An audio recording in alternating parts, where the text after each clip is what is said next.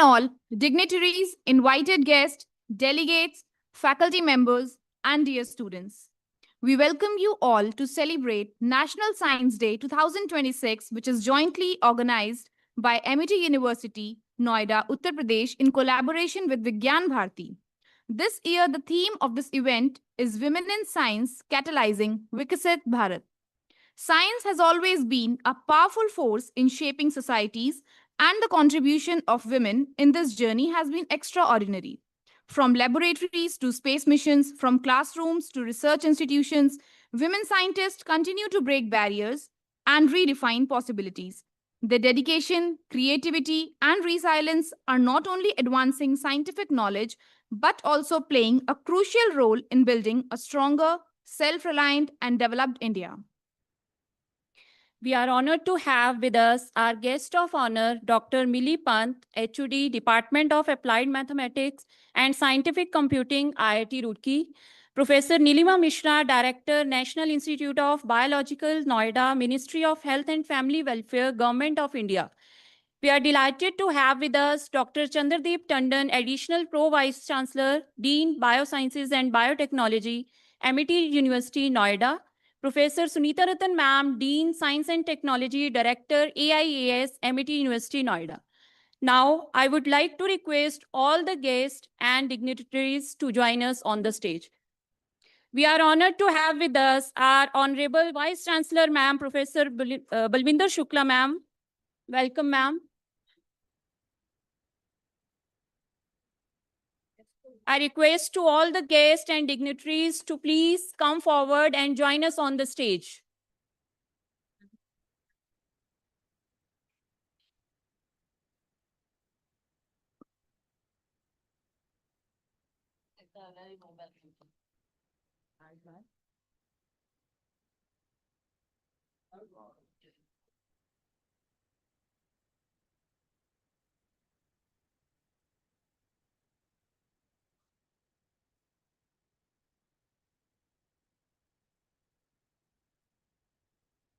To make an auspicious beginning, let us start this event by lighting the lamp while chanting Saraswati Vandana for the blessings of Almighty.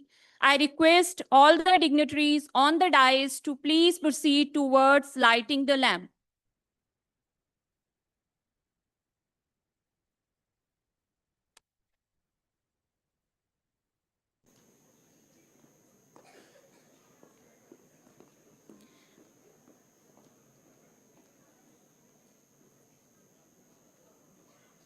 Goddess Saraswati is a symbol of knowledge, music, art, wisdom, and nature. May the divine power bless us all.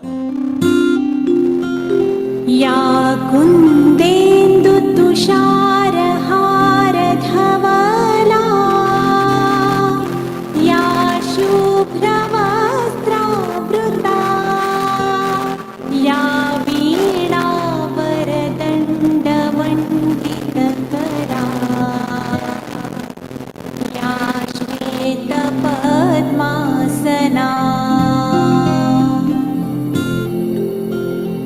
या ब्रह्माच्युत शंकर प्रभृतिभिः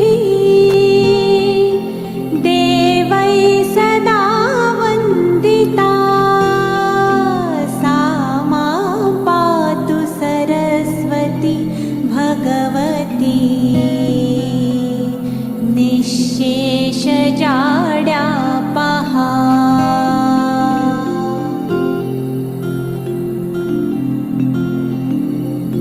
शुक्लां ब्रह्म विचार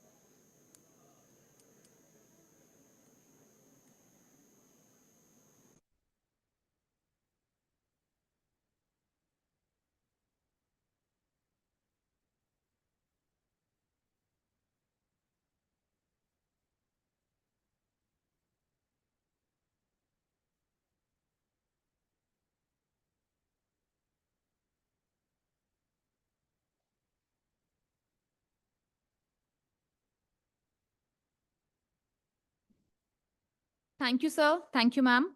To extend the warm welcome, I would like to request Professor Sunita Ratan ma'am to present sapling to our guest of honor, Dr. Mili Pant, HOD, Department of Applied Mathematics and Scientific Computing, IIT Roorkee.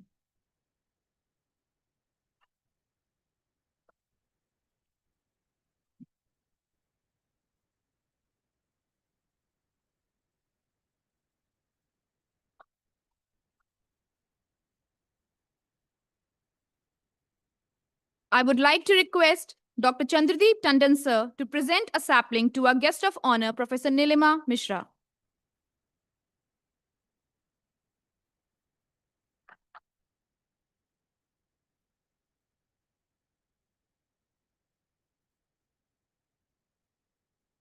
I would like to request Professor Sunita Ratan ma'am to present sapling to our Honorable Vice Chancellor ma'am, Professor Balwinder Shukla.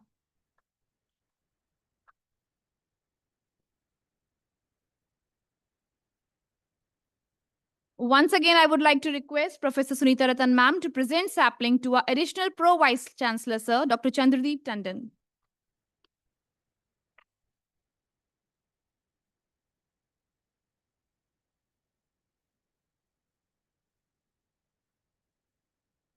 To begin with, I would like to first introduce Professor Sunita Ratan ma'am, who is Dean Science and Technology, Director, MIT Institute of Applied Sciences. She has a rich experience of more than 25 years in academics and research. She has published more than 75 research papers in reputed international journals and has filed 15 patents, out of many have been granted.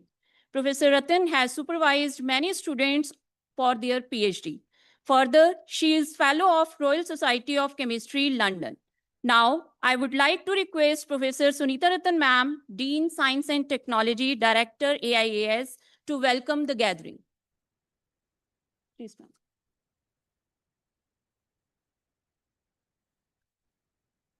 Honorable Vice Chancellor, Madam, Dr. Balwinder Shukla, respected guests of honor, Dr. Nilima Mishra, Director, National Institution of Biologicals, Dr. Milipant, HOD, Mathematics Department, IIT Roorkee, Additional Pro Vice Chancellor, Dr. Chandradeep Tandon, HOIs of various science institutions, dignitaries, faculty members, and their students. It's a proud privilege to welcome you all to the celebrations of National Science Day 2026. On this auspicious occasion, Amity University, in collaboration with Vigyan Bharati, though it is written as Vijnana, so everybody is confused. I think that it is Vigyan Bharati, but the Sanskrit word is Vijnana. So Vigyan Bharati celebrates the remarkable achievements of India in science and technology. This day, as you all know as science students and teachers, it commemorates the historic discovery of Raman effect by Sir C.V. Raman in 1928, a pioneering contribution that placed India prominently on the global scientific map by getting Nobel Prize.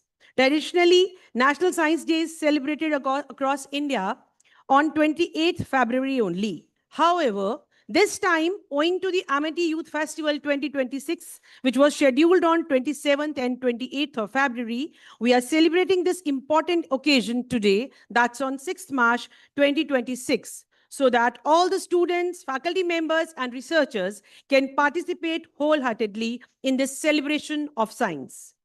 Science is not merely a subject. It's a way of thinking. It's a journey of curiosity, discovery, and innovation that has power to transform societies and shape the future of humanity. Every year, National Science Day is celebrated with a specific theme. The theme for this year is very interesting. It is Women in Science, Catalysing Viksit Bharat. This theme is not just a slogan. It reflects a powerful transformation that India is witnessing today.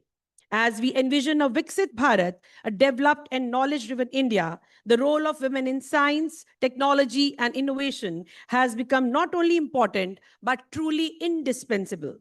Today, we proudly celebrate the remarkable contributions of all the women scientists who have transformed the world through their innovations. Globally, pioneers such as Marie Curie, a pioneer in the study of radioactivity and the first person to win 2 Nobel Prizes, along with Rosalind Franklin, whose X-ray diffraction images played a crucial role in revealing the structure of DNA, and Ada Lovelace, widely regarded as the world's first computer programmer, remind us that curiosity, perseverance, and scientific brilliance know no gender. However, the journey of women in science has not always been easy, especially in India. For centuries, society often viewed women primarily through traditional roles, limiting their opportunities in education, research, and scientific exploration. While the role of nurturing families and shaping society is invaluable, the intellectual and scientific potential of women was often overlooked. Many talented women did not receive the opportunities they truly deserved. Yet, despite these all challenges, some extraordinary women broke the barriers and paved the way for future generations. One of the earliest pioneers in India was Janki Ammal, a renowned botanist. During the 1930s and 1940s, her research in plant genetics and breeding made significant contribution to agricultural scientists. At a time when very few women were present in the laboratories, she emerged as a globally respected scientist. Similarly, I would like to take the name of Asima Chatterjee. She was one of the India's most celebrated chemists in the era of 1940 and 60s. Her research led to the development of anti-malarial and anti-epileptic drugs. Today, the landscape of science has changed dramatically. Women scientists are leading major national missions, contributing to advanced research and driving technological innovations. In the field of space science, the inspiring journey of Kalpana Chawla continues to motivate millions. From a small town in India to the vastness of space, her story symbolizes courage, determination, and limitless possibilities. India's space program today stands as a powerful example of the growing leadership of women in science. During India's historic Mars orbiter mission, popularly known as Mangalyaan, several women scientists played crucial role, such as Nandini Harinath, a key member of the mission's operation team, and Ritu Karidwal, who contributed significantly to the spacecraft autonomy systems. Their achievements inspire countless young girls to believe that sky is not the limit, it is only the beginning. Equally inspiring is the fact that today women are leading several of India's most prestigious scientific institutions, be it CSIR, which oversees a vast network of laboratories, which is headed by Dr. N. Kalaiselvi, an eminent electrochemist. Then another, we have Tessie Thomas, widely known as the Missile Women of India. She has a leadership role in DRDO, contributing to India's strategic defense role. And there are many. And I would say that these remarkable women demonstrate that India science today is guided not only by the talent and innovation, but by inclusive leadership, where women are shaping the direction of research, policy, and technological advancement. Our guests of honor today are leading their respective organizations. And what not, our own beloved Honorable Vice Chancellor Madam, she is also heading a research-driven university. Their leadership sends a powerful message to the nation that when women lead in science, innovation accelerates, institutions grow, and the vision of a truly developed and self-reliant India, our Viksit Bharat, moves closer to the reality. However, the journey is not about increasing the numbers. It's about empowerment and impact. When women participate in science, they bring diverse perspectives, collaborative approaches, and innovative solutions. Their contributions strengthen the scientific ecosystem and accelerate the national progress. So as we move towards Viksit Bharat 2047, it is essential that we all continue to nurture and encourage young girls to dream big, question boldly, and pursue scientific inquiry with passion. Let us remember that every girl encouraged to explore science today could become tomorrow's innovator, Nobel laureate, or space explorer. In conclusion, the story of women in science is a story of resilience, determination, and transformation from a time when women were largely confined to domestic roles to the era where they are designing satellites, discovering life-saving medicines, and unlocking the mysteries of universe. Women are shaping the future of our nation, our Viksit Bharat.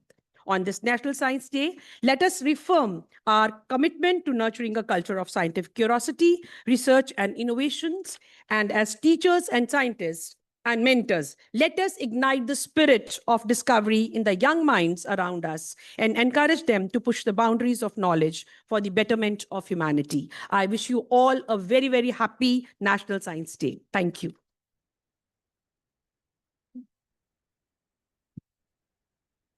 Thank you, ma'am, for giving us an insightful introduction on our theme. It's always been a pleasure to hear from you. Now, I would like to introduce Dr. Chandradeep Tandon, Additional Pro Vice Chancellor, Dean Biosciences and Biotechnology, MIT University, Noida. Dr. Tandon has served as Dean Faculty of Sciences, MIT University, Punjab, Mohali. He has received his PhD from Punjab University, Chandigarh. He has successfully completed 9 research projects funded by DBT, ICMR, DST. Now, I would like to request Dr. Chandradeep Tandon, sir, to address the audience. Please, sir.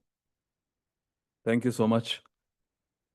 On this very auspicious day, on the behalf of our most revered founder president, Sir Dr. Ashok K. Chauhan ji, our Honorable Chancellor, Dr. Atul Chauhan, respected Vice Chancellor, Madam, Dr. Vinder Shukla, Madam, who's sitting here, on my own behalf and also on behalf of Dr. Sunita Ratan, I very warmly welcome our guest of honors today, whom I just, speaking to both of them, Dr. Professor Nilima Mishra ji, Director of National Institute of Biologicals, Ministry of Health and Family Welfare, and also Dr. Mili Pant, HOD, Department of Applied Mathematics and Scientific Computing, IIT Roorkee.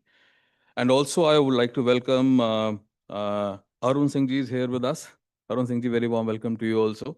So, and all the students, all the faculty members, research scholars, this is indeed a very important day for the science. Not only for the science, I would call it STEM, science, technology, engineering, and mathematics. Just a minute. Sorry. Yep. So we celebrate this occasion, which everyone knows, due to the Raman effect, which was discovered by Sir C.V. Raman in 1928 on 28th of February. He got his Nobel Prize, though, in 1930. I guess most of us know about it.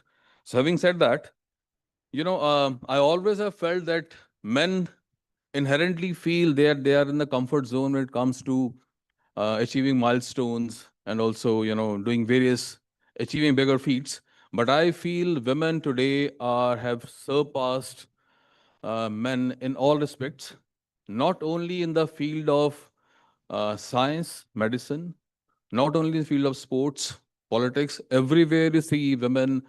So because psychologically, I feel that women always want to work hard, they're very focused. And men, perhaps due to their inherent tendencies, genetically speaking, they always feel they are in their comfort zones and they can do whatever they want, they can achieve whatever they want. That is very fine. We all know that. I'm also a man, I know it very well. But I feel that what we must learn from women today, because Sunita Ratanji just now named few very important people in the field of science, especially women. She also spoke about Marie Curie and Rosalind Franklin. I'm very fortunate that I visited Rosalind Franklin University a few years back in Chicago. This is a big university in Chicago, where there is a blend of medical sciences, health sciences, science and technology. The university is doing very well, and one of my very good friend, my classmates, is a senior professor there. So I was so amazed to see the university being named after Rosalind Franklin. Isn't it amazing? This is what women today are doing in the field of science. Sunita ji also mentioned few names like Asima Chatterjee, Kamla Sohani, Biba Chaudhary, Indra Hiduja. Government have also taken lots of initiatives, especially that DST WISE fellowship. It's called WISE Kiran. That fellowship is starting from, that is mainly for women, to encourage women, to not only encourage women, but to see their ability and their potential to contribute in the field of science. That starts for the PhD program to postdoctorate and also to the science. These are the few very important initiatives, including Curie and Getty. So I guess when we empower half the population to lead labs, launch satellites, and desire clean energy solutions, Viksit Bharat 2047 isn't a dream. It becomes a blueprint which we are already building. Let's pledge today to break stereotypes, not ceilings, to turn curiosity into careers, to walk hand in hand, Scientists, engineers, teachers, policymakers towards an India where science is for everyone, by everyone. Happy National Science Day. Thank you so much. Thank you, sir, for your kind and encouraging words. It is with great honor that I may now introduce our Honorable Vice Chancellor, Ma'am, Professor Dr. Balwinder Shukla. Not only is she an academician as a professor of entrepreneurship, leadership, and IT, she has great interest in every field of research and is an excellent administrator. She has a vast number of years of teaching and administrative experience and has many research publications to her credit. She is strategist, institution builder, and inspirational leader, along with being an avid researcher, teacher, trainer, and business leader. She has received many honors and awards and has contributed a lot towards making MIT what it is today. She has been the motivation and guide behind organizing this event. We are so glad that you are part of this occasion, ma'am. I would like to request ma'am to please come up.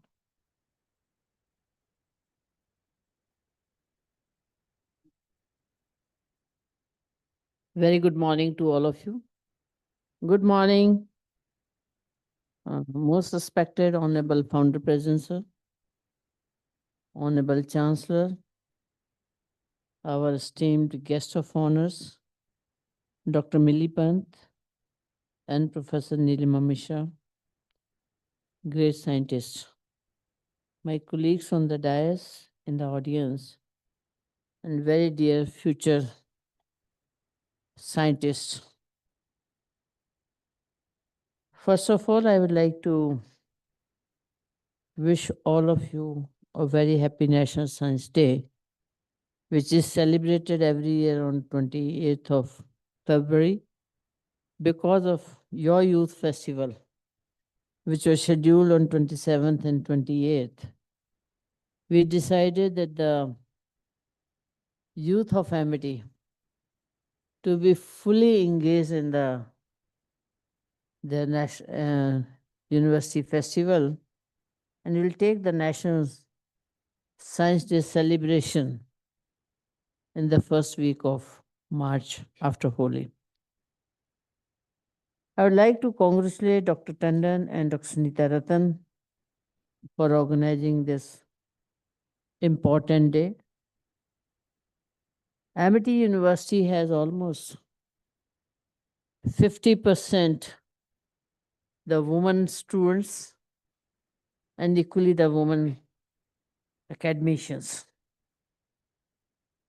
And when we look at the contribution of the women in the university, that also is substantial. When we see the achievement of the woman, right from the patent filing to the research publication to the competitions, we see that they are surpassing the many of the benchmarks. And we are extremely thankful to our Honorable Founder President. It's a vision of nurturing a scientist in every MIT and inspires us to promote research, innovation, and internationalization among our youth. Today, as we pay the tribute to Dr. C.V. Raman, we also remember the Indian women scientists like Kalpana Chawla, the astronaut, Dr. Tacey Thomas, the missile woman, Ritu Kridhal, the space scientist, and Ashima Chatterjee, chemist, Kamla Soni, biochemist, and many, many other women researchers, scientists who have contributed immensely and who are contributing, being at the helm of the affairs of the organizations like CSIR and others, but also as a researcher and scientist. Even if you take the other domains, you'll find the women are at the forefront. As I said that in the university, we have almost the 50% of women students. And we are very confident when we are talking about the Viksit Bharat because today, this year's theme is, the woman in science catalyzing the Viksit Bharat. And this is the dream which our Honorable Prime Minister have seen. And Founder President's vision was that India to be the superpower by 2030, which he has further extended to and aligned with the Viksit Bharat. And relentlessly is working through his team of the researchers, scientists, that how do we contribute to the Viksit Bharat. When we take the 5 pillars of the Viksit Bharat, and in every pillar we have been working, whether it's the first, the empowered citizen, and there the healthcare comes the very first one.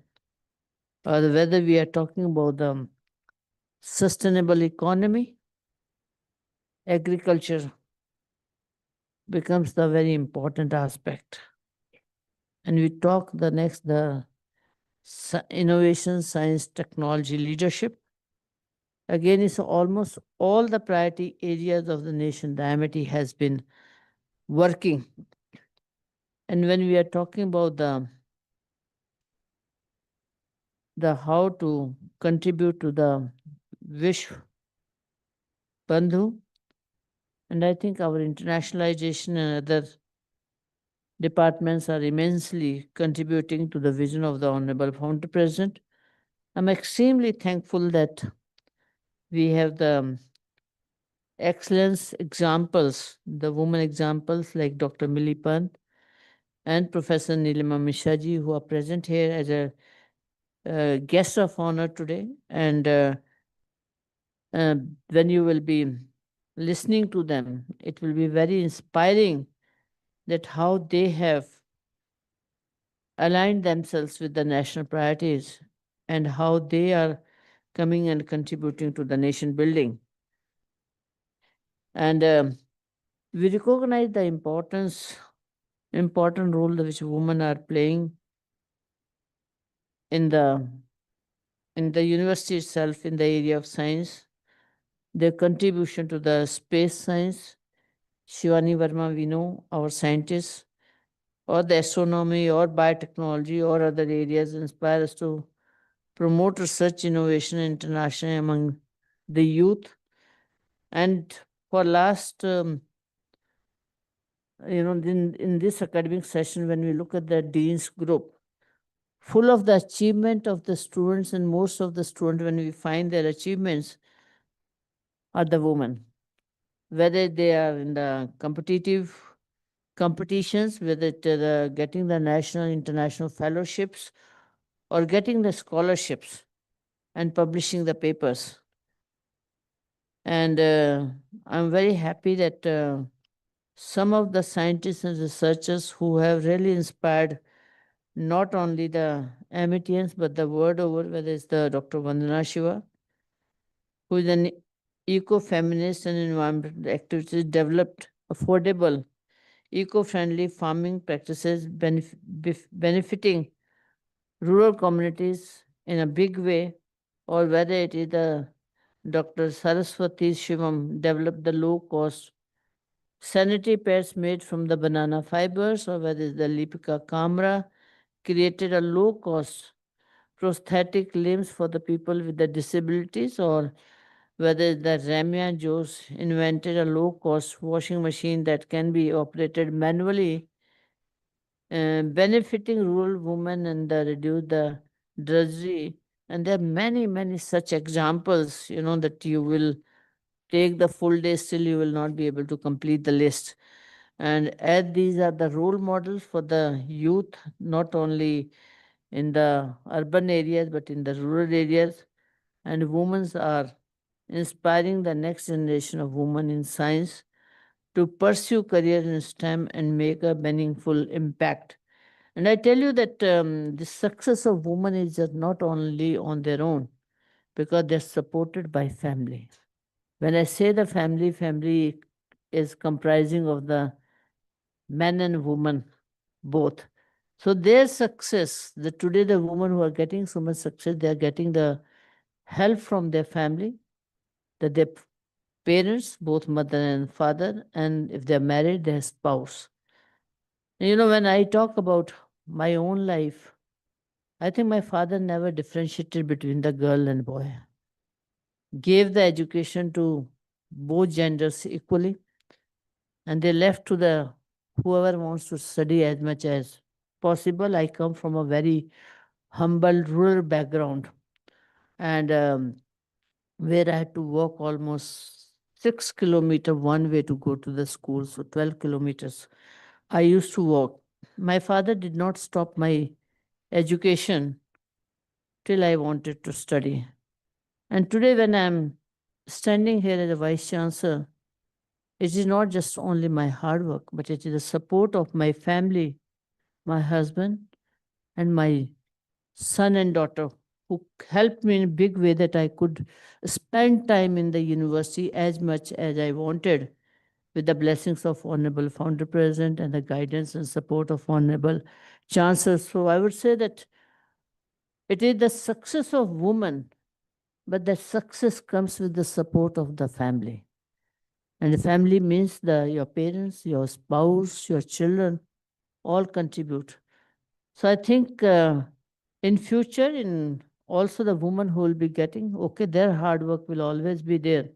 But I think the success for the man or woman comes from the family, and we need both genders to succeed, to realize the vision of our nation, the Viksit Bharat by 2047, and with our Honorable Founder President, with the support of all the chancellors, the trustees, the universities, vice chancellors, scientists, researchers are working to achieve that goal. Our Honorable Chancellor always said the youth of Amity is different, and they will not only contribute for their own development, they will also be contributing to the economic development as well as making the world a better place to live. With this, once again, I wish you a very, very happy National Science Day, and I'm sure all of you will contribute and realize the nation of the Viksit Bharat. Thank you so very much. Thank you so much, ma'am. Pleasure to hear from you. Thank you again for taking out time for us. It is a great pleasure to introduce our guest of honor, Dr. Nilima Mishra. Dr. Mishra is a distinguished scientist known for her remarkable contributions to biomedical research and public health in India. She completed her undergraduate and postgraduate studies with highest honors from Jivaji University, Gwalior, and earned her PhD in biochemistry from the Defense Research and Development Establishment, Gwalior, supported by a prestigious UGC fellowship.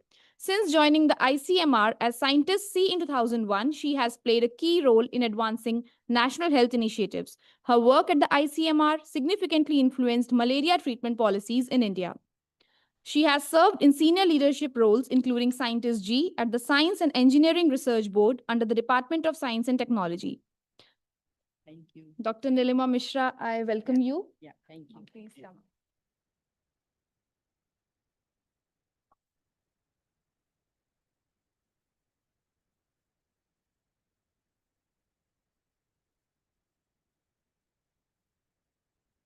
You want to remember? First slide, please. Yeah.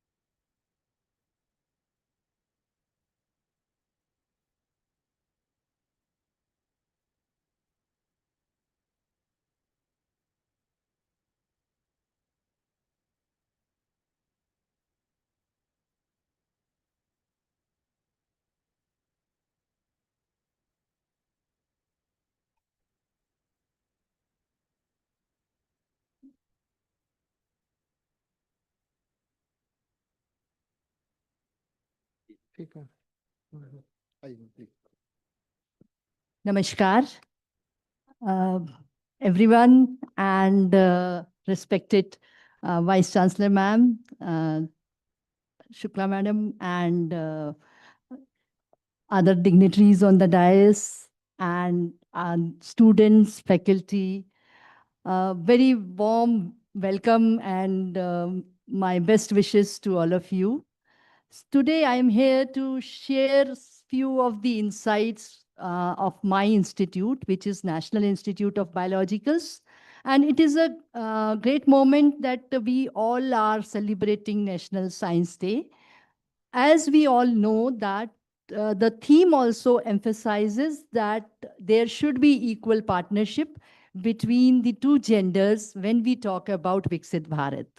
Viksit Bharat also demands that we become self-sustainable, we are self-reliant, and we contribute towards that journey.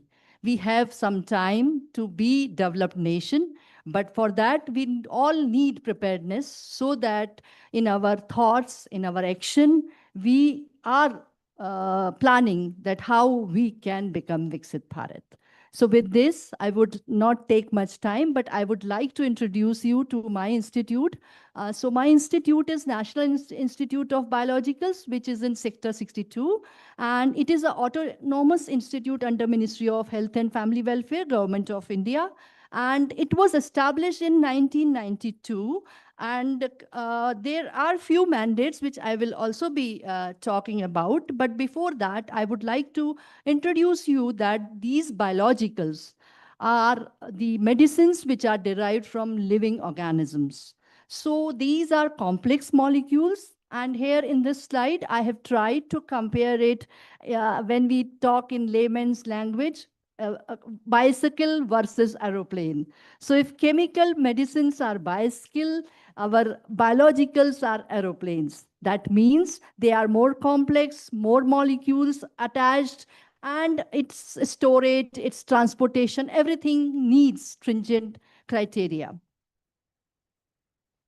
So when we talk about biologicals, the question arises that why quality control of biologicals is important. As I just said that it is large and complex heterogeneous molecules, they are liable to be degraded. They are generally made in genetically engineered cells that impose their own variabilities, and like the post-translational modifications. So they need proper storage, proper conditions. And in fact, a small change leads to the change in the properties of these biologicals. So also their production is an inherently unstable condition, and which requires specialized handling and storage. So we need very stringent criteria, cold chains, liquid nitrogen storages, those type of sophisticated facilities when we talk about biologicals. So this is the mandate of this institute. The institute is basically into quality control testing of biologicals, as well as in the making of reference standards for these biologicals. Also, we are into the R&D, research and development in the area of biologicals. Another is that we develop human resource for doing these activities, as well as for the Indian manufacturers who would like to hire those trained manpower for making of these biologicals. Besides that, we also are the nodal center, national coordinating center for the Hemovigilance Program of India, which is basically where we capture the adverse events when blood donation or blood transfusion is being done. So this is about the institute, that what infrastructure we have. We have a world-class institute, and this institute basically was conceived and was made under the guidance of National Institute of Health, US, during the 90s. And we have like animal facility, we have various BSL-2 labs, more than 45 BSL-2 labs. So everything what we are doing is of world class, and we follow various guidelines which are, say, we can say the WHO guidelines, the drugs and cosmetic acts of the country, then the medical device rules. I'll show more about that. So these are the various verticals where we are testing this quality control of biologicals. These can be diagnostics like the blood reagent, the immunodiagnostic kits, the molecular diagnostic kits, the biochemical kits, the COVID testing kits, the malaria testing kit, and the list can be added as the time passes, because we started with very few biologicals, and today we are testing more than 340 biologicals. So these under the therapeutic labs, we have blood products, recombinant products, enzymes and hormone, therapeutic antibodies. And the examples of these are, like, you must have heard about the insulin, the monoclonal antibodies being used for the treatment of cancer, and also the prophylactic labs, which are the vaccines and anti-sera labs, where we name the vaccines, they are being tested for their quality. And the supporting labs for conducting these studies are the sterility lab, the in vivo bioassay, where we use animal testing for these assays, as well as the cell-based central facility we call as CFB, cell facility bioassay, and then sample receipt and dispatch, because this institute is working as a regulatory arm to the CDSCO, the drug regulators in our country. We have training unit. So these are all the details of the institute. And our scientists are government analysts. Like when these our drug regulators are, they get some information that the drug which is being supplied in the program or in the market is not of standard quality. They get some, say, complaint or something. They pick the sample and that comes to our institute, where our scientists as government analysts do the testing, and then they give the report. And that report has its own significance, because this report, once challenged in the court, there the final verdict lies with the court, that whether this is non-bailable or bailable, those type of repercussions are there. And we are doing quality control testing for mainly three purposes. First is the regulatory purposes, like for market authorization, the CDSCO wants that whether these products are of standard quality or not of standard quality. So that certificate of analysis from our institute holds good. Second is the central procurement agencies, the medical supplies unit. They also put these the requirement that the companies which will be applying for these tender should have their medicines, particularly the biologicals, tested at NIB. And another is that legal purposes, what I just explained. So NIB is also notified as Central Drug Laboratory and Central Medical Device Testing Laboratory also. So like glucometers are the examples which our institute is certifying. And this is the right side. It is the Gazette notification which Government of India brings to notify our scientists as government analysts. So this is the last 10 years journey that we were doing almost 140 biologicals in the year 2015-16, and now we have come to more than 340 biologicals this year.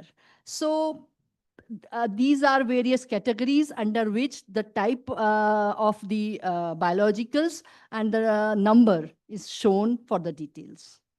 Now, the main important function of this institute is to phase out not of standard quality biologicals. That is, we are safeguarding public health by doing such activity.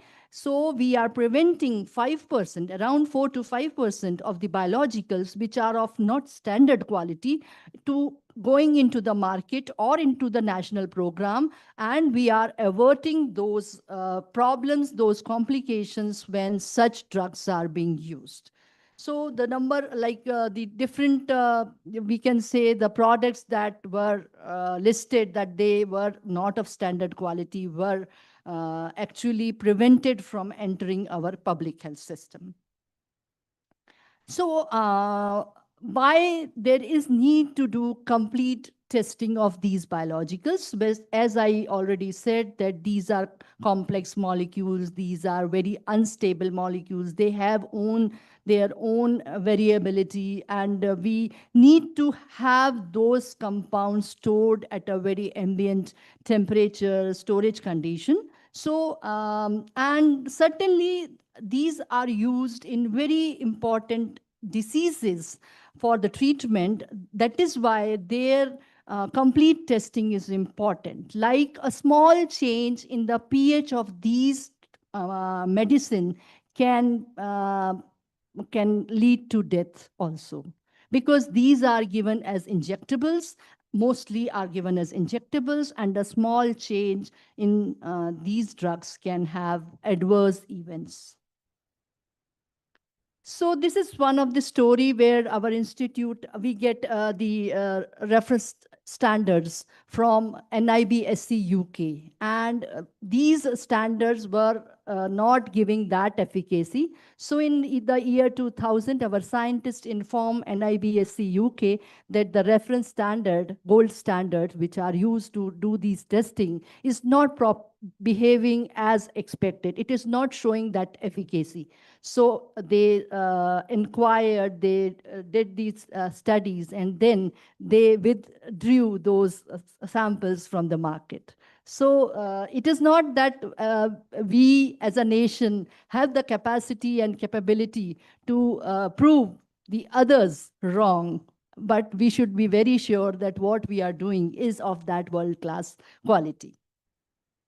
Similarly, this is an incident of 2016 where a fake plasma product was being made, and it was like somewhere somebody complained, and then the drug inspector picked those samples, brought to NIB, and then we declared that these are synthetic products, not for human use. This was also reported. So we are NABL since 2011, and very recently we got the SK Joshi Gold Award out of the 600 labs, and which was basically judged at a multiple levels. So we got this for the perfection, for the dedication to the nation, what we are doing. So besides the quality control testing and making of reference standard, we are also contributing to the pharmacopoeia development in the area of biologicals. And also we are providing secondary reference standards to for the in vitro diagnostics, like these are the SERA panels, as well as the insulin standards for testing by the Indian companies. And we have a dedicated animal facility where we are breeding rats, mice, guinea pigs, and rabbits. So we are also providing to other institutions where we have the IAEC certification and registration. We have PhD program, publication in the scientific journals, books, and also we are doing extramural, intramural projects, patents filing, postdoctoral program is also there. And the best part is that we are collaborating with internationally and national institutes, and this gives a multidimensional thinking and vision to our institute. So these are the various training programs which our institute is organizing. So we do internship programs, we do structured training programs, we are a very important part of the NHM training programs for the blood bank officials, and also the other international and the Southeast Asia region laboratories, we are providing those trainings. Also, this institute has contributed significantly during the COVID time, and this was the first high throughput lab in the Uttar Pradesh state, where we have contributed to almost 2.5 lakh sample testing of COVID-19. Also, we have validated more than 150 COVID-19 diagnostic kits. We, as a CDL, we have done COVID vaccine testing also.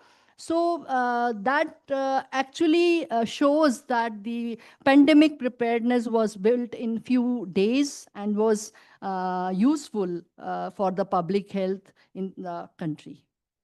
Another program which I was telling, the hemovigilance program. So currently 1770 plus blood centers are enrolled in this program across the country, and the adverse reactions of blood donation or blood transfusion are being monitored and reported to the health ministry.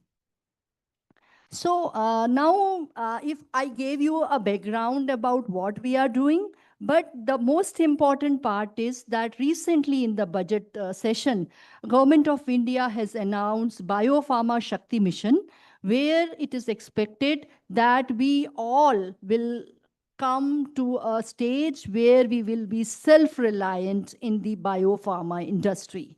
And for that, the skill development of our young generation to conduct such studies and to play as a catalyst, particularly for the Indian manufacturers, will be in demand. So the employability of our youth in the coming 5 years, particularly in this area, is going to be as we can say exponential growth is expected in this area. So I invite Amity students and faculty to visit our institute, have an experience, can take in-depth training in this area, and can be future ready for the demands which this Biopharma Shakti mission will bring. So I will end my presentation with a last key message that today the need is to harness the power of living systems to solve humanity's most complex health challenges. As we all know that our country is having like the incidence of cancers, the incidence of other infectious diseases is increasing with the coming time. Such use of such medicines, which has already started for treatment of cancer, is at a very nascent stage and can be taken up for the masses. Thank you. Thank you very much.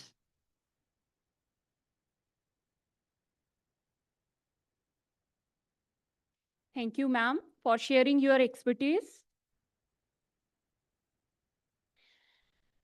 As a token of appreciation and gratitude, we would like to present a memento to our guest of honor. May I request Professor Balwinder Shukla ma'am, Dr. Chandradeep Tandon sir, Professor Sunita Ratan ma'am to present the memento to our guest of honor, Professor Nilima Mishra.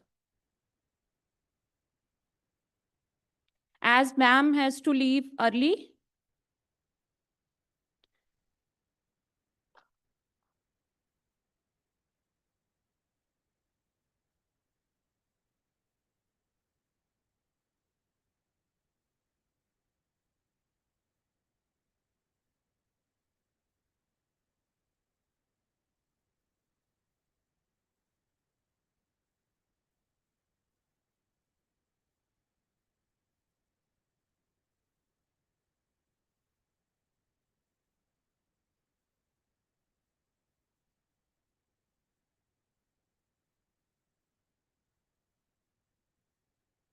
thank you, sir. Thank you, ma'am.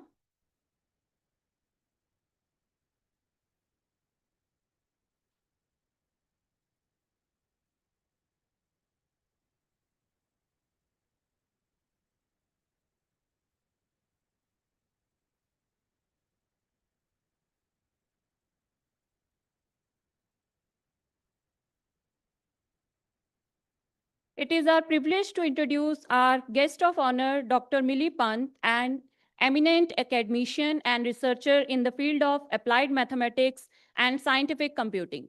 She currently serves as head of Department of Applied Mathematics and Scientific Computing at IIT Roorkee.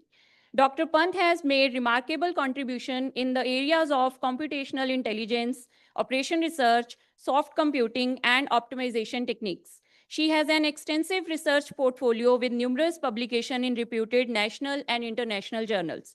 Her research work focuses on solving complex real-world problems using advanced computational methods. Dr. Pant has guided many PhD scholars and postgraduate students, contributing significantly to academic research and innovation. She has also been actively involved in various funded research projects. Today, we are honored to have her with us to share her valuable insights and expertise. May I now invite Dr. Millie Pant to share her thoughts.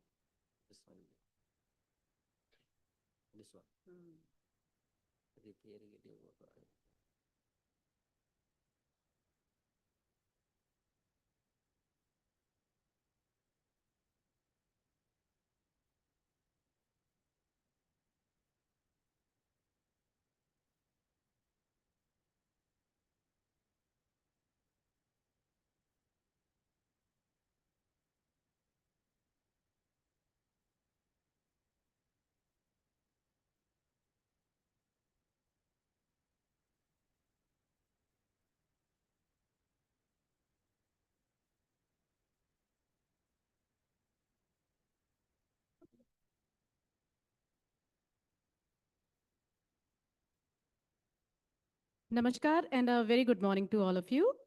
So, respected dignitaries on the dais, off the dais, students, and everyone present here, first of all, I would like to wish you a very happy National Science Day and a very productive National Science Day. We are celebrating science, and it can be one of the best way of celebrating science can be to exchange ideas, to involve in different research projects, to listen to the dignitaries, to listen to the eminent personalities, and so on and so forth. In today's lecture, I will be talking about the women in STEM and how the things progressed. What was the progression? Like from ancient knowledge, and today we are talking about Viksit Bharat. Ancient knowledge, in my view, or ancient world, particularly in India, and also the places where the civilization had started, like Egypt, etc., etc., we had a very nice time. People were doing what they really wanted to do. On the screen, you can see the three waves of women in STEM. First of all, it was in ancient intellectual traditions. Then it was the time of Great War. We can talk about World War I and World War II. We are not talking about the present war situation. And of course, the modern innovation leadership. These are the three waves, and we will see how the women participated in it and what was the role of women and whether it progressed, whether it deteriorated, or what happened. In this slide, you are seeing the ancient wisdom. In ancient India particularly, what we are talking about today is National Education Policy or NEP, but this thing was there in ancient India since the very beginning. People used to participate in debates. Those debates were more philosophical in nature, but they were an integration of almost everything. They were an integration of science, they were an integration of religion, and so on and so forth. So everything was integrated into one. National education policy की बात जो हम आज करते हैं वो हमारे समाज में पर्टिकुलरली इंडिया में हमेशा से रही थी. हम किसी एक चीज पर फोकस नहीं करते थे पर सारी चीजें मिली हुई थी. Okay,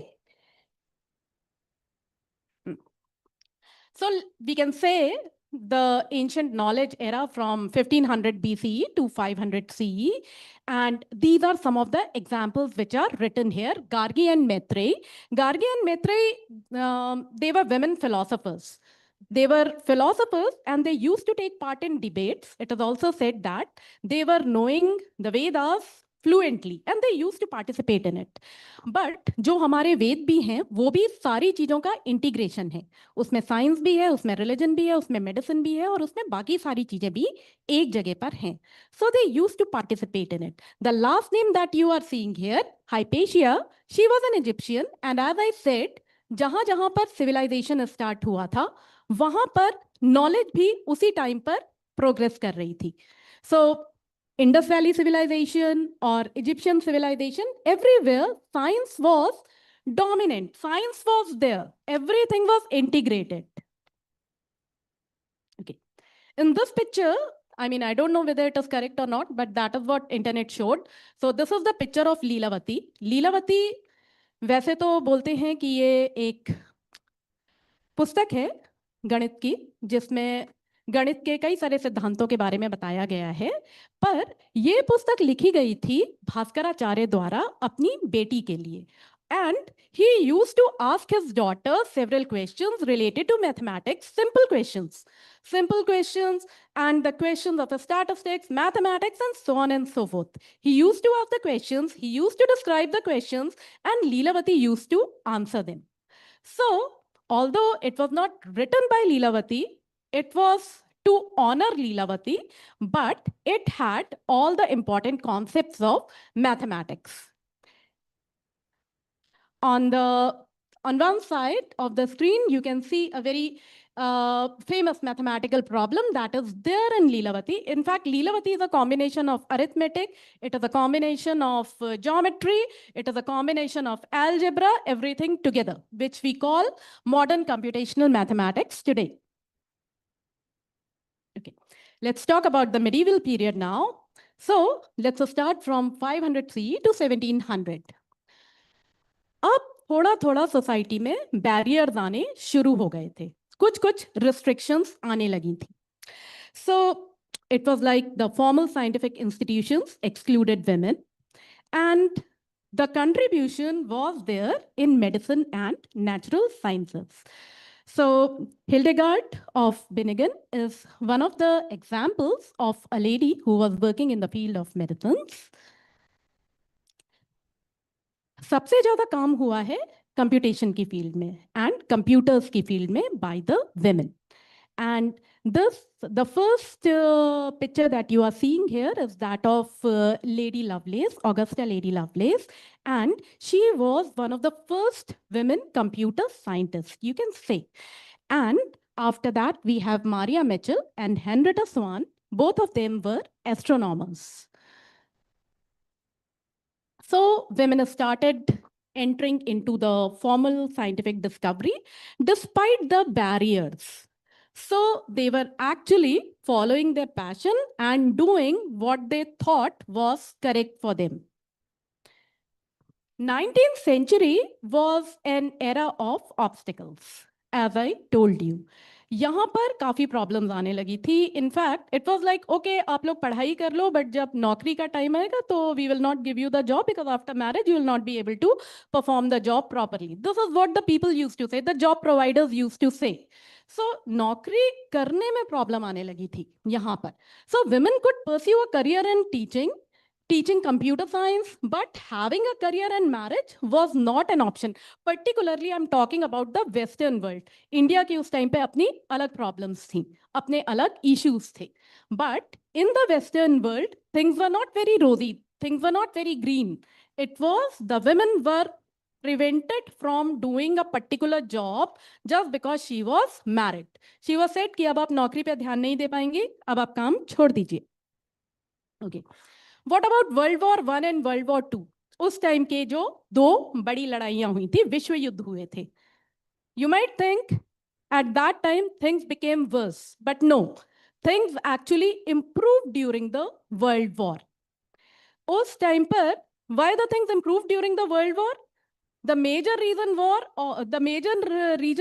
was all the men were busy fighting. ज्यादातर युद्ध में जा रहे थे, बाकी काम करने के लिए कौन चाहिए था? There were industries, there were simple task to do, computation, radio messages pass करने होते थे, there were several things. So women were particularly employed there, and it was at that time it was observed that women are very good in computer science. In computational things, women can do a tremendous job. So at that time, the role was was full of variety. Engineering, radar and computing, medicine, aeronautics, etc., etc. So here you can assume, or you can see actually, not assume, but it was actually there, that the war accelerated the women's participation in science and engineering. And this also shows us that given a time of crisis, women can perform wonderfully. Given an opportunity, they can do very good job. 20th century. So it was the time of Industrial Revolution and also the World War and World War II, as we were just seeing. So in this time, as I told you, women gained a lot of experience in early engineering. They also worked with machines. They worked in industries and factories. They worked as telephone operators. In fact, there was a time when 80% of the telephone operators were women during this period. There is one mention at the bottom, that is of Craig Herman's thesis. The question of finitely many steps in polynomial ideal theory, published in late 1920s, was key in establishing algorithms for abstract algebra, which laid the foundation of modern computer algebra. Today, what we do in computers has a very long history, how the things progressed, and what are the minor things that were done that made the today's computer science. Okay. As I told you, computer programming was one thing that actually bloomed during the World War, particularly during the Second World War, क्योंकि उस time पे radio messages और बाकी चीजों का time शुरू हो गया था.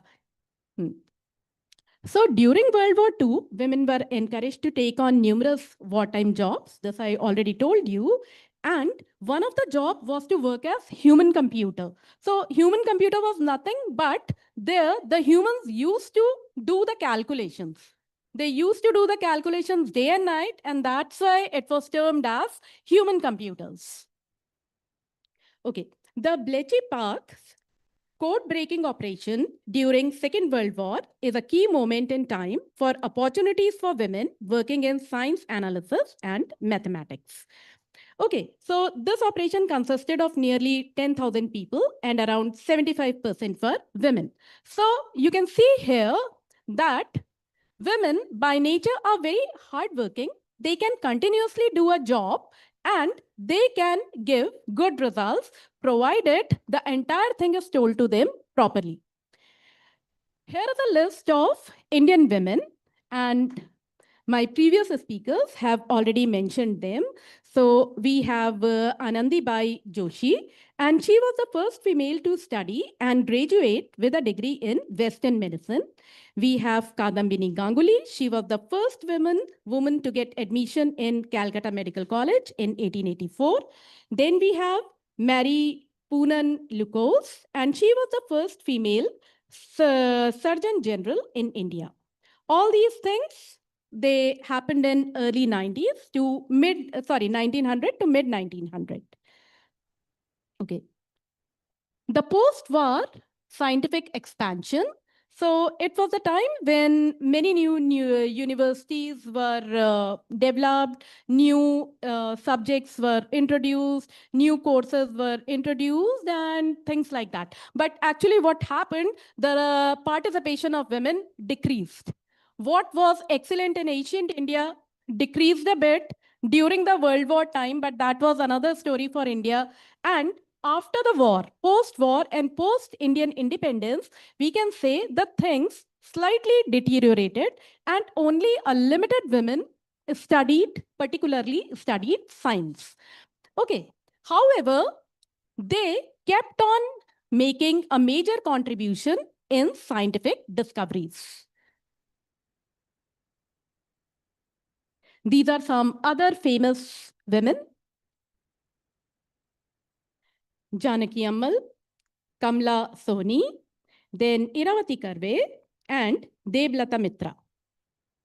Their work ranged from medicine to medical sciences to computer science and so on, even in physics and chemistry.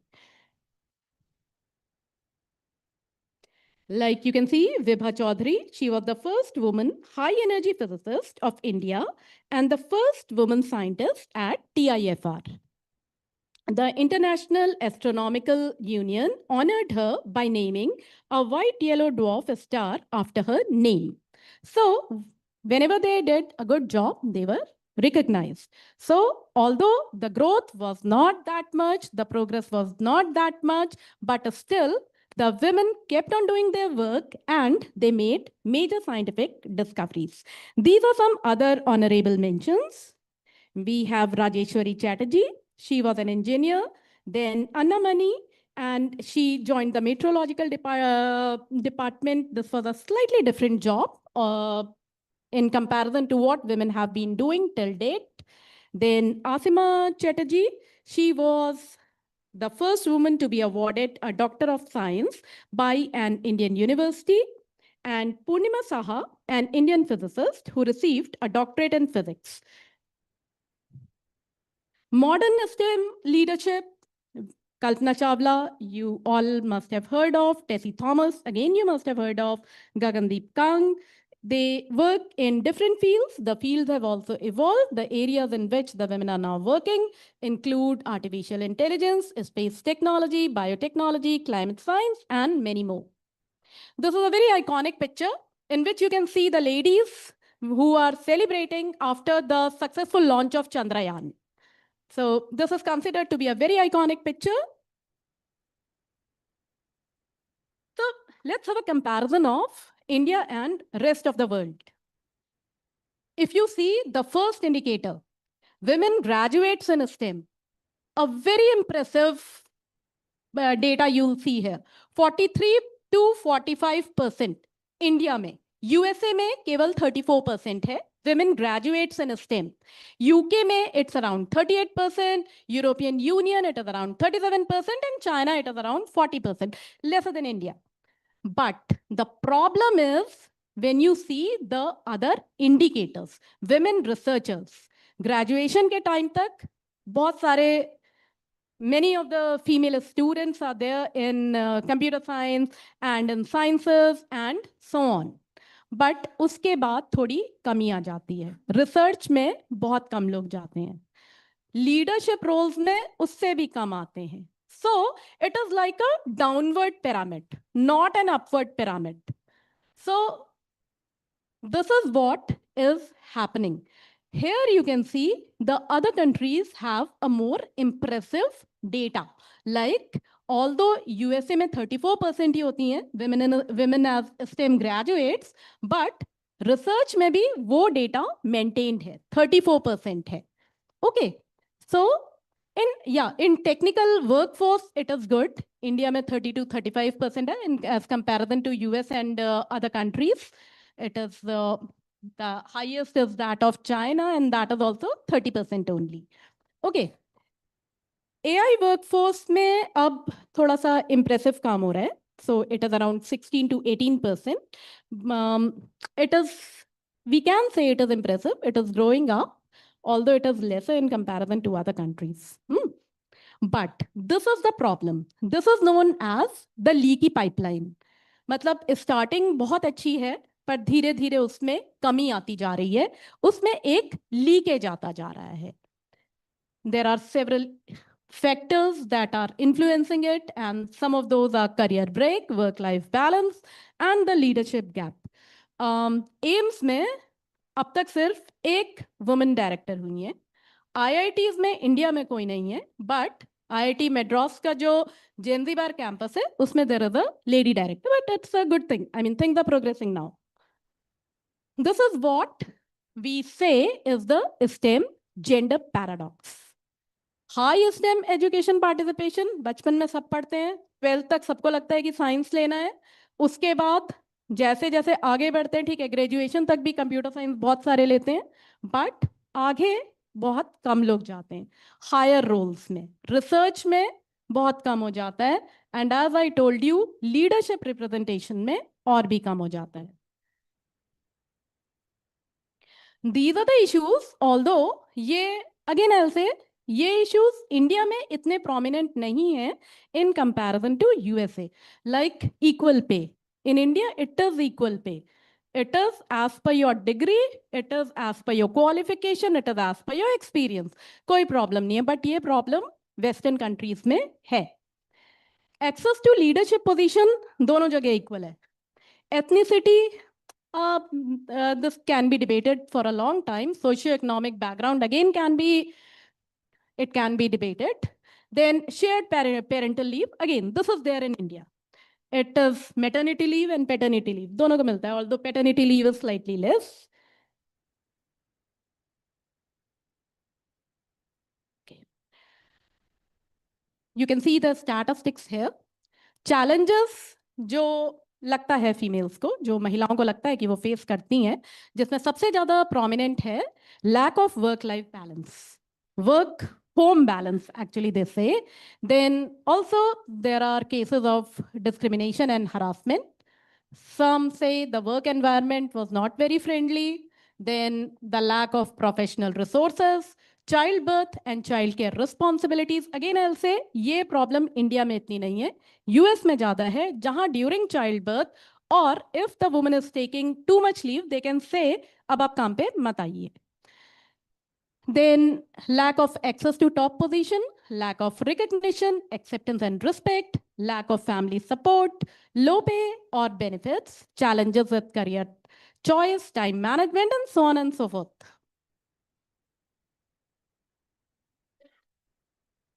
Challenges हैं, but जहाँ challenges होते हैं, वहाँ पर कोई coping mechanism भी develop हो जाता है अपने आप. Coping mechanism, जो सबसे बड़ा coping mechanism है, that is self-confidence.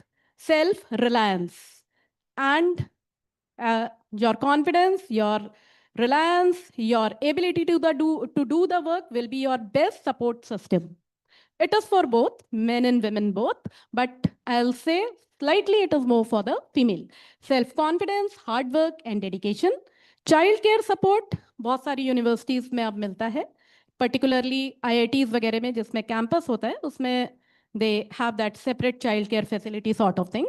And then awareness and education, professional support, recreation and relaxation, balancing work and family time, support from other females, multitasking and time management, planning and prioritizing, accepting the situation. This again, although it is not getting a very high ranking, but it is a very important thing, acceptance.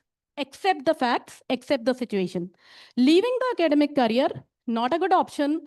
Reducing the social life, very bad option. And freelancing, okay, that can be considered as a good or bad, depending on what you are freelancing at. This was a survey that was done. So the question asked was, are you happy with the way your career has progressed till now? So 40% said yes. Then 36 said maybe. And it was 24% who said, no, I'm not at all satisfied with the way my career has progressed. It was done for the females only. What can you do? Since I'm not very sure, but that's my perspective, that women are good in computing. They are good in mathematics. Although if they take it, the problem is they usually do not take it in the beginning itself, but if they start doing it, because it is something that is very systematic.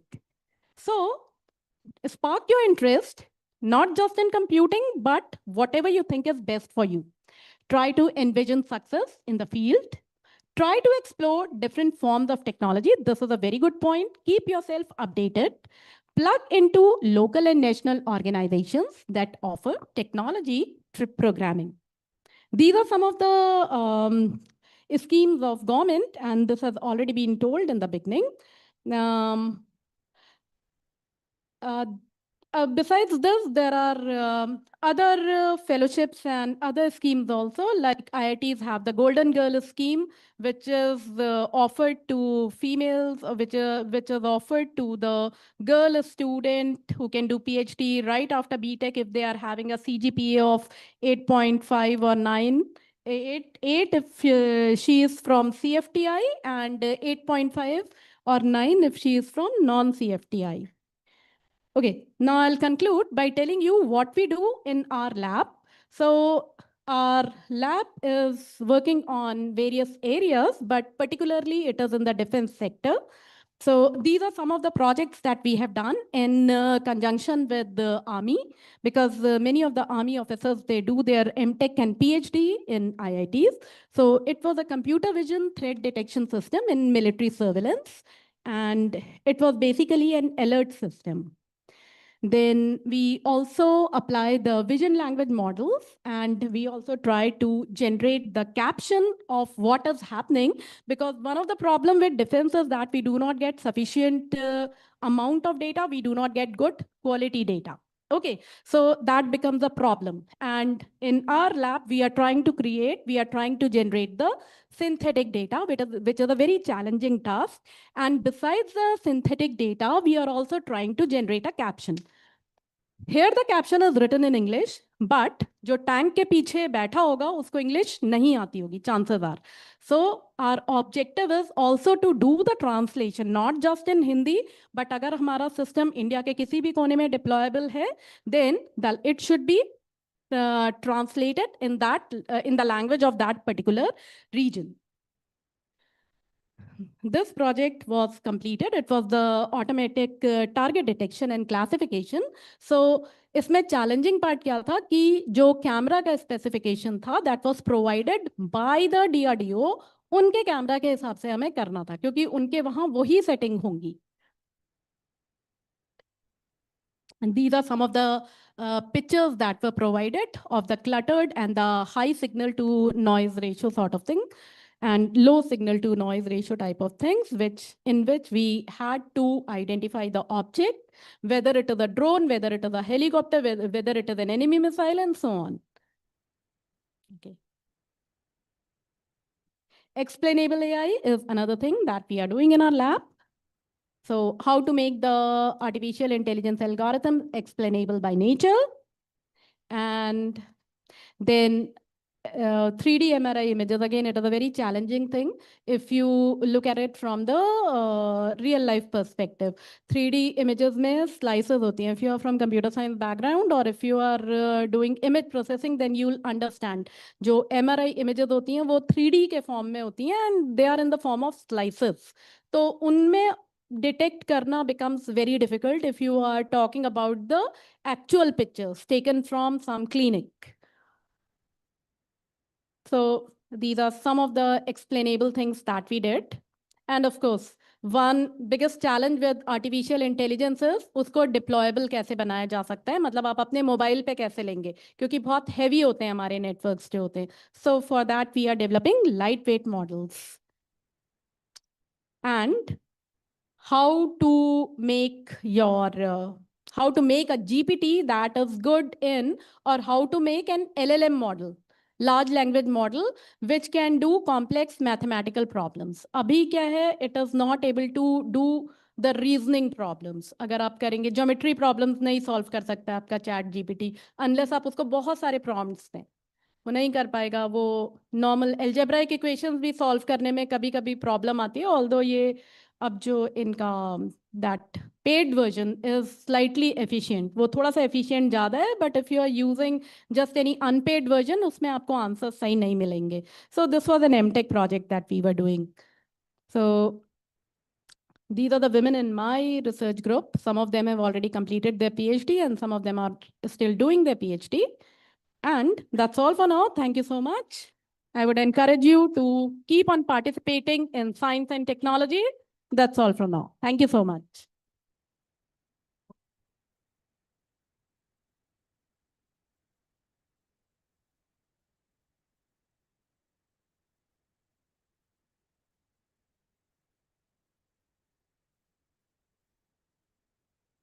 Thank you so much, ma'am, for such meaningful insights. May I now request Dr. Chandradeep Tandon, sir, Professor Sunita Ratan, ma'am, and Professor H.D. Arora, sir, to present the memento to our guest of honor, Dr. Milipant.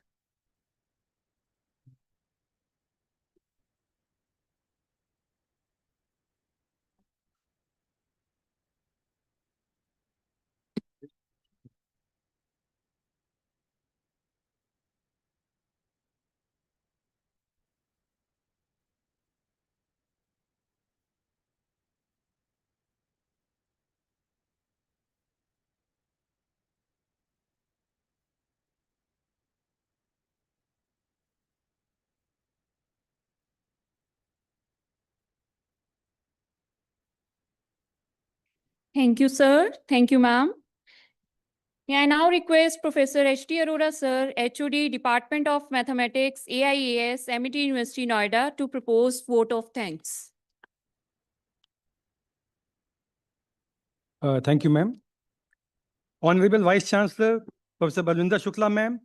Distinguished guest of honor, Professor Nilima Mishra, Director, National Institute of Biologicals, Noida, Ministry of Health and Family Welfare, Government of India, and Professor Milli Pant, HOD, Department of Mathematics and Scientific Computing, IIT Roorkee.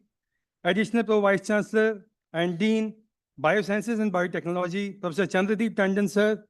Dean, Science and Technology Domain, and Director AIAS, Professor Sunita Ratan, ma'am, faculty colleagues, and dear students. A very good morning to all. On behalf of MIT University, Noida, it is my privilege to propose the vote of thanks for this inspiring celebration of National Science Day 2026.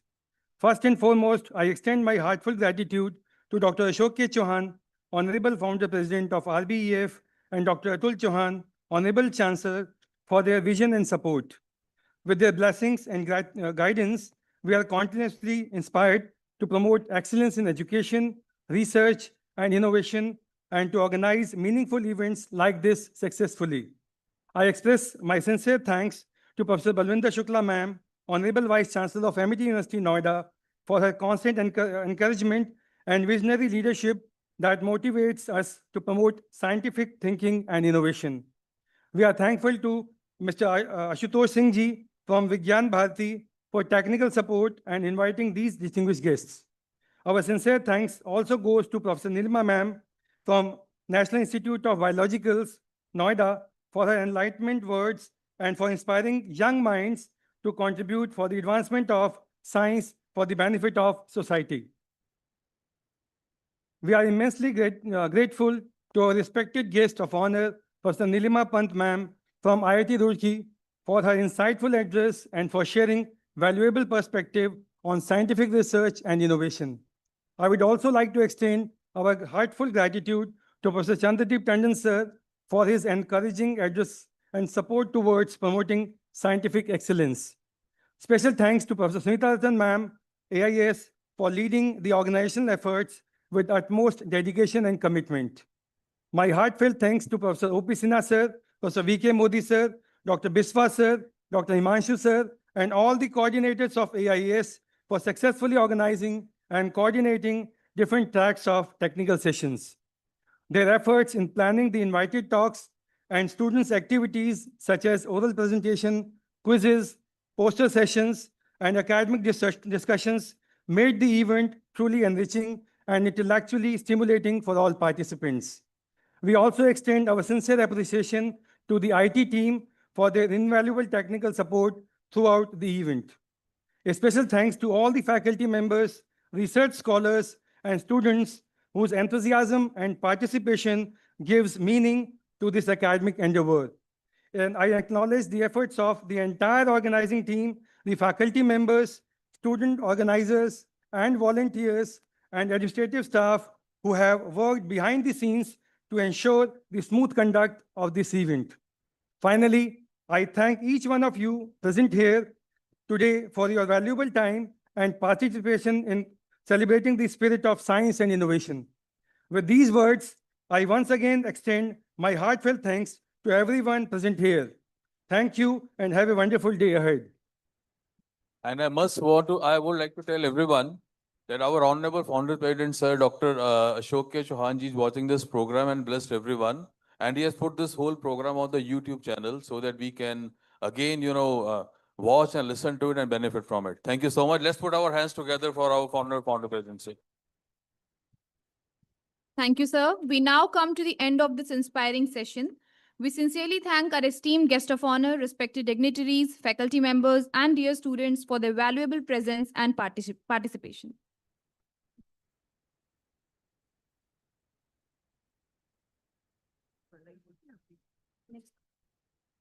Yeah, we'll be continuing with the students' sessions now. In E2 auditorium, we'll be having a Horizon, which is the oral presentations by students, and Innovision, that's the spot the innovation and turn the concept into the startup. At E2 seminar hall, we'll be having invited talk, Women in Health, Nutrition and Biomedical Research, where the AIFT would be coordinating. And we are having the online invited talk, Role of Raman Discovery, where AINT would be coordinating.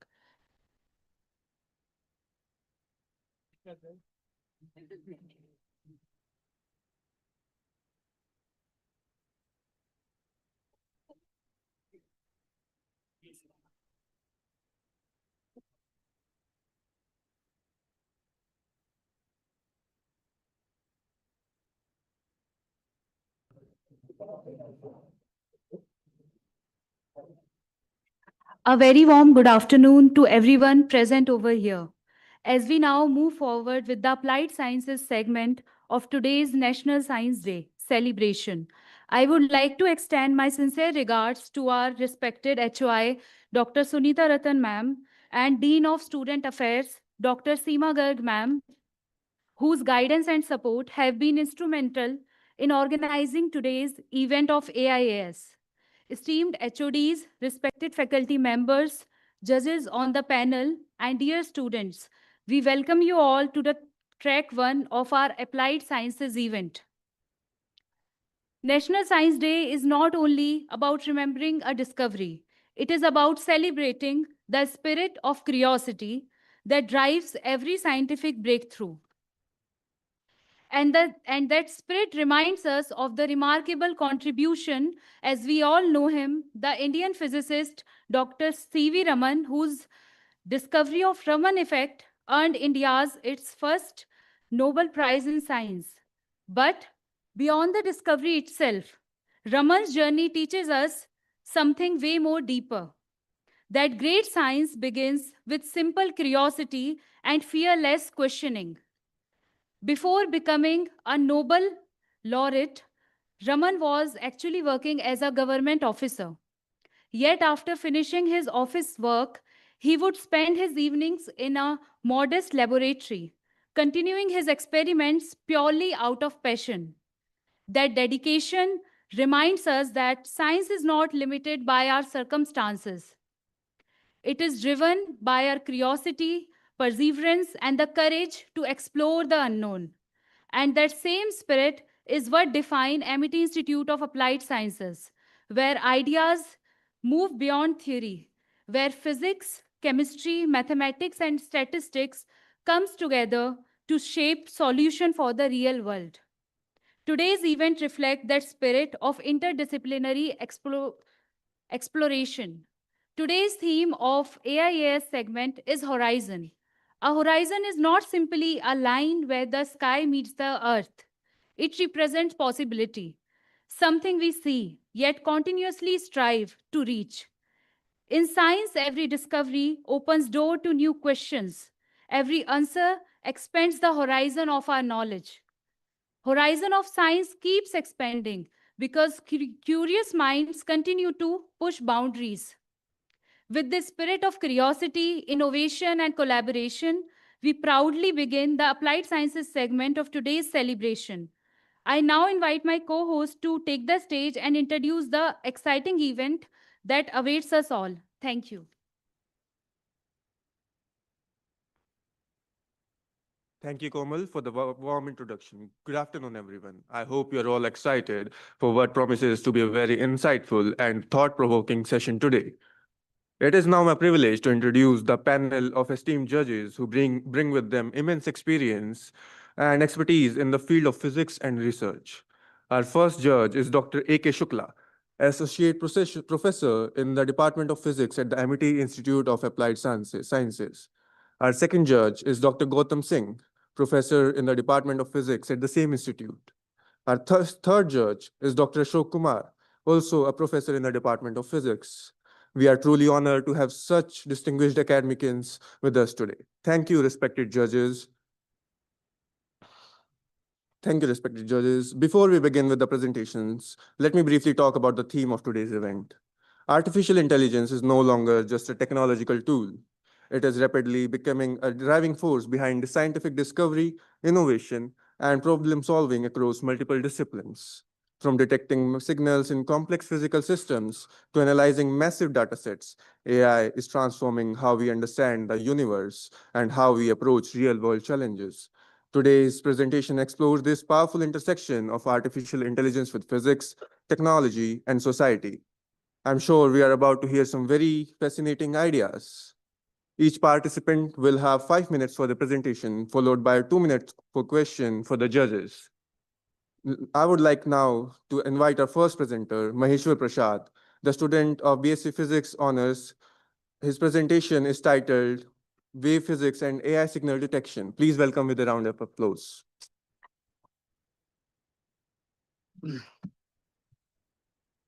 Hello, everyone. Good morning, first of all.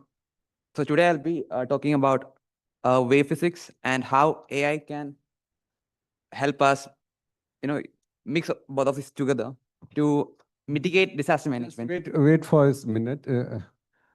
Kindly be specific, manage the time limit, Yes, sir. and focus on the title given. Yes, sir. That is the reshaping the world Through with AI. AI. Yes, sir. Okay, so you have to complete your vision statement by the time you close it. Okay, Yes, sir. so thank you. So, Mike. So, yeah.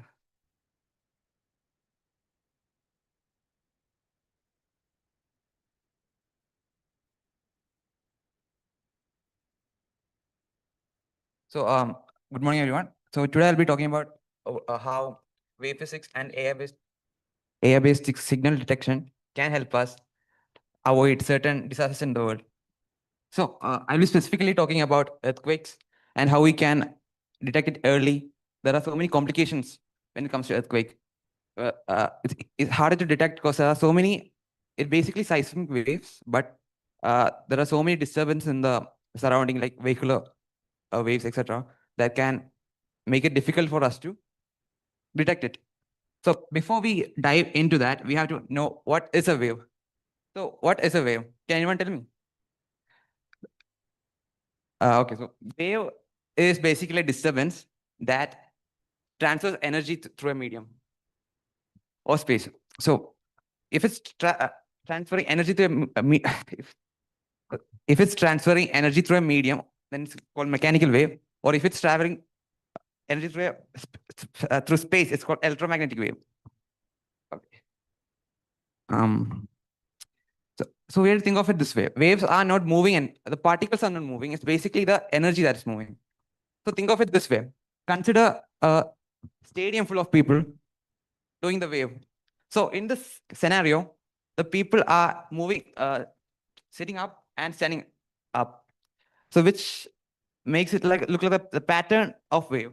That pattern is basically the energy. This is basically a simple analogy I used. So yeah. So okay. So wave propagation in elastic medium.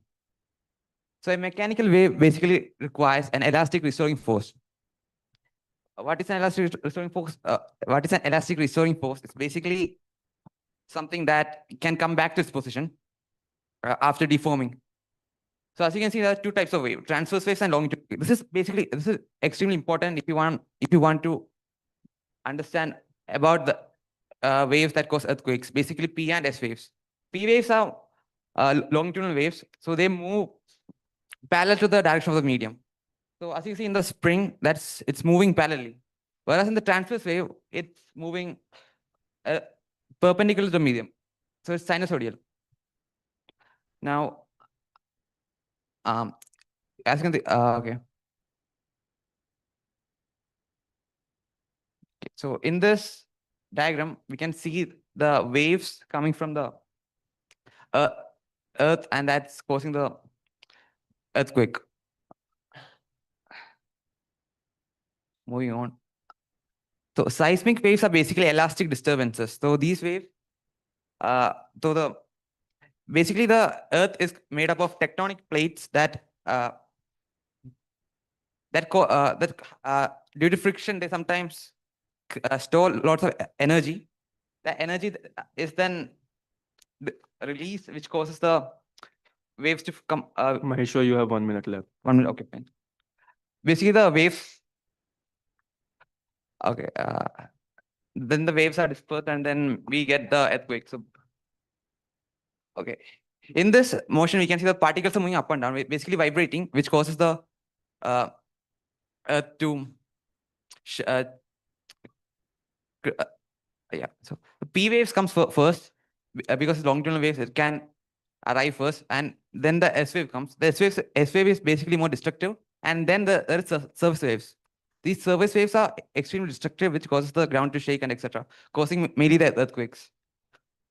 Now, time domain detection. The main thing to detect, main way to detect earthquakes are basically by taking the difference between the P wave and the S wave, which is basically delta T equal to Ts minus Tp.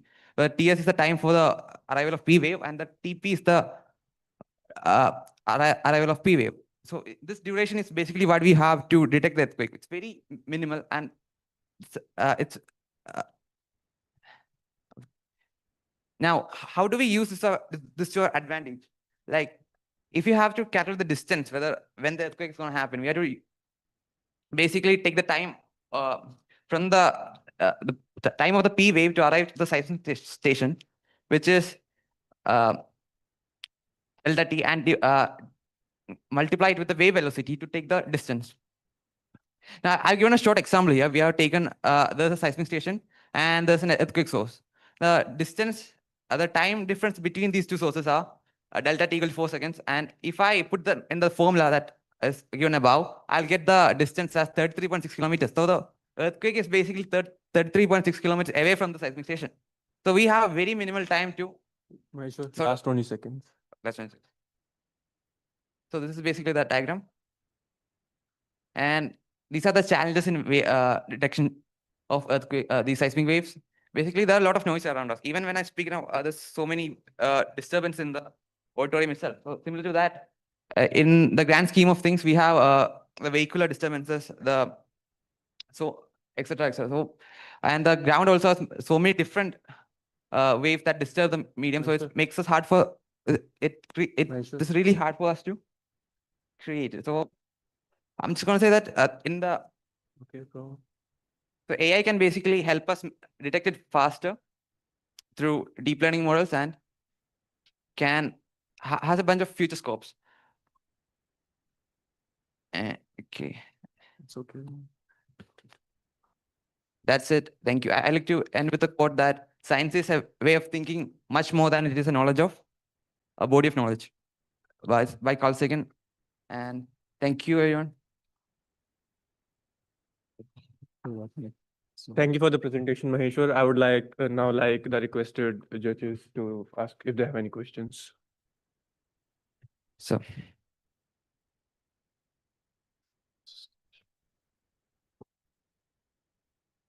okay, so you shown one slide in which there is a transformation from P wave to S wave. What is the mechanism of that transformation? So basically, the P wave is what we detect first. And what is how it is transforming from longitudinal to transverse? So, what is the mechanism behind that? So the P wave is basically longitudinal wave. So P wave can travel through a medium, rocks and etc. But S wave cannot travel through. It cannot travel through liquids basically, but it can travel through the medium. So these two collide and they create a surface waves at the end of the day. At the end of the. So what is the wavelength of these waves? So I think I've shown some slide. Sorry. So I don't know right now. I don't know right now. So how do you propose that AI will be useful to early detect the signal? So right now the detection time is very low. Basically 5 to 15 seconds at maximum if it's really near to the point of the source. So AI can basically analyze different seismic graphs. How AI is going Yeah, to do that? Because it's a real-time phenomenon, that time you detect and time you respond, your alarming system. So it's a very small time interval is there. So how is AI going to be useful for that? AI could basically analyze all this data and then give it, like we could connect it to the internet, and every smartphone acts as a device, so it could create a whole chain of seismic graphs, seismic detecting stuff. So it's Uh, Okay, very nice presentation. And what was the basic principle you would like to target using AI? Because see, there are structures beneath the surface which are unknown. Okay. Can you have any AI utilization as of now to support it? Because that is reshaping the world. Yes, sir. All the technology which are available, fine. What is your creativity in it utilizing AI? So I didn't really do anything innovative as such. I just analyzed that what are there in this field, and I just gave it like an open idea Good. sort of thing. Good, thank you. And Okay, Mr. Prasad, I have one question to you. So you have described everything with the help of AI. So what is the reliability of this AI detection? So it's again very probabilistic, to be frank, and we have right now it will be better than what we have right now. So we could connect it to the whole chain of network. Can we have that number that you're saying what we have right now? So we are basically right now, for example, if you take the Japanese model, they are connected to the network. So when the earthquake happened, they are basically kept a lot of detectors in the seabed. So when they will detect it really fast, and they will send an alarm to the smartphones and etc. And that time is very short, 15 to 6 seconds. Yeah, thank you. Thank you, sir. Thank you. Moving on to our next presenter, please welcome Swetakshi Ojha from BTech CSC with specialization in IoT and cybersecurity, presenting the topic AI hallucinations.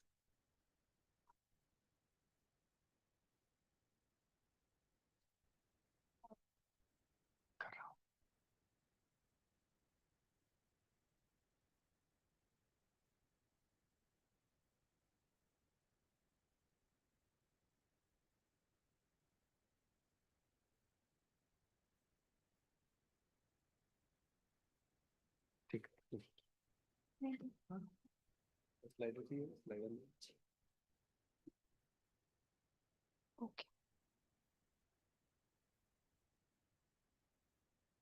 What is the time?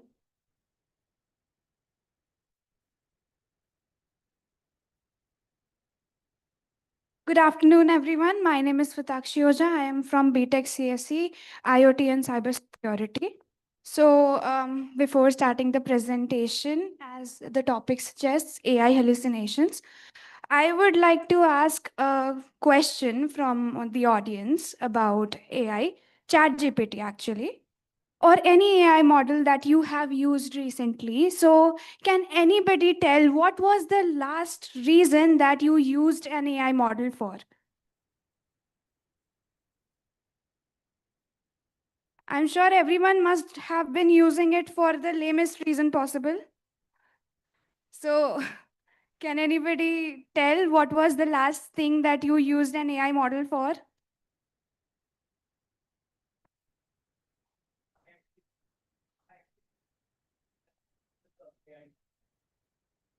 No, I would, okay, that would work. Okay.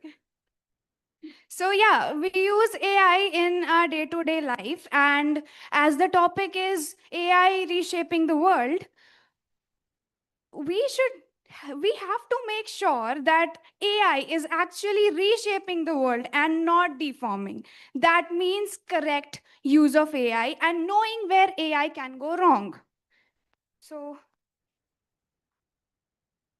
So what is AI hallucination? I would like to explain this through a simple case study that happened in 2023. In USA, there was a legal court case that was filed for an airlines because a passenger was hit by a metal tray cart. Most of us must have been thinking that, is that even possible to file such a case? But yes, that happened. So what the lawyer did was it asked AI for the previous legal cases that happened because of the same reason. And what AI did was create fake or fabricated legal cases on that topic. What happened next was that the airline claimed that these cases were actually false. When asked from AI that if that is true, AI actually claimed that yes, these cases exist and you can actually track them down. On tracking, no such cases were found. That is what exactly AI hallucination is. When you are searching for information and AI gives you fabricated or false information, that is AI hallucination. And it is not actually that AI wants to lie to you, but actually that is how AI works. So now I would like to explain how LLMs work. So they are trained on massive data sets. What happens is that there is no particular field that is where AI should work. It has given a large data set. That is why it sometimes gets confused. Also, the framework of AI is to present you a more fluent answer rather than a correct one.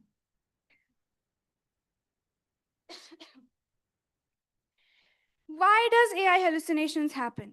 It happens when incomplete data is present on internet.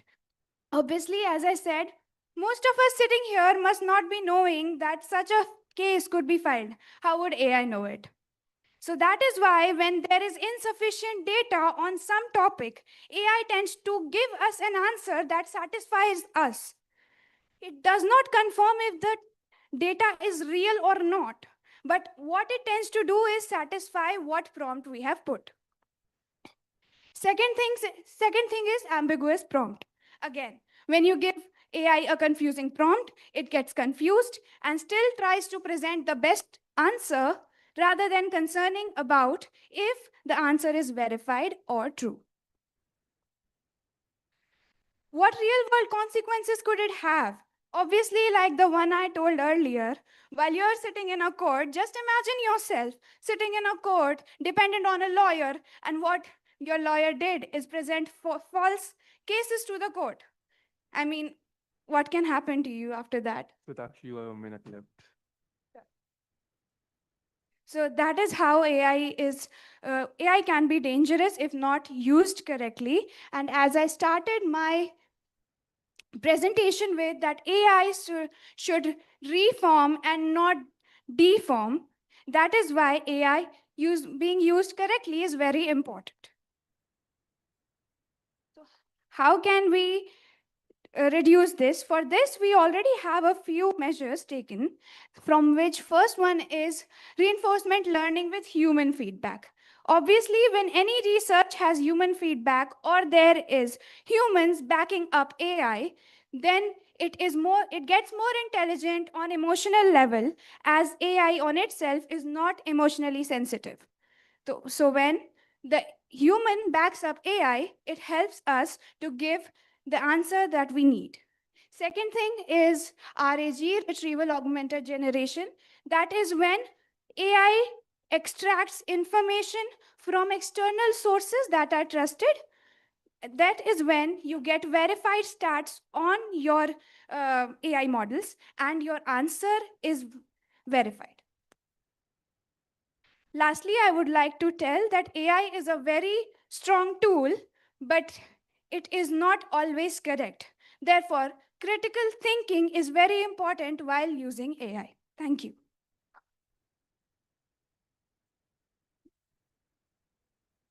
Thank you, Swetakshi. I would now request the judges if they have any questions. Thank you, Swetakshi, for bringing the danger in front of the audience. And can you suggest some tool supported by AI, artificial intelligence, not the brain intelligence that you have suggested, that, okay, that will be the intervention. We would like to hear something from you that, yes, it will be automatically correcting the cons. Okay, can you suggest something? Have you researched it out? Yes, sir. Sir, the first thing that RAG that I told about, that is already something like it also works like a search engine only. It grabs information from external sources that are verified. So like the data that is present on the internet that is verified, like the research papers or documents that are available on the internet. They are verified, they are uploaded by the people. So what happens is when you grab information from such a kind of source, you know that it is verified. So when the AI is listening to your question and grabbing information from the stats that are already present and are verified, so automatically the answer that you're getting is verified and you trust it.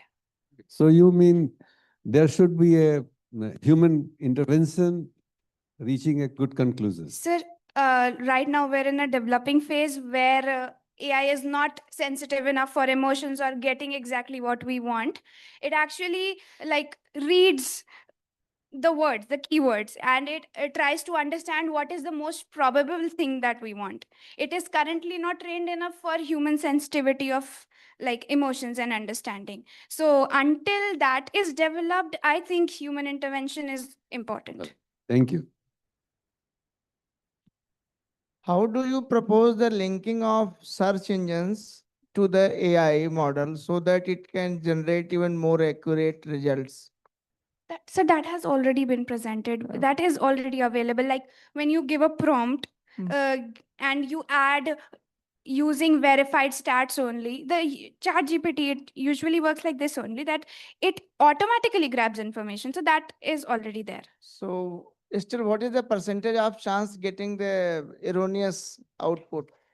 So that totally depends on what the user is putting forward and also the type of data that the user is asking for, because there is limited data on internet for certain things.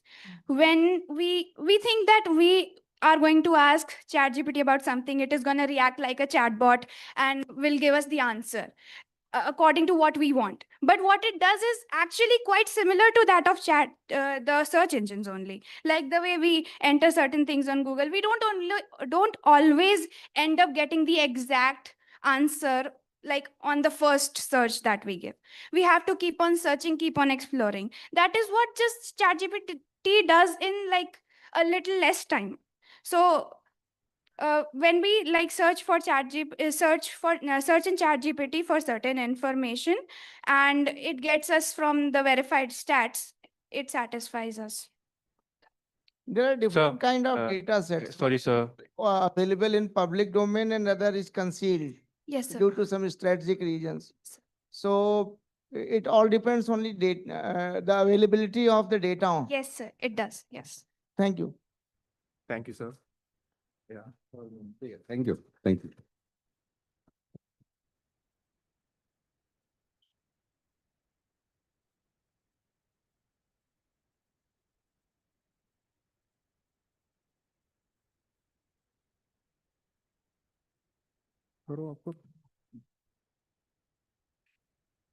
Sneha. Yep. Third one. Third. Hira, third, huh? Hmm.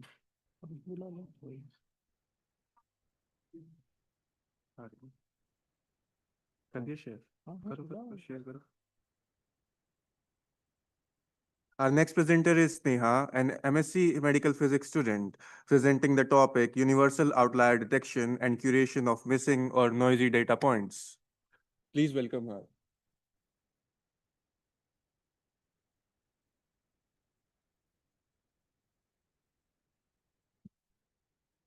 Good afternoon, everyone. My name is Sneha Mal, and I am from Medical Physics. In this talk, I will introduce a new data science invention that aims to start a new wave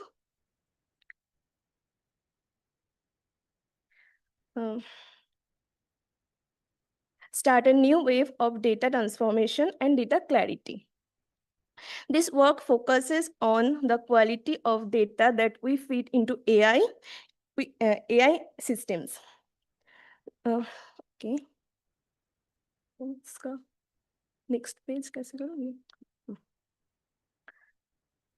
The patent I will discuss, universal outlier detection and curation of missing or noisy data points, proposes a universal method to clean real-world sensor and experimental data before it is used for analyze or model training.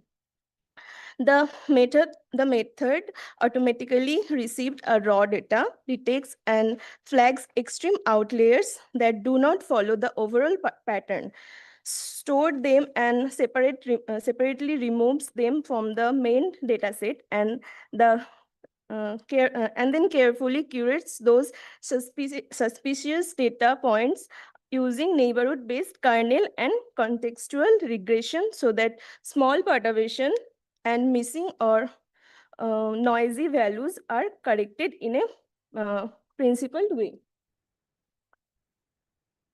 So let's dive into this world. How it works.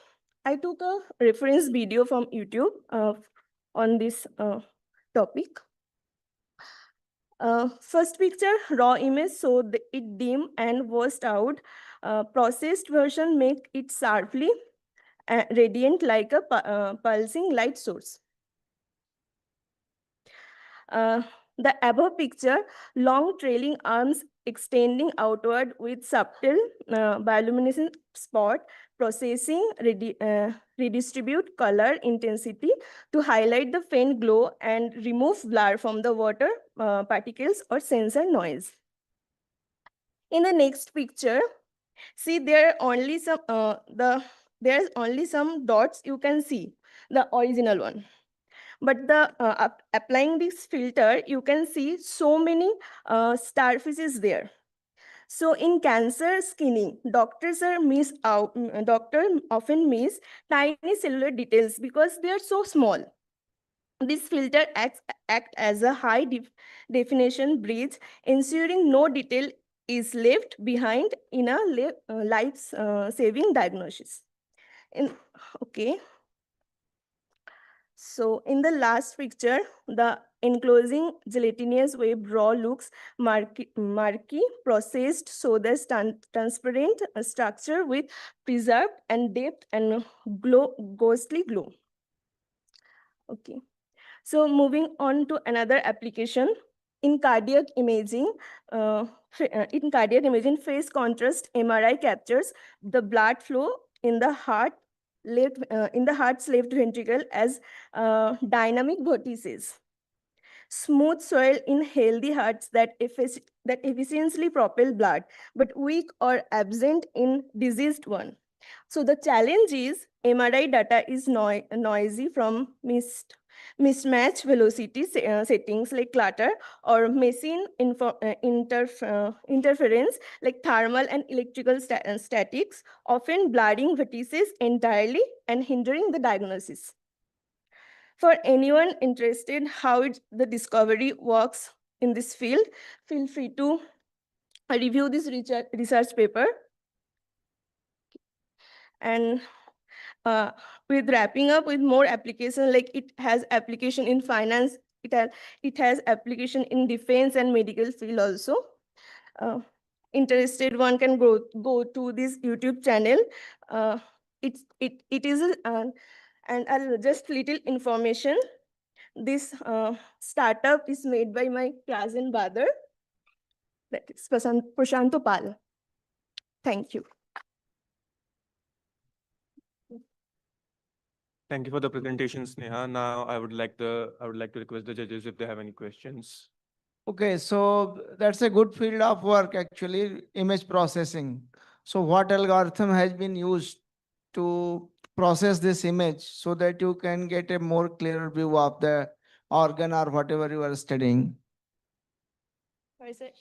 What algorithm has been used to process this image?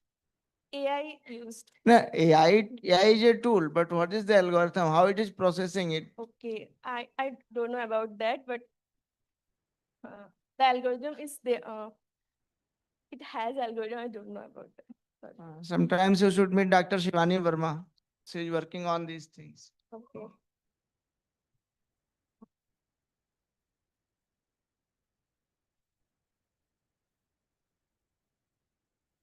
Thank you for that insightful presentation. Next, we invite Muhammad Anas, a student of BSc Honors with Research. His topic is Beyond the Standard Model with AI. Please welcome with a round of applause.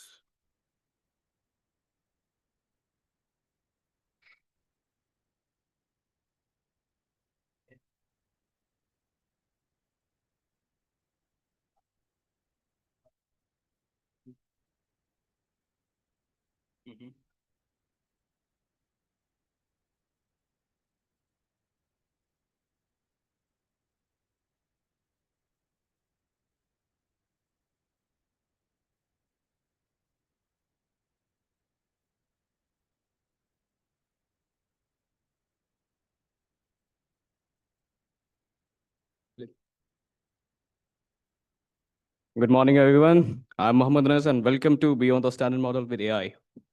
So my topic today is enhancing dark matter detection and xenon NT with machine learning. But before I get started with that, I must explain what dark matter is. Dark matter is an invisible form of matter that doesn't interact with any of the fundamental forces except gravity, which makes it very hard to detect. And that's why in Italy, there is a lab uh, which is Xenon NT, which is actively hunting for dark matter by detecting WIMPs or weakly interacting massive particles, which are prime dark matter candidates. So the challenge we come across in the detection of dark matter is that the possible WIMP signals are very rare. And on top of that, they are buried under a lot of background signals which we don't want. So we need to make a method which is more efficient than the simple cut method to effectively separate the NR from the ER. So that's why I built this ML model to separate ER from the NR. So now let's first talk about how xenon NT detector actually works. So it has 6 ton of liquid xenon with 8.6 ton in total, out of which 6 ton is active.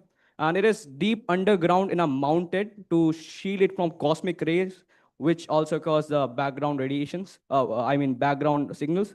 So what actually happens is when a possible WIMP strikes the nucleus of a xenon atom, it creates a flash of light, not protons, photons. And also because of the recoil, some electrons, are held loose and they drift upward because of the electric field inside the time projection chamber. And they ionize the air in the time projection chamber, producing another flash of light, which is captured by 494 PMT, which are photomultiplier tubes. And as I've written, it actually can detect the energy, 3D position, NR versus ER discrimination through the S to S1 ratio. So what happens is when we take the ratio of S1 and S2, electrons and photons, it has been observed that the ratio in the NR is actually less than that of ER, which is the basic principle of discriminating between the NR and the ER.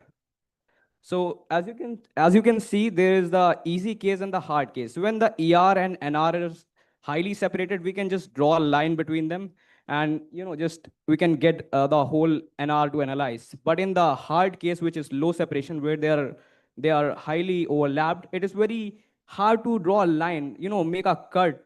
We lose a lot of NR, and we get a lot of ER, which we don't want. So that's why I made this ML program. So I use XGBoost because it works better with nonlinear patterns. It can detect it very efficiently. And as I have attached a vague image, you can see it works in a tree way, as in the succeeding trees, they correct the mistakes of the previous trees. I fed it with 4 features: number of electrons, number of photons, mirrored energy, and Poisson distribution. So the result, as you can see, the AOC of the curve is 0.66, which is better than guessing, because it's a very hard task, and to train the ML, it takes a lot of time. I did it in 2 days. So as you can see, I have compared the traditional cut versus the XGBoost. The XGBoost actually keeps 0.088 extra NR signal, which may sound very less, but to justify that, we only get few WIMP interaction in years. So that's why this actually matters a lot. If we like calculate it in percentage, it is 8.8% extra NR kept. So here you can see a graph where I have compared simple cut with XGBoost. The yellow line represents the simple cut and XGBoost is the blue line. In easy case, they like perform very identically, but in the hard case is where the XGBoost model shines. So the conclusion. So the dark matter of detection of dark matter is very essential and crucial for to extend our understanding of universe beyond the standard model. And that's why Xenon NT is actively hunting for WIMPs. But the traditional S2, S1 cut is not that efficient to get enough NR signals to study. And that's why I made this XGBoost classifier. So before I finish this presentation, you can please scan this QR. This is where I have written my code in Google Colab. You can check it out and maybe make some changes of your own. And to finish it, the future belongs to human curiosity plus artificial intelligence working together. Thank you.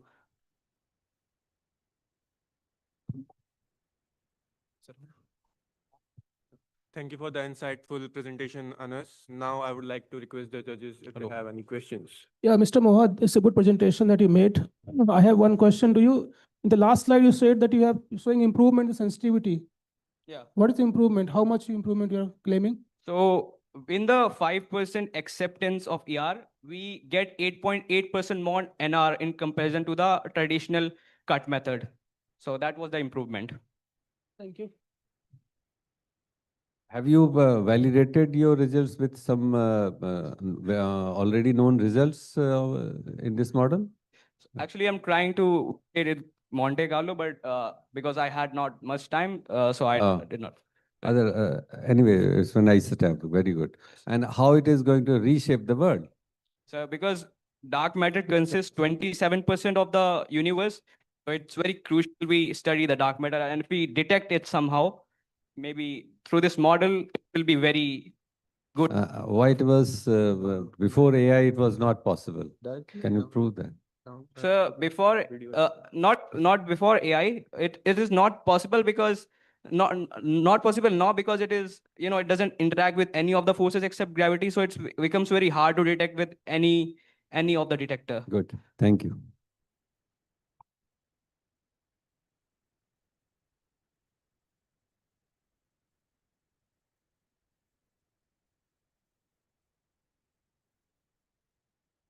Our next presentation is a group presentation by Krishna, Ranyat, Arav, Devansh, and Mishti. Their topic is bridging sign language and AI, with Devansh and Arav presenting in front of us. Please welcome them with a round of applause. Yeah,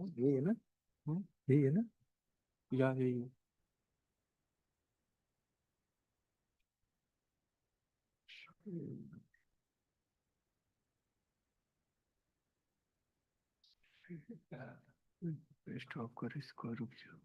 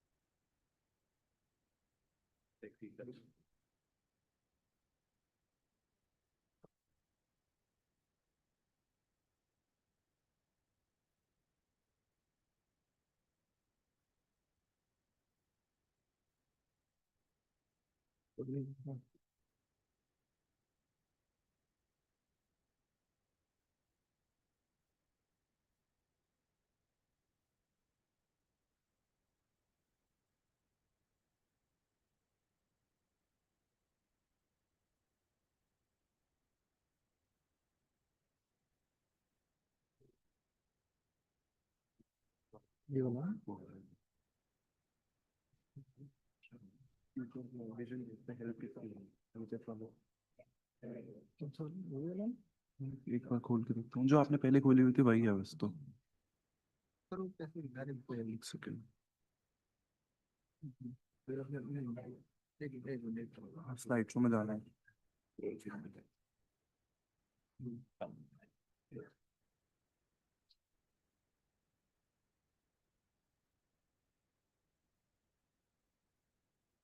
Yes.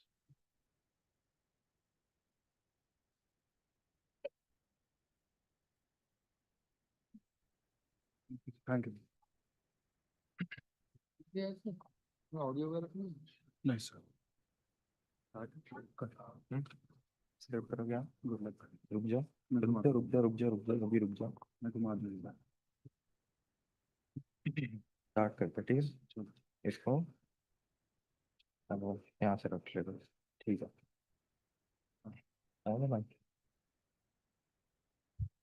Good morning, everyone. Imagine living in a world. Imagine living in a world where every new technology speaks, but never in your language. Introducing Voiceless, bridging sign language and AI. Voiceless is an AI-powered system that allows deaf and hard of hearing individuals to communicate with digital platforms using real-time sign language understanding. Instead of forcing users to type or speak, our system understands sign language directly.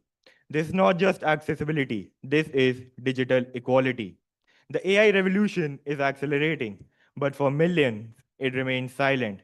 Today's AI systems rely heavily on text or voice. There is no native sign based interaction and a widening accessibility gap due to text dependency. This forces DHH users to adapt to machines instead of machines adapting to them. That is systemic exclusion. Globally, there are 466 million plus deaf and hard of hearing individuals. Over 70 million plus people are sign language first users, yet only 20% are fluent in written English.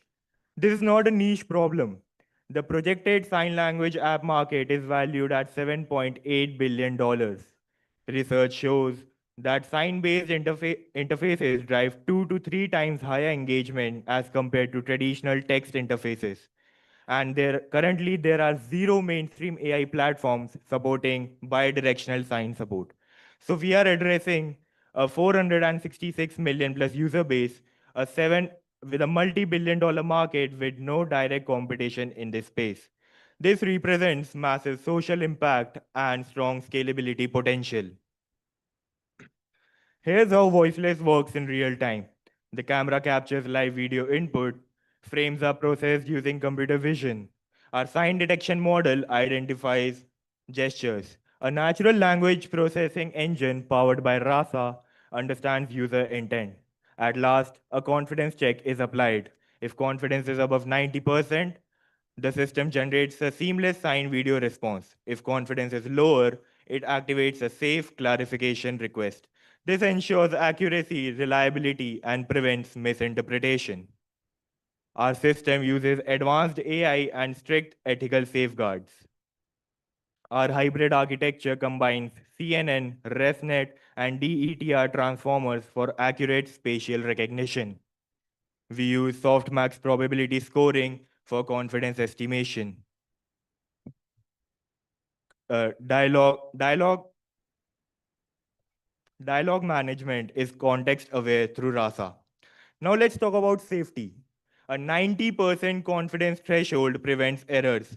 We have built Voiceless keeping in mind a privacy first design. Video is processed locally in RAM. No cloud storage, no transmission of personal video data. Latency is under 200 milliseconds, ensuring real-time responsiveness. Our design philosophy is simple. Safety over coverage, better to clarify than guess. Our system works on a robust yet efficient stack. For platform, we have used RASA, a custom Python backend, and a web interface. For machine learning and vision, we have used OpenCV, PyTorch inference, and combination of CNN, ResNet, and DETR models. For APIs and interface, we have WebSocket, browser camera APIs, and REST APIs. Overall, the system is privacy preserving, has a latency under 200 milliseconds, and it is offline capable. This makes it deployable in schools, institutions, and public systems. We are building Voiceless primarily for deaf DHH students aged 10 to 25 who need accessible learning material, homework help, and explanation of complex concepts in their native sign language. Deaf young adults aged 25 to 35 need professional communication support, workplace integration, and quick access to information like transport and medical services. Our secondary audience includes parents, educators, and late deafened individuals. Our goal is to empower not just individuals, but the entire support ecosystem. Uh, and we are just getting started. Currently, our system supports 30 signs. Our roadmap expands this to 1,000 plus signs covering academic and technical domains. We aim to integrate Indian Sign Language to serve Indian DHH communities. We plan deployment through government offices, public kiosks, and transit hubs. Our goal is scalable, inclusive infrastructure. Now let's summarize the impact. 466 million plus people, 70 million plus sign language first users, only 20% fluent in written English. A $7.8 billion projected market, 2 to 3 times higher engagement with no mainstream AI platform in this space. Voiceless is not just a tool, it is a bridge between silence and technology. It proves that accessibility first AI can drive innovation, engagement, and inclusion because silence should never stop a voice with purpose. Thank you. This is our product showcase.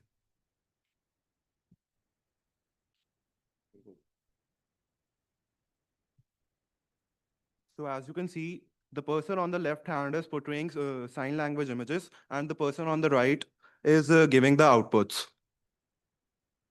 No.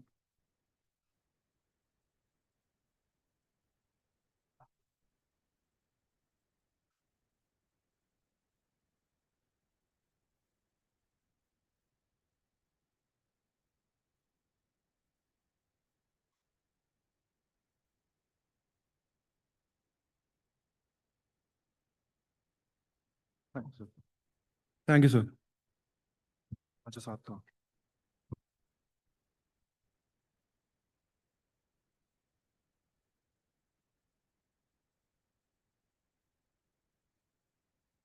Okay, thank you. And you have raised a really concerning problem and you are providing a good solution for that. What is the latency? Huh? Have you calculated the latency in the people starts taking the action? Suppose in case of emergency.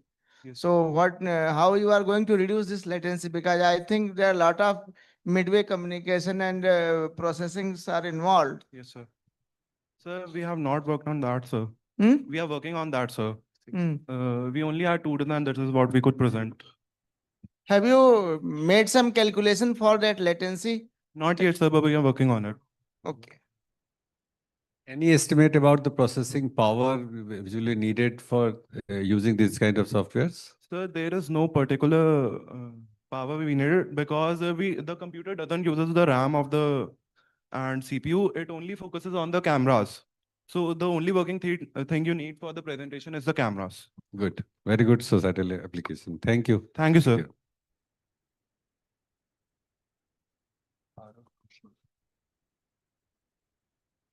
Thank you for the presentation, Arav and Krishna, and the rest of the teams. Moving forward, we invite Asma Iqbal, a student of BTech CSC Data Science. Her presentation explores the topic, is AI a tool of efficiency or a tool of transformation? Please welcome her.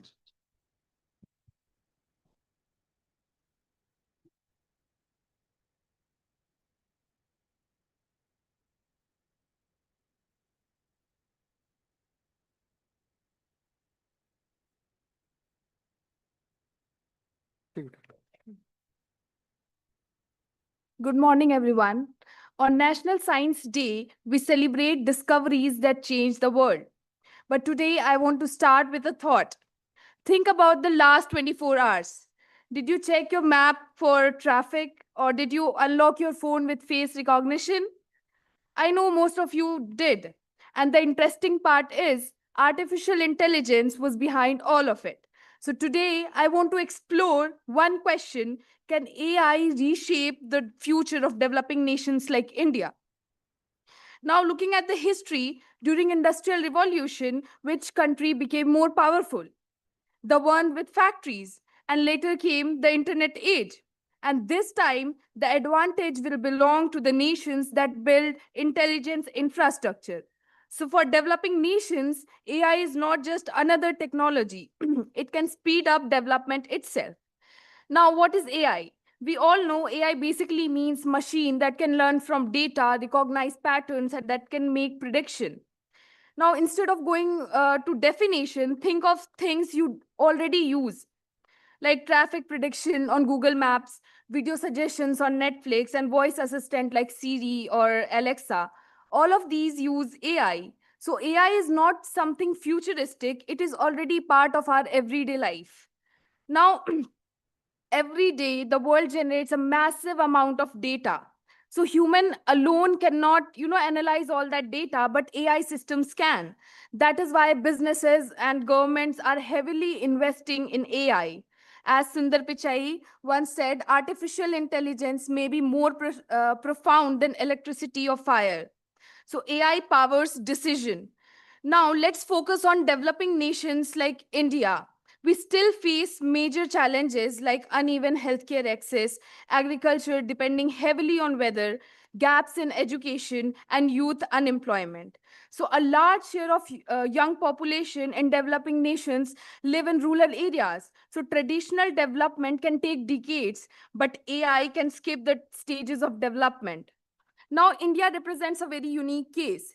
India has 1.4 billion population and more than 65% people are under the age of 35 and over 800 million internet users. That means India has two things, that is data and scale. And AI becomes more powerful when it works with large scale data. So the potential here is very huge. Now, AI is already helping us in many different sectors, like in healthcare. AI tools developed by Google Health can detect diseases like breast cancer. And in agriculture, many AI tools can promote, crop monitoring and climate prediction. In education, platforms like Khan Academy are personalizing learning. So instead of one system for everyone, learning can adapt to each student. Now, let me ask you something on very honestly. When people hear about AI, what is the first fear that comes to your mind? Will it take our job?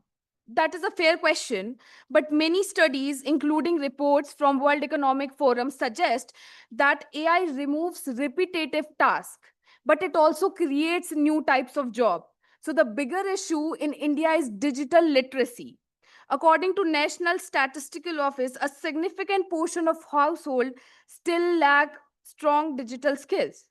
So the issue is not that AI will replace everything. The issue is that many people still can't access or use digital technology fully. So if people gain digital skills, AI can actually expand opportunities. Now, let me give you an example from India, manual sewer cleaning. Now, workers sometimes, enter these toxic pipelines and risk their life. With AI and robotics, system can detect toxic gases and clean these using machines. So this does not remove the workers. It moves them from a dangerous work to a safer technical roles. So technology should improve human dignity. Now, India actually has a very strong advantage in the AI era. It has a large IT sector, growing startup culture, expanding digital public infrastructure, and a large trainable workforce. So if education and skill development grow alongside AI, then India could become a global hub for AI solution. So the real question is not whether AI will grow. It will definitely grow. The question is who will grow with it. So if AI reaches villages, classrooms, farms, and hospitals, it can reduce inequality. But if it stays limited to a few places, it may increase inequality. So the future depends on how wisely we use it. Now, AI is not just another technology. For developing nations, it is a development opportunity. And if we use it responsibly, AI can help countries like India grow smarter, safer, and more inclusive future. Thank you.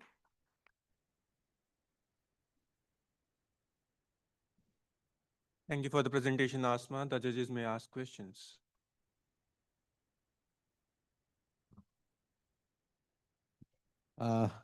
Thank you for your nice presentation and bringing a social issue.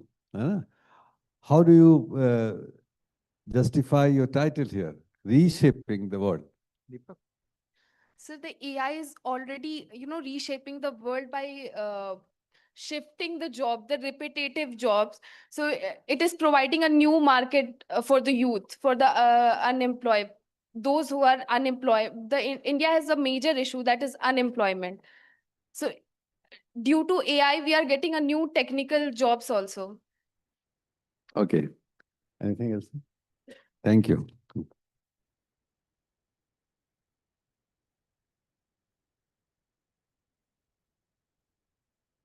Our next presenter is Deepak, a BSc Honors with Research Physics student, presenting on the topic Reshaping the World Through Artificial Intelligence. Please welcome him with a round of applause.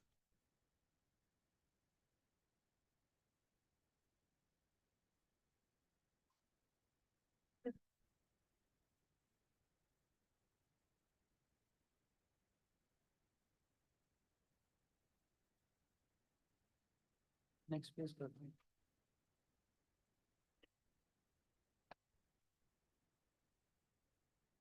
Good afternoon to all respected teachers and my friends. I am Deepak from BSc Physics Honors. On the occasion of National Science Event, I am very glad to share my insights on the topic of reshaping world through artificial intelligence. I think AI is the newest technology with lots of application and strength to change our daily life, from whether it is primary sector or whether it is a advanced scientific area.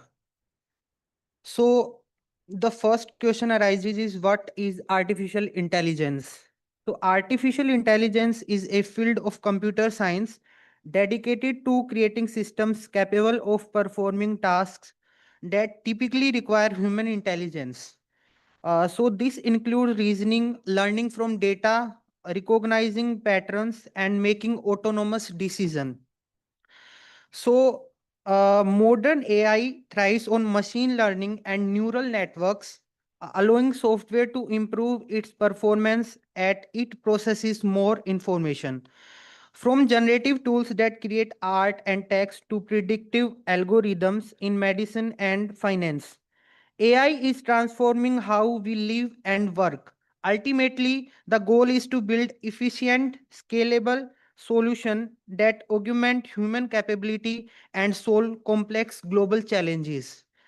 So the next we can think that how AI gonna help in our everyday life. Whether it is AI have many applications as we see in modern era, in healthcare, education, even transportation and finance. So artificial intelligence is revolutionizing industry by automating complex tasks and providing data-driven insights. In healthcare, AI analyzes medical imagery to detect disease like cancer, and earlier we detect this type of diseases with the traditional methods. In finance, it powers fraud detection and algorithm trading, which can detect how graph gonna go in which direction, up or down, and we can save our money by this method. Retail benefits from personalized recommendation engines and supply chain optimization, while transportation is being redefined by autonomous vehicle and smart traffic management. Beyond efficiency, AI facilitates scientific research by stimulating molecular structures for drug discovery and monitoring climate change patterns. By augmenting human decision making, AI applications are creating a smarter, more interconnected world across every professional sector. So there are lots of application we can see all around in today's modern era. And then The third big point we can discuss is how AI is reshaping industries. So as we discussed that there are a lots of application of artificial intelligence. So industries are the main hub for financial and political growth of any country.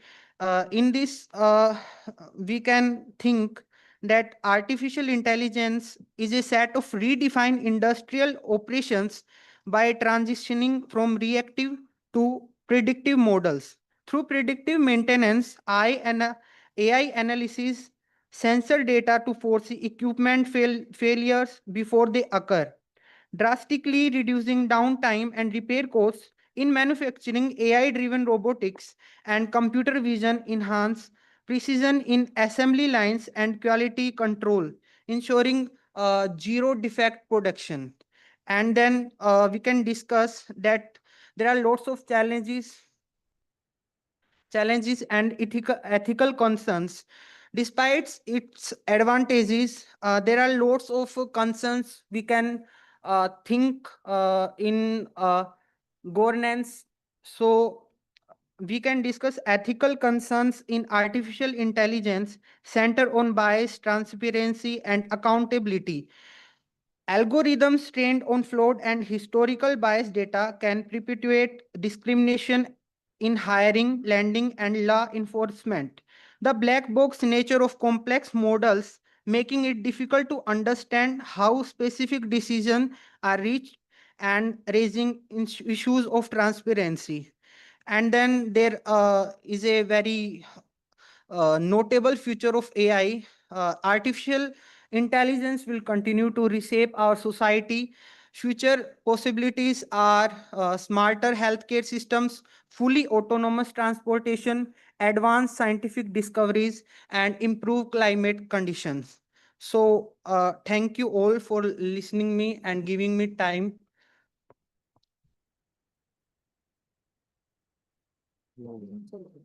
Thank you, Deepak, for the wonderful presentation. Now, if the judges have any questions, they may ask. Hello, Deepak.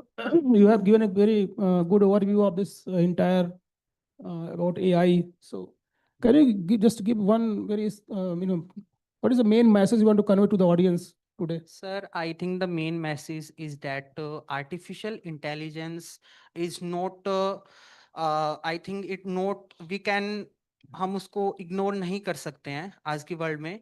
सो हमारा जो सबसे बड़ा concern है कि वो ये है कि इट इज ए बून और it is a boon or it is gonna impact our jobs. So ये क्वेश्चन आज ही अराइज नहीं हुआ है. इवन जब कंप्यूटर और सुपर कंप्यूटर का एडवांसमेंट हुआ था उस टाइम पे भी यही था कि टेक्नोलॉजी हेल्प करेगी या मैनुअल वर्कर्स को हमारे इंडस्ट्री से रिमूव कर देगी. So the main thing is that artificial intelligence is a not the thing that we can ignore in this modern era.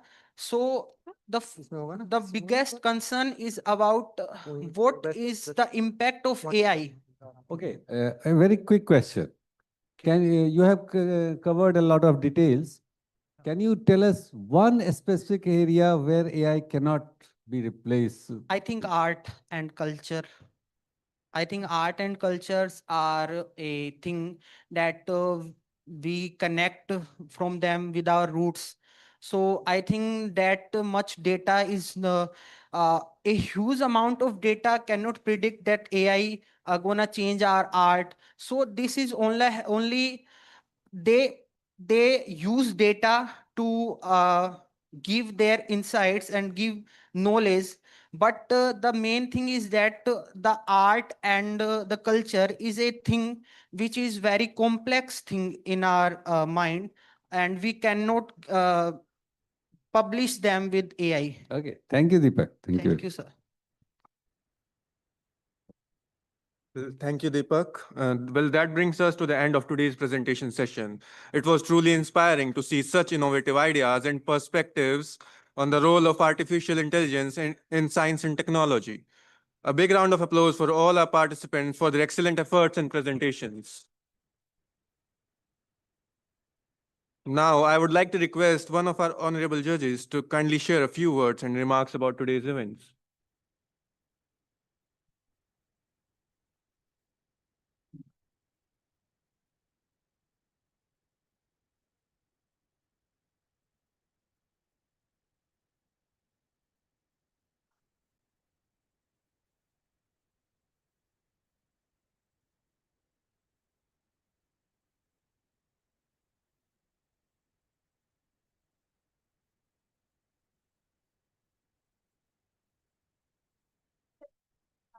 Okay, good afternoon, everyone, faculty members and students.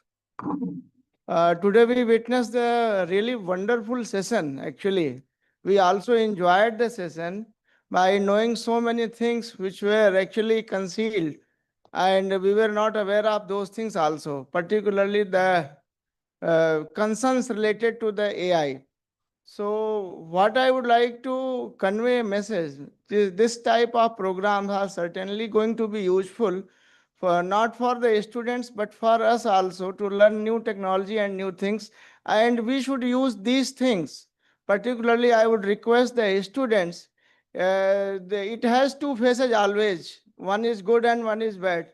So always try to be ethical while using the AI tools. That's all from my side. Thank you. Thanks a lot for this opportunity.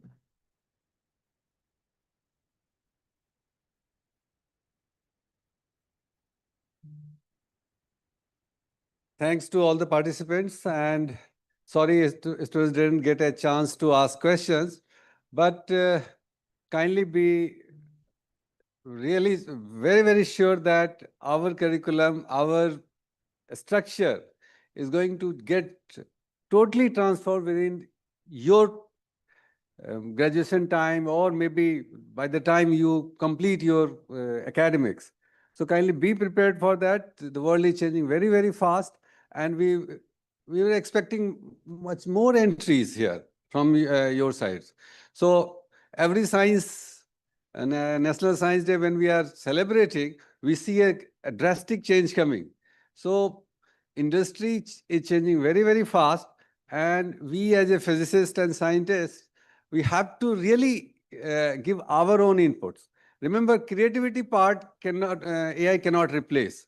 And how creatively you people are using all my science students, that will be really changing the our own academics here in our country and obviously throughout the world. Thank you very much. All the best.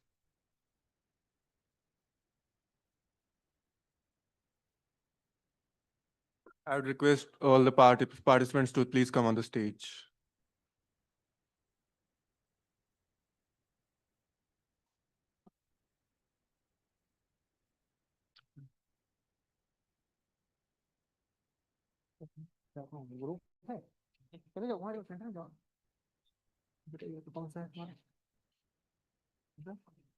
National Science you can answer.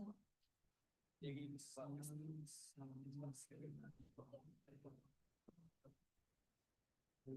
National Science 2026. Yes. ठीक है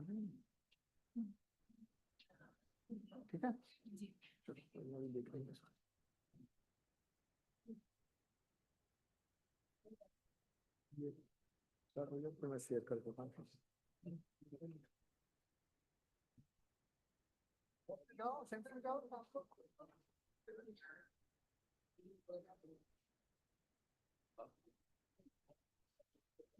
पहली बार की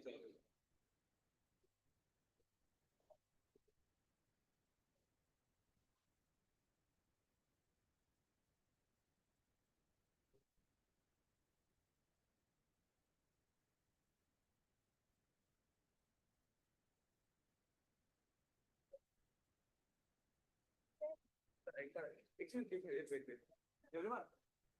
एक sir sir आपके साथ चलो.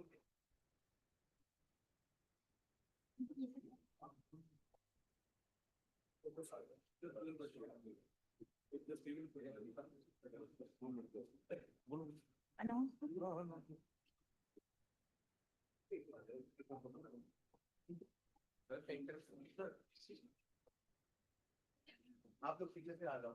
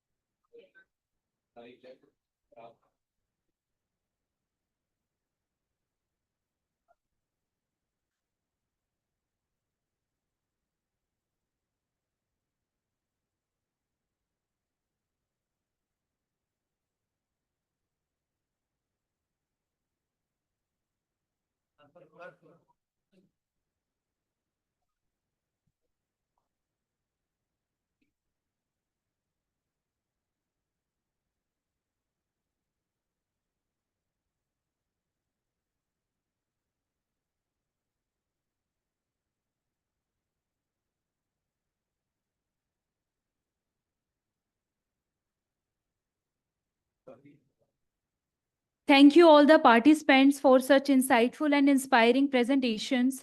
Your ideas truly reflected the spirit and curiosity that we celebrate on National Science Day.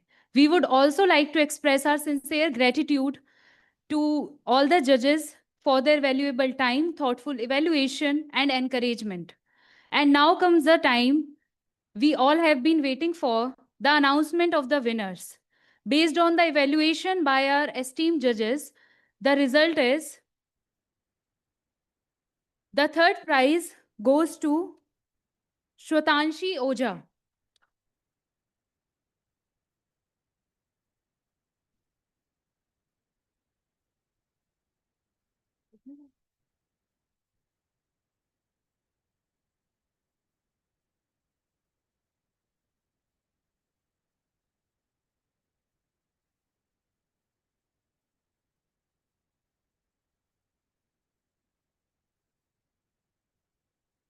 The second prize goes to Mohammad Anas from BSc Physics.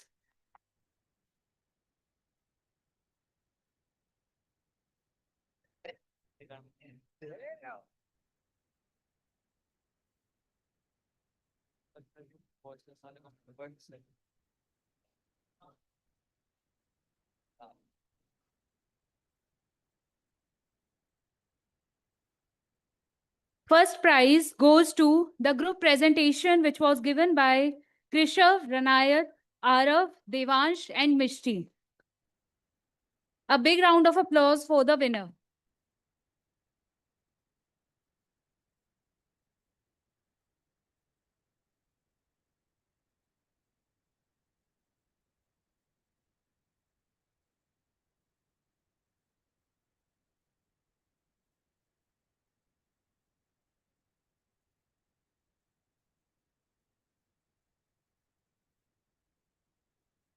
Congratulations to all the winners and a special appreciation to every participant who shared their ideas with us today. Your enthusiasm truly made this event meaningful. At last, I want to invite Shubhajit for the vote of thanks.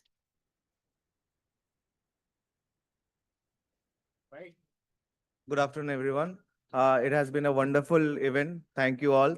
I'd like to begin my thank you from by thanking our HOI ma'am, Dr. Sunita Ratan. Her guidance has been very helpful.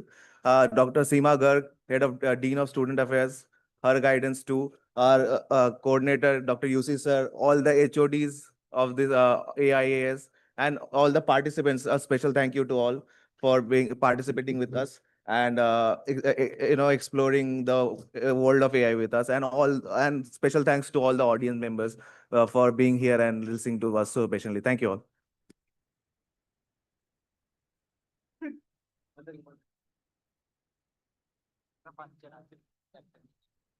Thank you all for attending.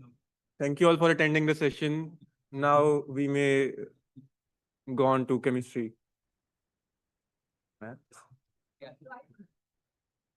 What the second?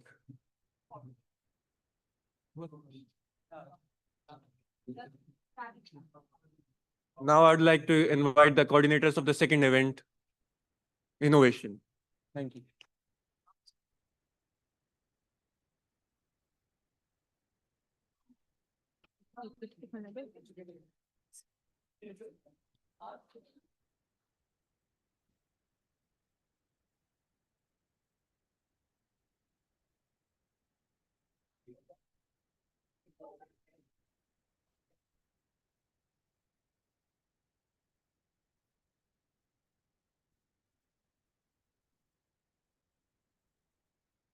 A very good afternoon to everyone present here. I, Koel, welcome you all for today's event Innovision, where the participants will think smartly and pitch their innovative solutions boldly. I convey my sincere thanks to our Honorable Vice Chancellor, Dr. Balwinder Shukla, and respected HOI of AIAS, Dr. Sunita Ratan, Head of Student Affairs, Dr. Seema Garg, and our teacher coordinators for their continued motivation and support. This event encourages spontaneous thinking, creativity, and a business mindset, catalyzing Viksit Bharat 2047 campaign, promoting our contribution to build a developed and self-reliant India. Now let us quickly learn what the event is. Why is it not working?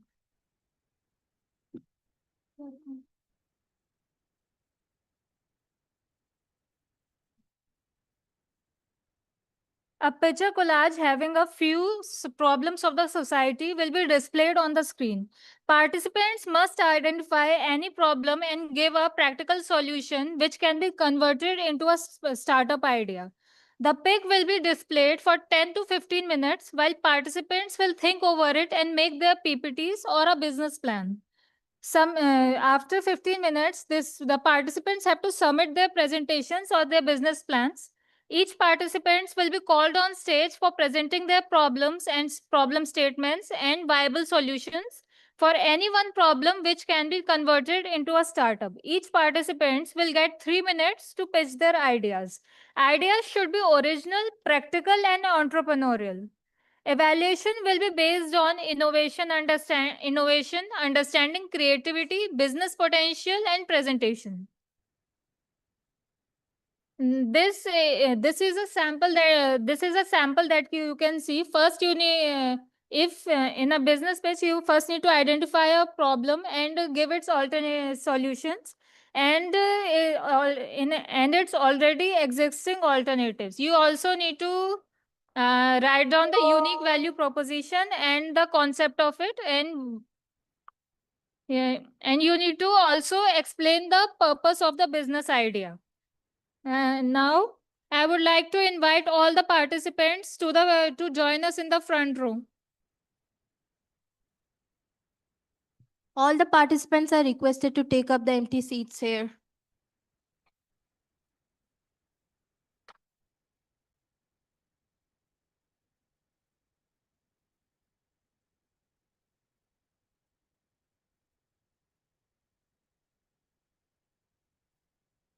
Sir, waiting for the participants.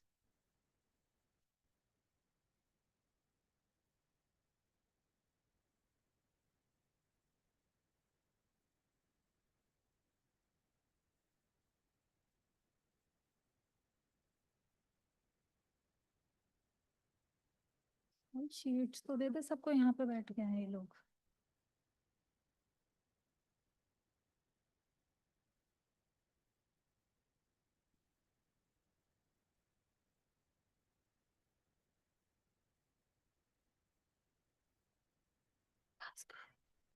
विकास भैया का.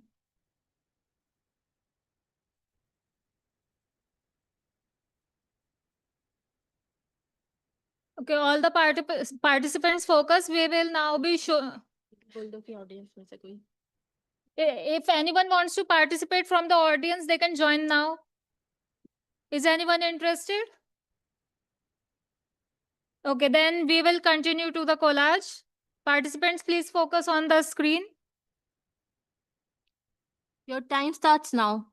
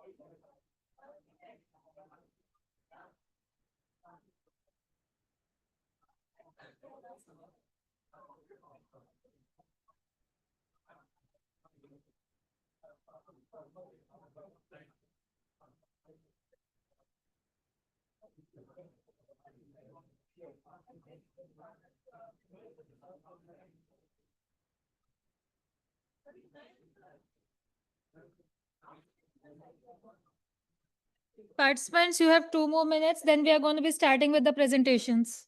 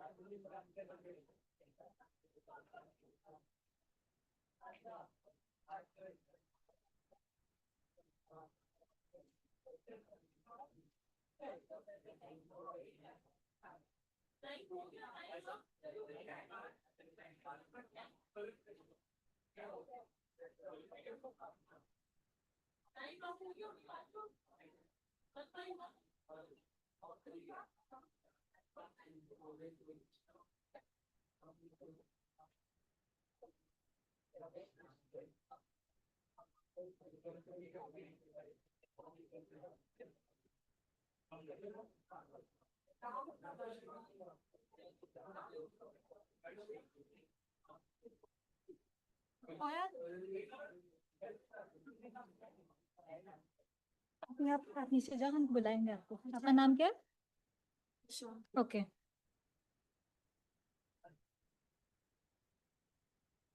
List में collect होगा सबके? Collect कर लो फिर बुलाएंगे। सबसे last में ना इनका नाम बोलना। हाँ? सबसे लास्ट में इनका नाम बता देते हैं। वो इतनी वो ब्लैक टी शर्ट चश्मा पहना हुआ। तो आज हिंदी कर रहे हैं। बोल दे रही है नाम। नाम बोले वो अभी 10 मिनट पहले आया। Has everyone submitted their papers?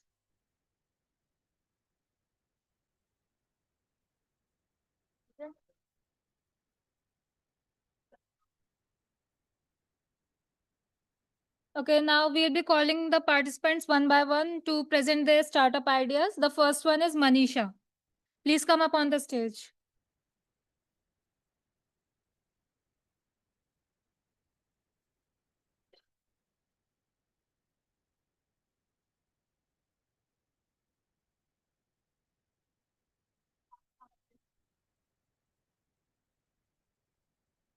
Good afternoon to all present here. Myself Manisha. I am doing medical physics second final year. So I will be discussing only one topic, which is related to traffic. So I will not talk many things related to given in Google's and all. It's very simple that if for example taken practical example with me only, if I am traveling alone Why should I take my private vehicle to go where I want to go to my destiny? I can go with the government buses also. And the issue is everyone is having that we will take our vehicle and we will go, we will show some like fashions and all. No, no, we will take our vehicles and all. We do these things. So best to now in you see in Delhi the AQI is very much high, and it is very difficult to take the like natural breathing is very difficult to take. So we can avoid that, and there are many reasons with this. So best is that you can take your you can go for government vehicles, or best to take the separate we can go to government vehicles. And the best thing is that it is not with me, it is with everyone should do that. Means it should start with self person, so all will be doing that. And this is the biggest issue I think everyone is facing, traffic and all. When there is a emergency, we want to go somewhere and it is very difficult to reach on time there. So there are what, why, and where these all things come in this answer only, I think. Thank you.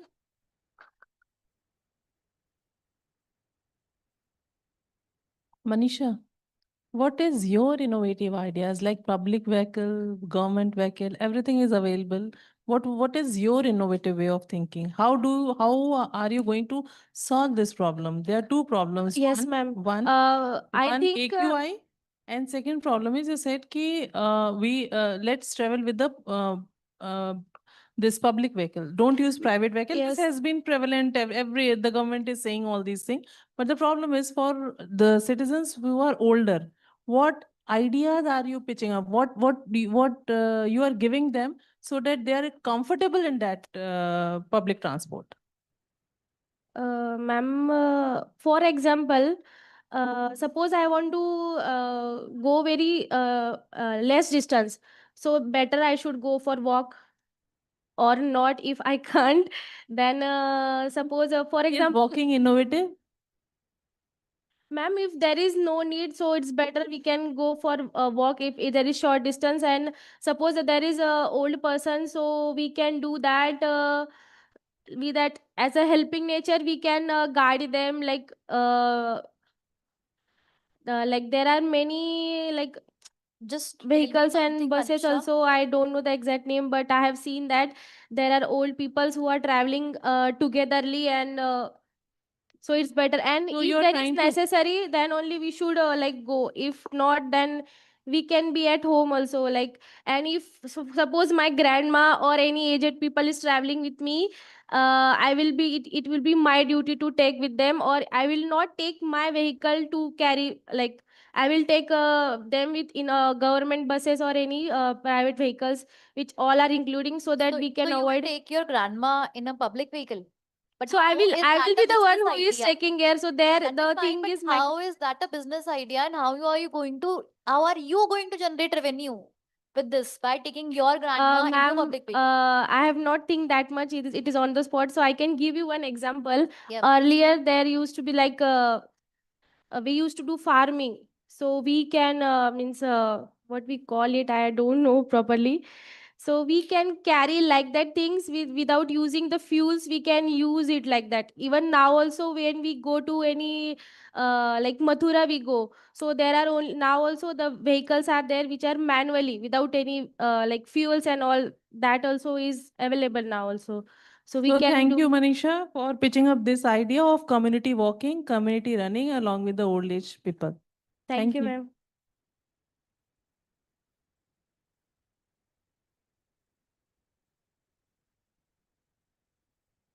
Okay, so the next participant who will be presenting is Riddhi Sharma.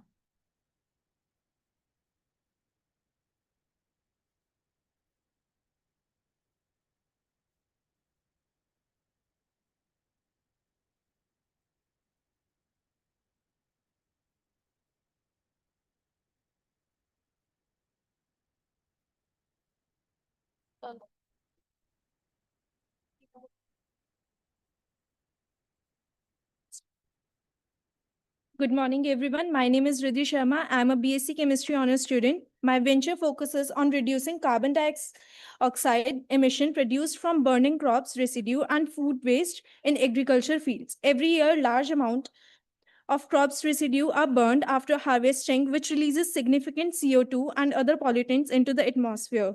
This contributes to climate change and severe air pollution. Our solution is to capture the CO2 generated during the burning process using a controlled chimney like collection system placed over the burning area. This system directs the smoke through an absorption chamber where CO2 is captured using chemical absorbents. Instead of letting the gas escape into the atmosphere, we collect and store it for the industrial use. The captured CO2 can be supplied to chemical industry where it can be converted into useful materials such as polymers, which can be used as a shoe sole. The current shoe soles worn out so easily. So we will be using our captured CO2 to make a polymer. One important application is the production of the polyurethane. One unique value proposition is that we transform agriculture waste emission into the valuable raw material for manufacturing. This creates both an environmental and economic benefits. In terms of market potential, the global footwear industry is worth more than $400 billion, and the demand for eco-friendly material is rapidly increasing. By supplying CO2-derived raw materials to manufacture, our venture can support sustainable production while generating revenue. Our revenue model includes supplying captured CO2 to polymer industry, partnering with footwear manufacturer, and licensing our carbon capture technology. In conclusion, our idea turns a major environmental problem into an opportunity by converting waste CO2 into valuable industry products. Thank you. Riddhi. Riddhi, do you know any such chemical absorbent? Polyurethane, wait, ma'am. Which is going to absorb your CO2?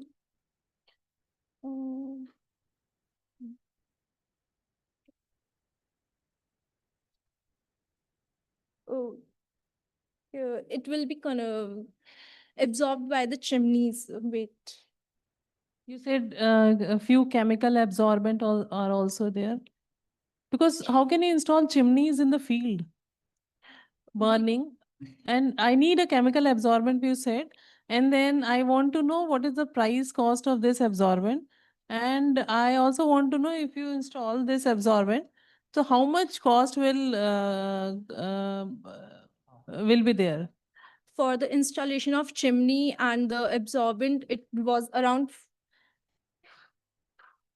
18 to 22 lakhs. And will the crop yield after the crop? They used to burn the things, no? That's why so much of pollution is there.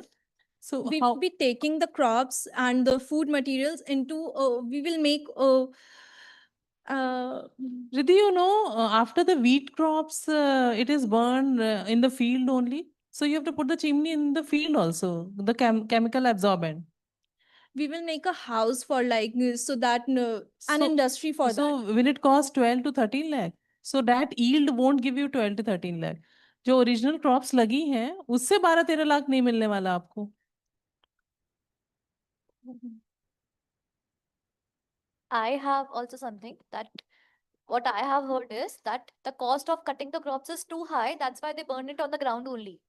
So if you are going to cut the crops and go transfer it to somewhere else and then burn it, what is the objective? The objective was to cut the cost, and that's why they are burning it, na? So how are you going to manage it? If they eventually have to cut the crops, they'll do something else. They'll not burn it on the ground. But the waste material is getting burned, no? They don't want to cut. They don't want to.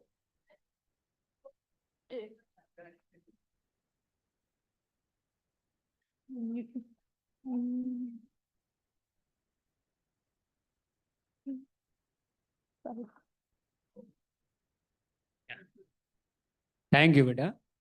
Nice presentation and nice innovation.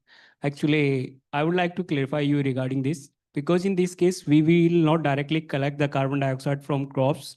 We generally store those things from atmosphere. Initially, we will just store those things from atmosphere, and then because there is a lot of mixture of gases, there is nitrogen, sulfur dioxide, and nitrogen or dioxide, nitrate, and other things. So what we will go, we will first go for the segregation. First, we will collect clean carbon dioxide through the absorption process. For the absorption, what we will do, we will use some MOF, COF, and other type amine derivatives which can easily absorb carbon dioxide. And then we will use that carbon dioxide for further polymer materials. Okay? Oops, thank you.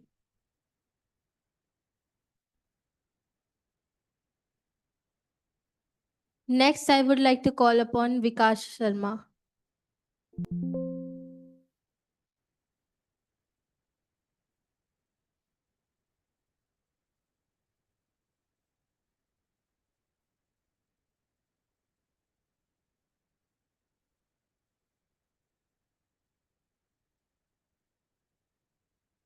Hello, good afternoon, everyone. I'm Vikash, and my startup is Kachra and Company. So, like, we'll recycle the kachra, the garbage, and mostly the plastic garbage. And in this startup, we'll do multiple things. The first thing we'll do is make polymers out of the plastic that we already have. We'll decompose the plastic and get the polymers out of it, and then make some clothes with it. And the second thing we'll do is we'll produce energy. We'll thermally decompose the plastic stuff and then produce some energy. The thing is, this thing is already happening in certain countries, and some companies are already doing, but we plan on doing it on the small scale. The thing is, this is happening in the developed countries, abhi, and it's not happening in small towns in countries like India. But there's a lot of garbage and plastic stuff everywhere. So we plan on doing this in small towns and villages where the plastic generators is also very high. So we'll do it there. I think that this is already being done here also. No, It's this is not about happening in that. small towns. Like, the thing is, this is happening That in will big be cities. different. That Huh. will be different. That Huh. in small towns, it is not happening at a very large scale.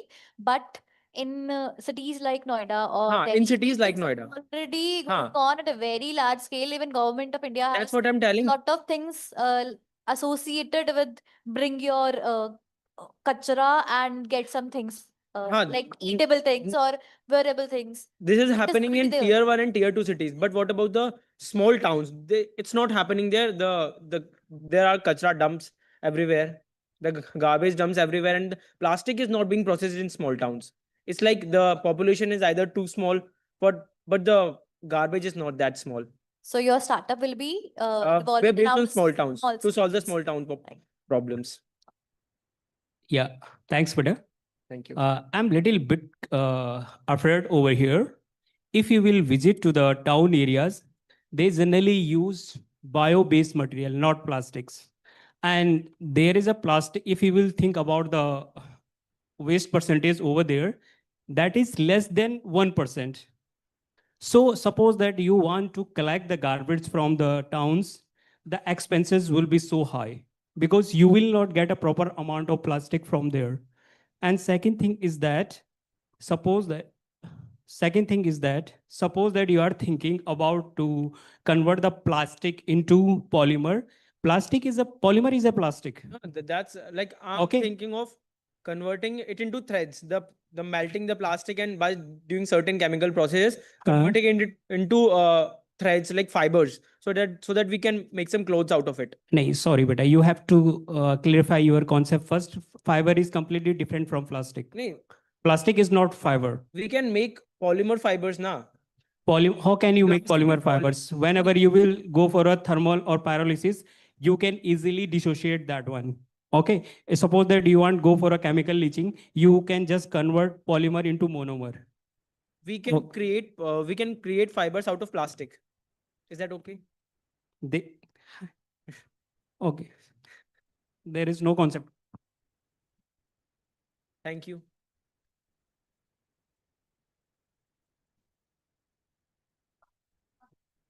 And the next participants are Prableen Kaur and Gayatri Mohan.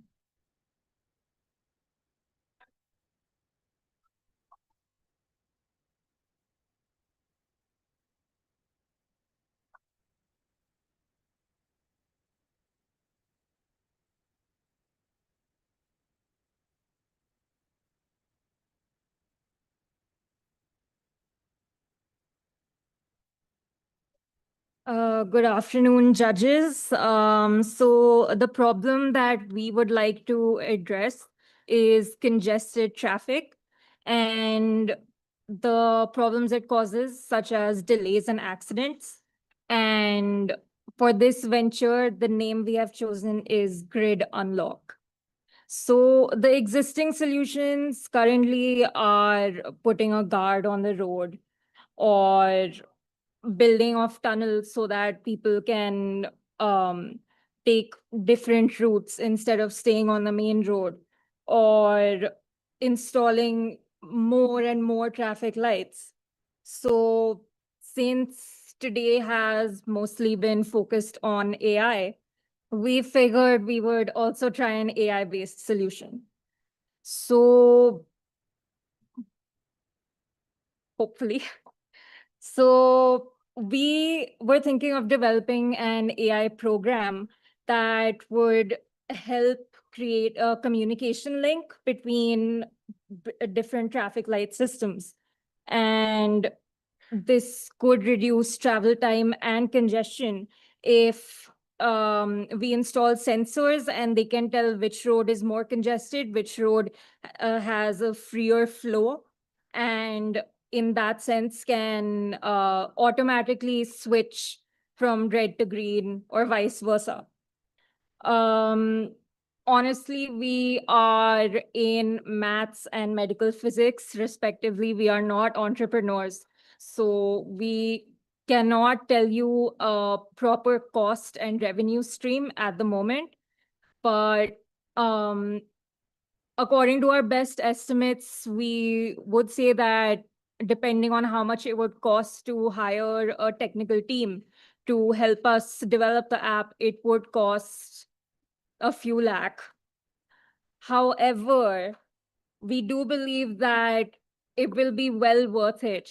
And because the returns, considering what a big problem this is, especially in a place like Delhi, we believe that many people would be willing to invest in this. Thank you. Great, Gayatri. I just wanted to know, do you know what is the cost of sensors? No, ma'am. Do you know that this has already been proposed in few of the papers?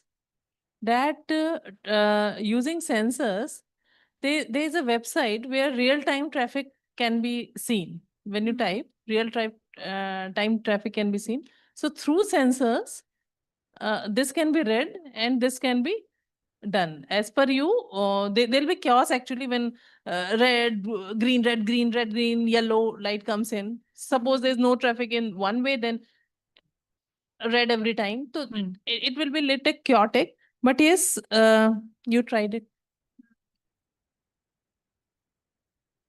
Thank you. Thank you. Sorry?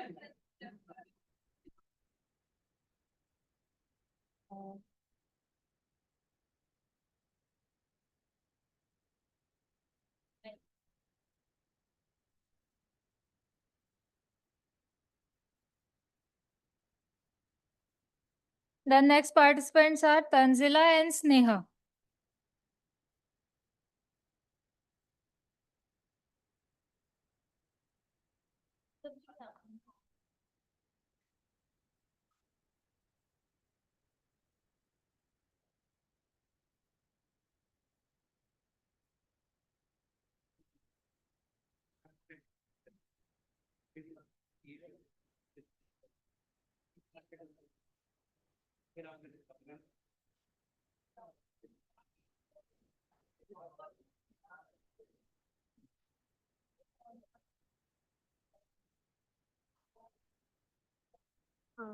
Right.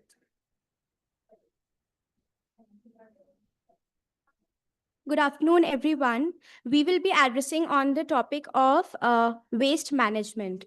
So some of the existing alternatives and solutions focused on waste management and environmental protection are waste segregation and recycling services, bins of different colors can be provided for dry waste, wet waste, and plastics. Weekly collection of wastes can be done. Sending recyclable materials like paper, plastic, or metal, glass to the recycling plants can also be done. Some other solutions are eco-friendly product startup can be introduced, in which materials like bamboo toothbrushes or shopping bags made of cloth can be introduced, and biodegradable packaging of products can be done, and products like straws made up of steel or glass can be used. Some campaigns can be conducted to teach people about reducing, reusing, and recycling of the products. This would help in minimizing the plastic pollution also. So, resource recovery and circular economy converts the waste into energy and recycle. Operational scale and integration owns end-to-end infrastructure and enabling efficiency and reliable services. Also, other startups like electronic waste recycling startup can be introduced, in which electronics like mobile phones, computers, batteries, or televisions can be done, because these materials contain valuable metals like copper, gold, silver, etc. Thank you. The solutions which you told, we already know about those solutions. There is nothing innovative about your idea. The feed straws which you talked about, the Jute bags, jute bags, everything. the segregation of waste, Colors colors, waste segregation. everything is already there. implemented a long back. A long back. Even before AI and those innovation startups were introduced, it was there. So what do you want to propose? For a startup, you're just providing solutions, not ideas for your startup. We can have some waste management apps which can track the waste produced and how the collection of the waste.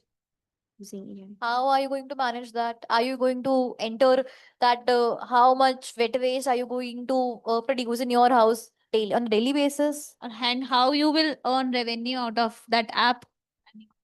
What is the idea behind?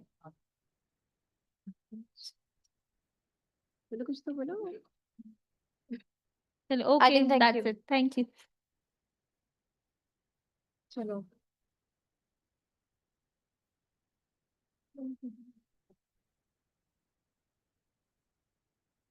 Next participant is Swapnil Pant.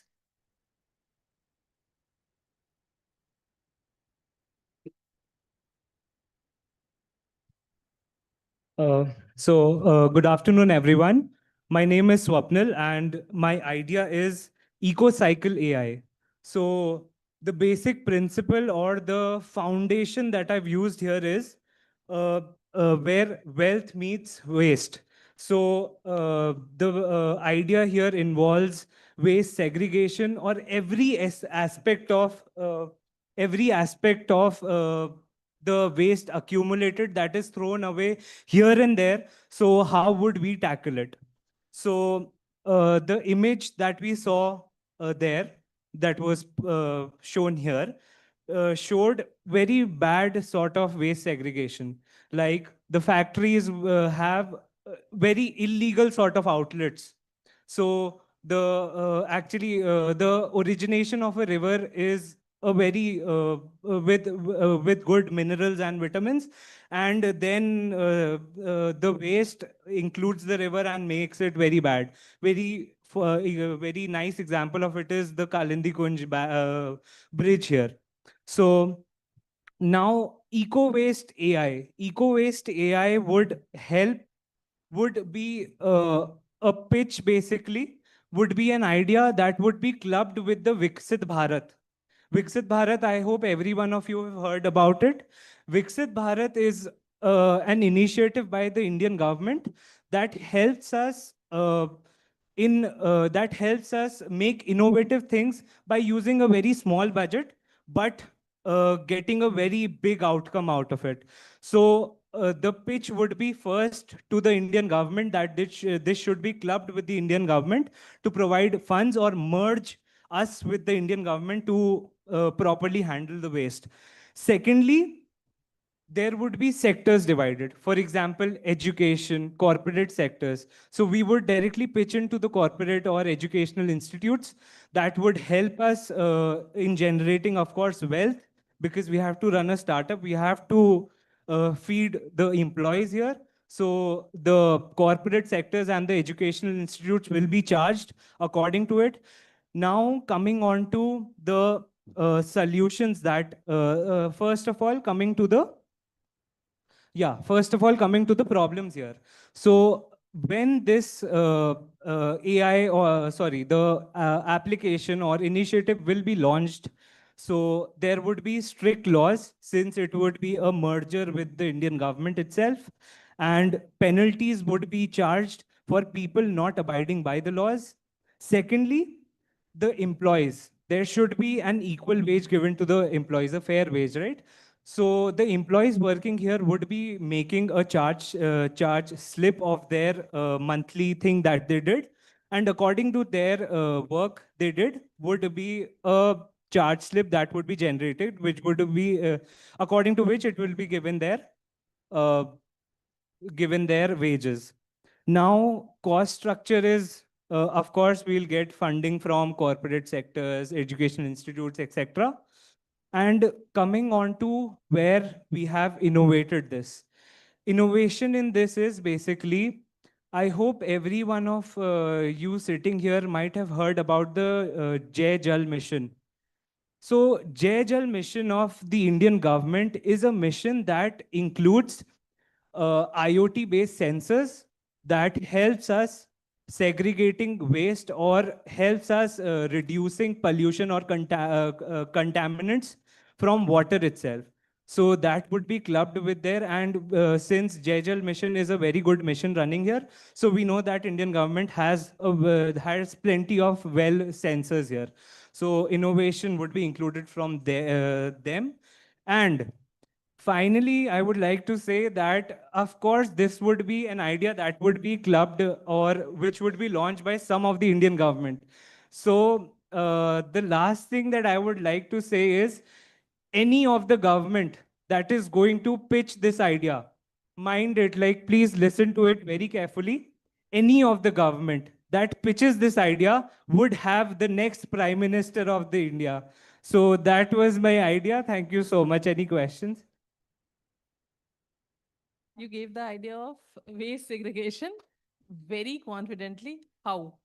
Waste segregation. How you are going to segregate the waste? Okay, starting from the first place, since opening a startup does not opening a startup is not easy, right? So we have zero cost. So let us think about the other way. I hope you all are aware of the fact that India has 67% of plastic waste, right? So, or in simple words, we can stay or stick to the fact that India produces 26,000 tons of plastic waste per day. So what we can do is at the first place, at the first place, we would collect the plastic waste and club it into lightweight dustbins, and then this pitch is clubbed by the Jai Jal mission. So they would provide us sensors. So in the dustbin itself, it would segregate wet and dry waste. So at the first place, this would be the initial step. And if and of course, if any of the government launches it, then it would be a great hit. Any other questions? Excuse me.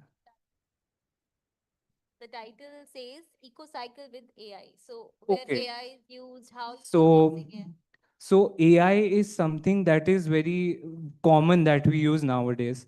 So AI would help us tracking the employee wages or the tasks that they are doing. Like in particular localities, AI would help us generating the percentage of waste in that area or the percentage of waste accumulated, so that we give some solutions or Waste recycling, and he's working since last 15-20 years. okay. This is not a startup idea at all. It is a startup idea. Let me tell you why. Right. 15 years back, we were like, not we were, but the ones who were in the field were not using even sensors for it. They had manpower, physical labor for it. So what we'll do is we'll replace the manly lifted dustbins or what with AI something related dustbins, which would reduce the cost here. And of course, the lightweight dustbins would not cost us that much because it is made out of waste only. So, any other question? Thank you so much.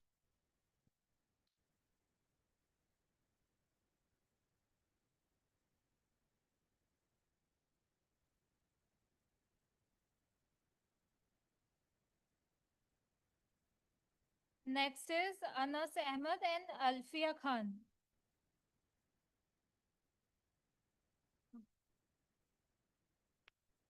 Sujan, कहाँ है?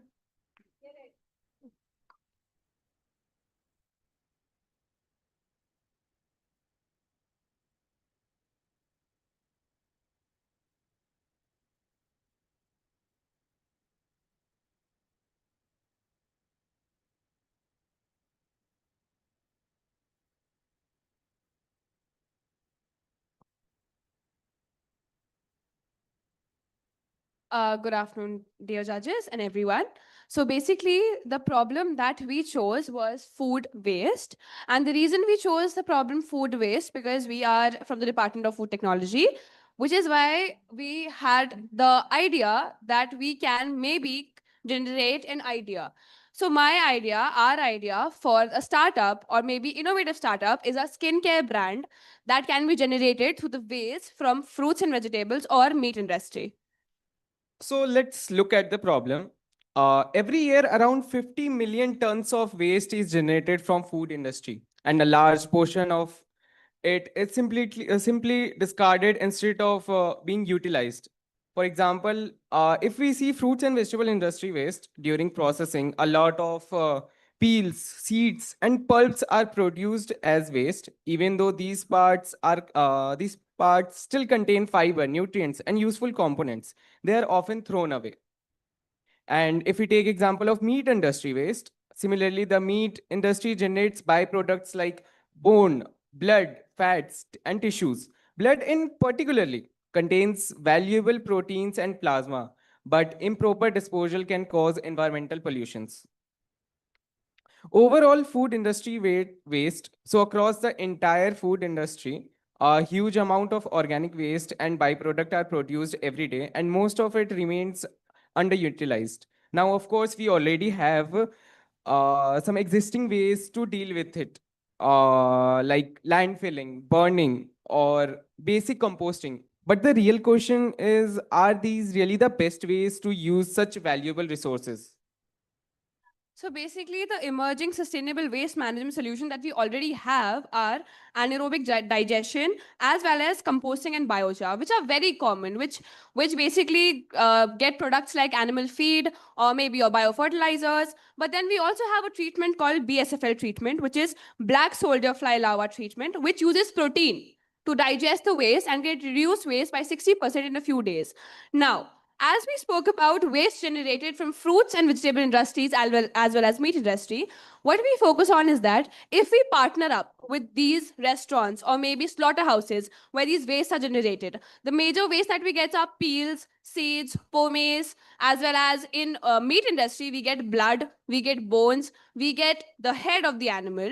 But what basic thing that we miss in that is that the blood that we have, it has blood plasma, which has an easy separation technique, which is called centrifugation, or as well as we can separate it with the help of member filtration. That blood plasma can be used in the preparation of serums, which the many popular brands, we can claim it as blood plasma serums, which helps in skin repair. As well as we can use pectin. Pectin is often extracted from the peels of fruits and vegetables, which is a very good source of skin masks as well as collagen which can be extracted. So that is our idea, that we can, with the help of waste generated from fruits and vegetable industries as well as combining it with meat industry, we can actually have a very good skincare brand which can actually come to your solution part. Ma'am, the solution that is alternative existing solution that we have, it is composting and charring. It is biofertilizers where we use where the fruits and vegetable waste that we actually have, we use it as compostings. And one major existing solution that we have is landfilling. What we did not mention is it is because if we compost our waste into landfillings, it causes soil erosion, it causes groundwater leaching. That's why we did not mention the landfillings. So ma'am, these are the already existing solutions that we have, but they also have a major drawback because rather than actually managing the waste, what happens is that our soil gets eroded as well as our groundwater seepage starts, which is why हमारा per capita loss भी बढ़ जाता है because a good piece of land is wasted. And you are coming up with what solution? Ma'am, our solution and our innovative idea was to partner up with food processing industry की जो waste होते हैं, for example fruits peels या फिर हमारा meat का जो peels, जो meat का हमारा blood वगैरह होता है from slaughterhouses. Our idea was to partner up with them, get the waste from there and generate a skincare brand from that using blood plasma, using pectin, using collagen. Also, ma'am, from meat industry, we can also have this source called gelatin. Which is a very prominent use. It has a very prominent use in confectioneries. Gelatin, जो marshmallow बनता है, everything. So, ma'am, we can also use meat का जो waste होता है. We can extract gelatin from there, and then we can also use it in the preparation of confectionery items like marshmallow, like toffees, etc. Yeah. Okay. Okay, Alfia. Thank you, ma'am. Thank you, judges.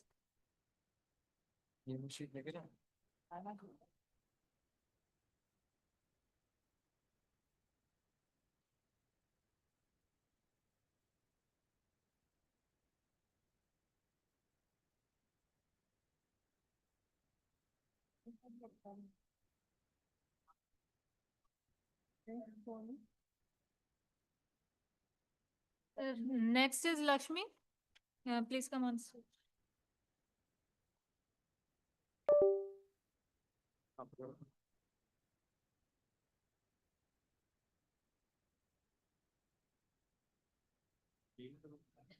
Mail करो जाए pen drive में, हाँ mail कर दो.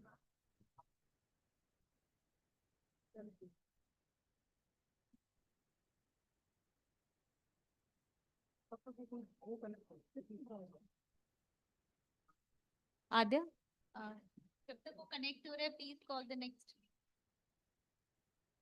Bharat and Vaibhav or Karthik.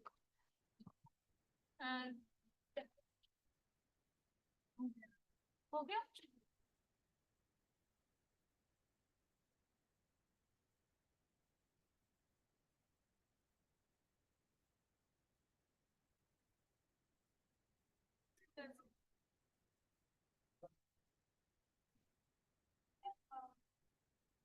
आएगा नहीं मैं क्योंकि ये जो ऑडिट ये यूडीआई कौन सा बेटा कौन सा ये वाला ना क्या है Waste to best.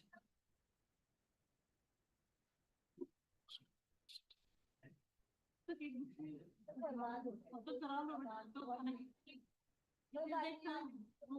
वाला mic.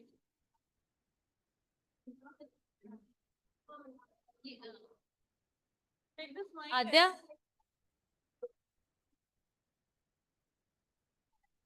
Okay.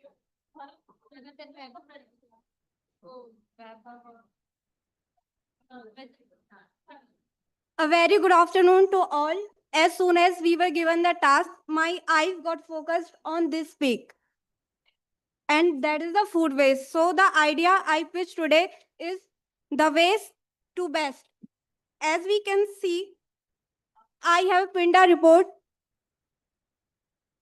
in this pic, which is the Times of India report, which states that the United Nations Food Index says that 78 million tons of food waste is generated in India annually, which also accounts for 8 to 10% of total greenhouse gas emission.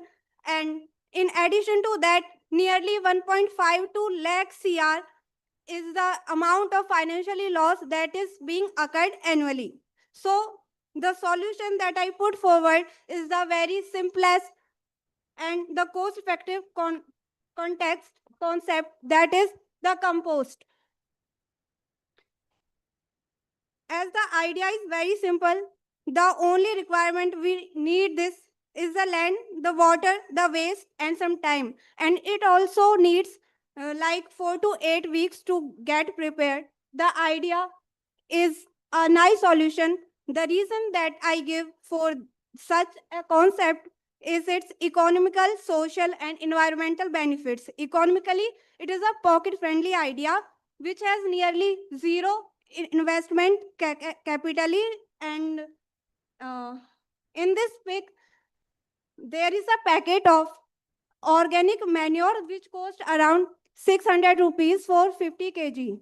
So it's a golden window that we can make best out of the waste, and it can also empower women. As we can pitch in idea in the village side, it will also empower the women socially as well as economically. Environmentally, I would like to say that it is eco-friendly idea. It will reduce the greenhouse gas emissions, and no fuel is needed, so no electricity, no coal is required. That will pave a sustainable future for ourselves. And if we talk about its future, India CAGR report states that for organic farming, the market will be hike up to nearly $10 billion.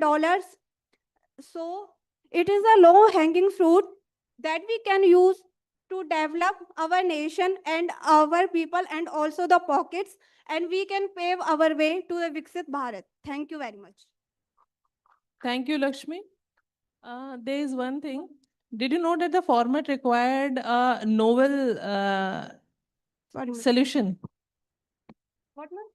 It's the solution has to be new one. So this one is already existing. This one exists, but it has not been reaped to the extent that we can reap. So you are going to extend it to mass scale. We can use it to mass scale, but the first thing that we need is the awareness. I just wanted to know, where is your innovativeness in this? My innovative is knowing the idea, because many of us know, but we do not will to implement this idea, and we just take it for granted. Okay, thank you. Thank you very much.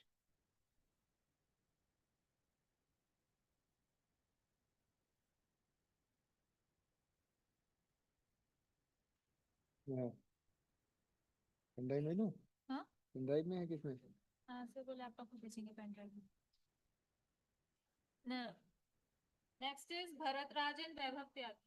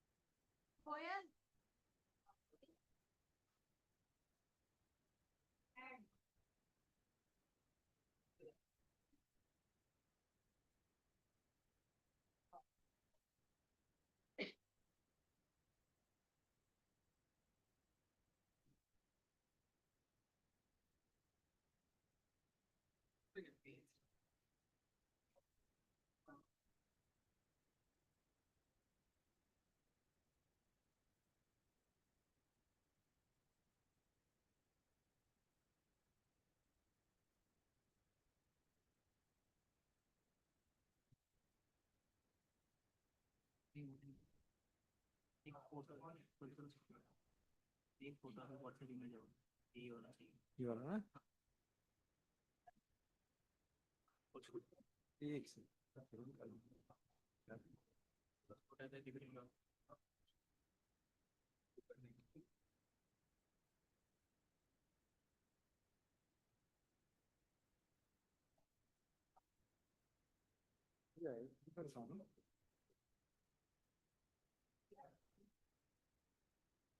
Hello, everyone.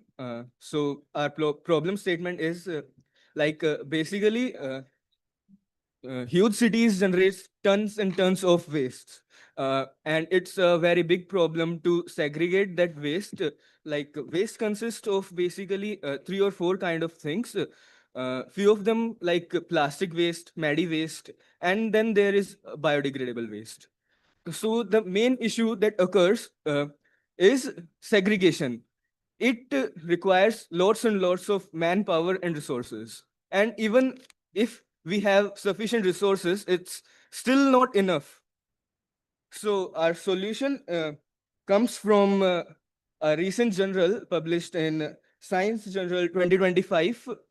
So according to that article, um, there is a process pyrolysis of plastic through which we can burn plastic. No, we can heat plastic in absence of oxygen. So it breakdowns and gives us a few useful contents such as fuel and flammable gas. And then there is carbon residue remains that can be used in some. Weber, I can understand the problem statement you had identified. Yes, ma'am. Second thing, I want to know your innovation, novelty to solve the problem. I'm just coming on that part.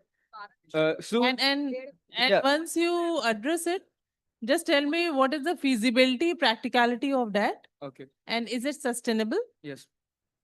So basically, the thing is, the problem is segregation. So we, in our innovative idea, we don't even need to segregate things. What we are doing is, as you can see in the diagram, we like collect the waste in a container, and then we start heating it up in absence of oxygen. We do basically the same process as pyrolysis. So the biodegradable waste gives us some gases like syngas, which is a valuable fuel itself. And the plastic waste or the waste that is non-biodegradable can give its own other components. So it is very feasible idea. Like we are not wasting many resources in this. And then the separation process of the products we obtained is also very easy in this process. We can use every single part that is produced, like the carbon residue that remains, which can be used in rubber industry and in manufacturing of roads, or the gases can be used to power the plant itself, and the fuel can be refined to diesel or petroleum. And also we get some biodegradable residue which can be used in farms to make them more fertile. It uh, it tackles many problems, like there will be no huge landfills. We can just take out the waste directly and heat it up. No need to segregate, no need to waste manpower or any resources. So basically, the biggest problem in the waste management is segregation. So instead of segregating every type of waste, we can just dump everything into a single container, which can be heated up during with the process of pyrolysis, which is heating in the absence of oxygen, which breaks down every particles of it and in every different components of it into its different own containers of it. We get carbon waste, biochars, syngas, etc. So this is simply, we don't have to segregate anything, but we can just dump everything into one container, which, yeah. So we are doing like many things. We are producing energy from waste. We are tackling the problem of landfills. We are tackling the problem of segregation and wasting resources. Also, the carbon emission or the amount of pollution it creates in soil and water while it is being dumped in landfills. We are also like tackling that problem. Thank you. Okay, Bharat and Weber, thank you.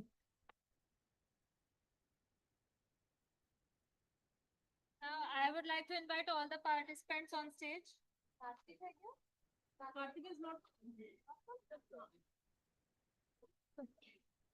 Please, all the participants come up on stage.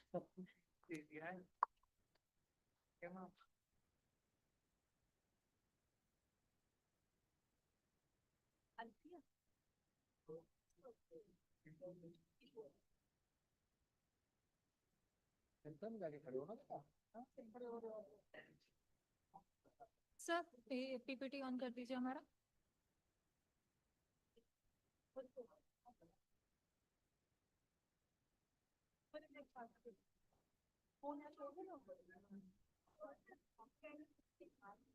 Yes. For the take on, we are also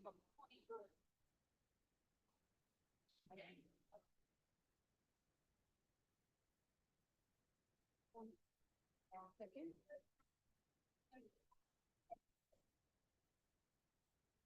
So I wish to thank all of the participants. They came up with very good ideas within 15-minute time limit.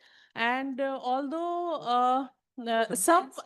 almost all of the participants have suggested the problem statement correctly. And the presentation and confidence was quite good for almost all of the students. But it is good to see that the science students are coming up with the ideas which is innovative, which is novelty, which is feasibility, practicality, sustainability. So the prizes are just to give an idea that the feasibility and practicality part, for these two parts, all of the participants perform very well. So thank you. So now we'll be announcing the result of the event. The first is Anas Ahmed and Alfia Khan.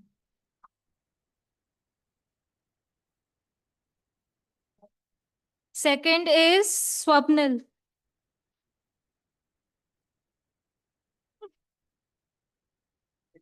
Third is Vikas Sharma.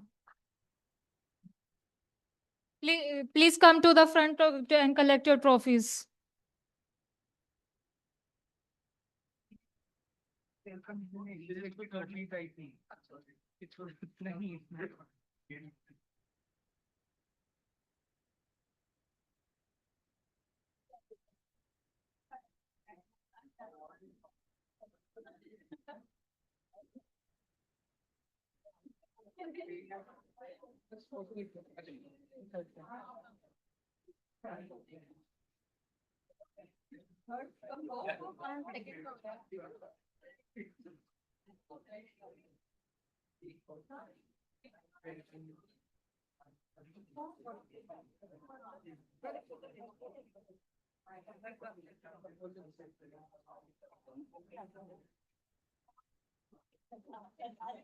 Let us all gather for a group photo first, then we can finish off the event.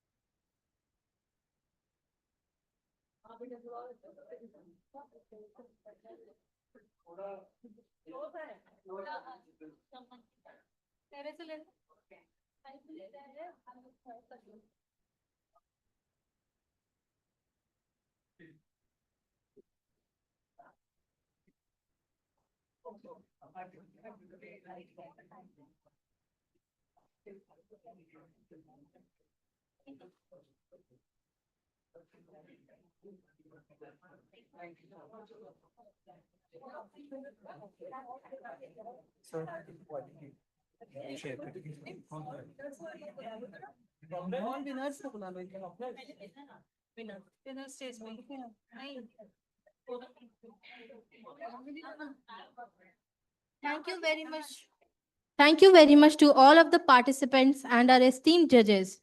Such events hold a significant role in providing a networking platform for students and developing strategies to drive university level innovation and startup ecosystem.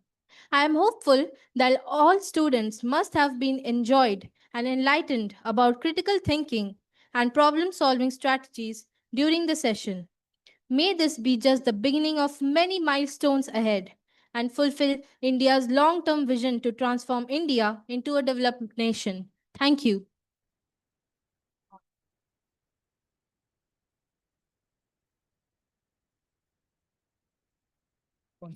Spotless. ठीक है ठीक है sir कोई सी PPT चला दीजिए बिल्कुल चला देंगे। कौन सी वाली है? NSD1 करके होगी इसमें जो ये अराउंड है एक second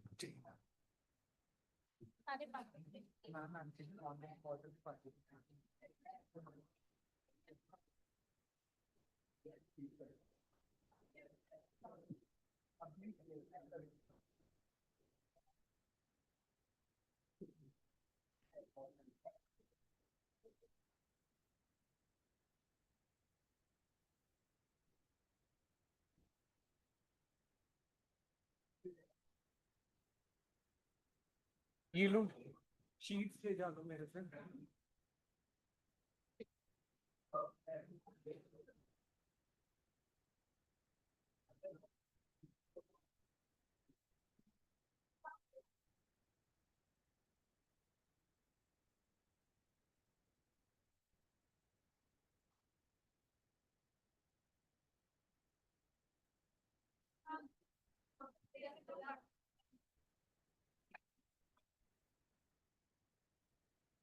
Okay, so good afternoon, everyone. My name is Swapnil, and I'll be hosting the quiz for Horizon National Science Day 2026, hosted by Amity Institute of Applied Sciences.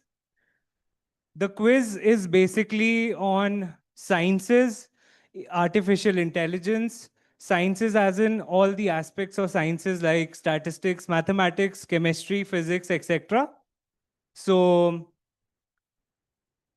we'll move on to the guidelines. But before that, if any one of you would like to still participate in it, there we have some more seats left, so you can accommodate that. Okay, coming on to the guidelines first. So round one will have 20 questions. 20 questions, it is basically a multiple choice question round. So you have to write your answers accordingly in your sheets that are provided. So first of all, you may write your name, enrollment number, batch, department, and course in it. And then you may mark your sheets up to 20. And as soon as we start the first slide, the time will start. So, okay.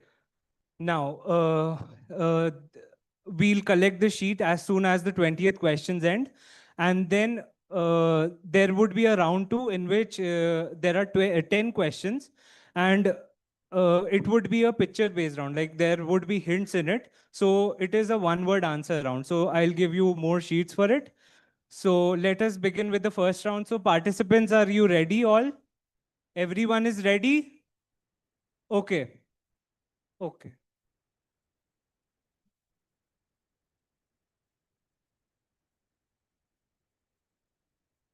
So are we ready, participants? Everyone has written their name, enrollment number, etc. on the sheet? Okay. So since there is a time constraint, so we have reduced the time to 7 seconds per question.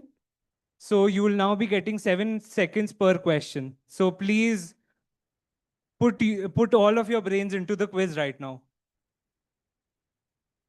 So let us start. 1, 2, 3.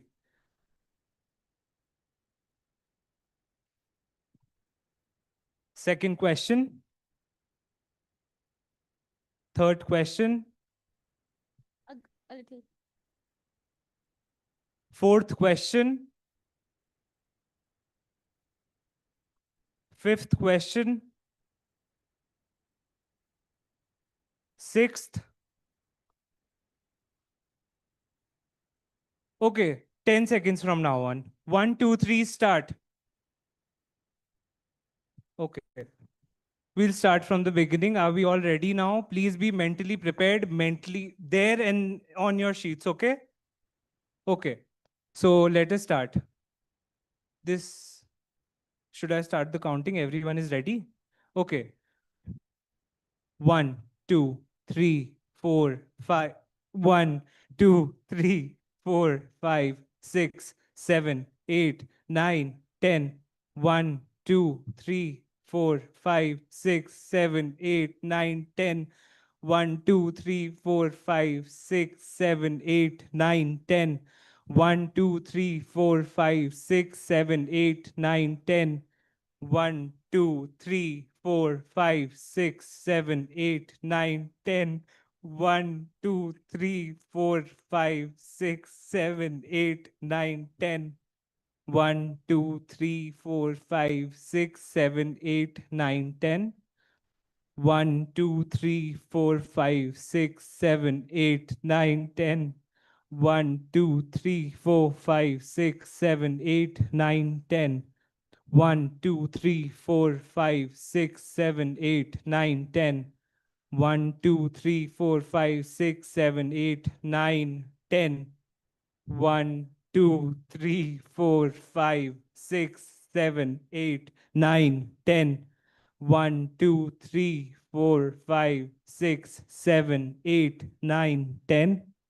1, 2, 3, 4, 5, 6, 7, 8, 9, 10. 1, 2, 3, 4, 5, 6, 7, 8, 9, 10. Sorry. 1, 2, 3, 4, 5, 6, 7, 8, 9, 10. 1, 2, 3, 4, 5, 6, 7, 8, 9, 10. 1, 2, 3, 4, 5, 6, 7, 8, 9, 10. And the last question. 1, 2, 3, 4, 5, 6, 7, 8, 9, 10. Volunteers may collect the sheets, please, Karishma and Shubhajit.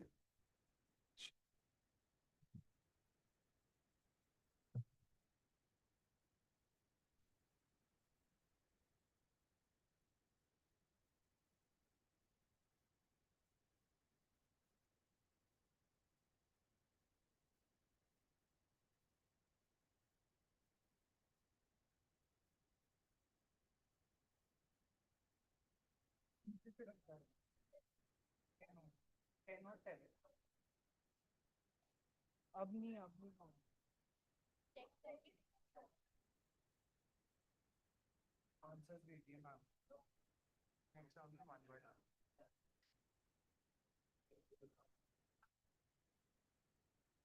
Question. ठीक है ठीक है. और इसमें सिर्फ उसको आगे लिखिएगा. हाँ. Participants हैं 20 around है. मान लोग को दे दो.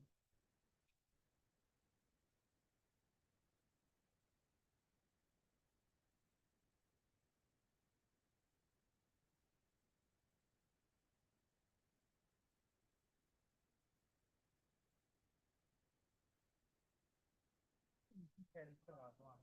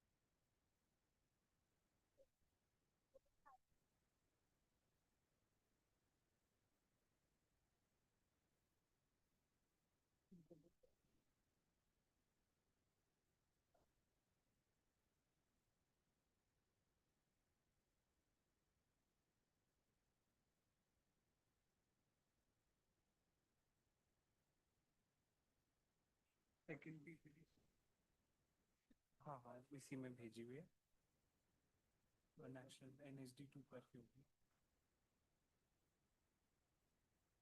ये वाला है ना ये राउंड 1 है दूसरी होगी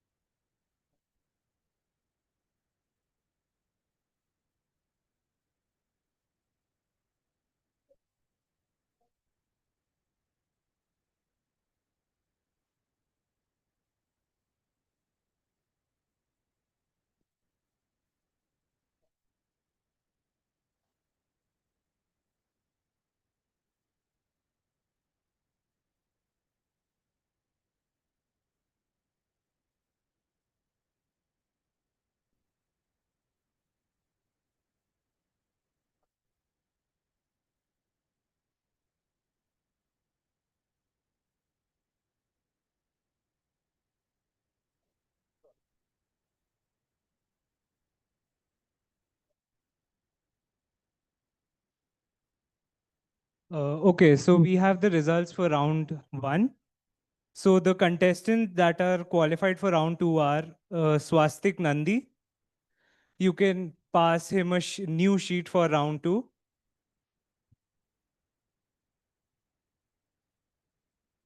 Swastik Nandi, please raise your hand. Second is Harshal Kumar. Please raise your hand. Pass him a new sheet. Third is Yugam Sehgal. Okay. Fourth is Aditya Agarwal. Fifth is Shriya Khan. Okay. Sixth, Priya. Anyone, Priya, please raise your hand. Okay. And then we have R. Bharat Raj. Please raise your hand. Anyone? Anyone that goes by the name R. Bharat Raj? And then we have Gayatri. So who is Gayatri? Please raise your hand.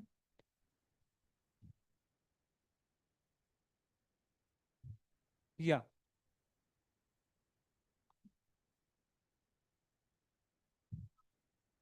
Eight. So the participants that are qualified for round two, please come in the second row.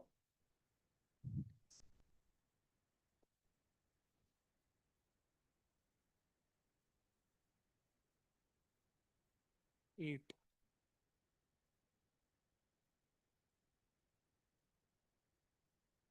ठीक है. I think there is no one by the name that goes R. Bharatraj, so we would not consider it. So these are the finalists of round one. So are we ready for the second round? Only 5 are there. No, he's sitting there. Swastik, come forward.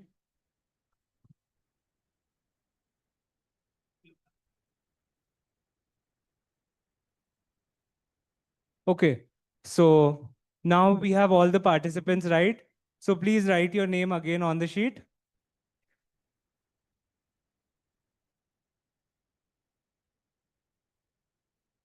Are we ready? 15 seconds.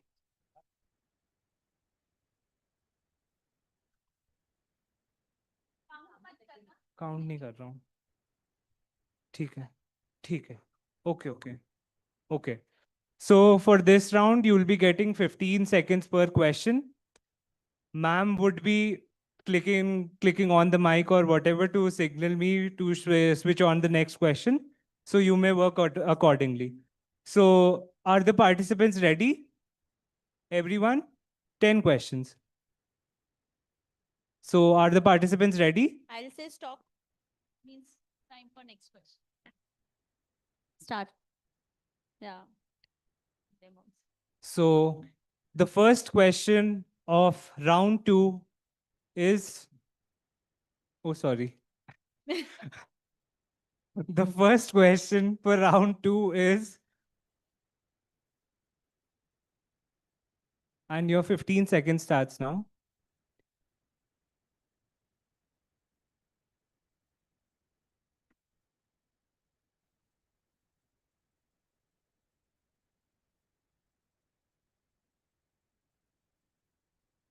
Next.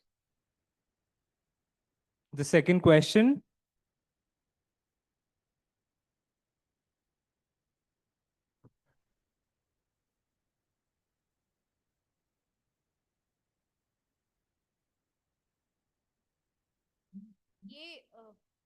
Please maintain silence. Next. Third question.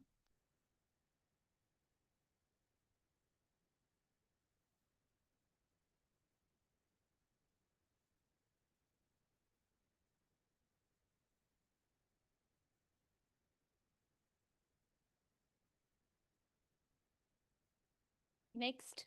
Fourth question.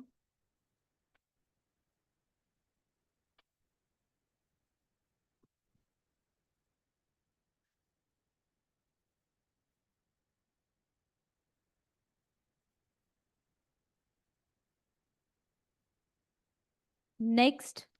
Fifth question.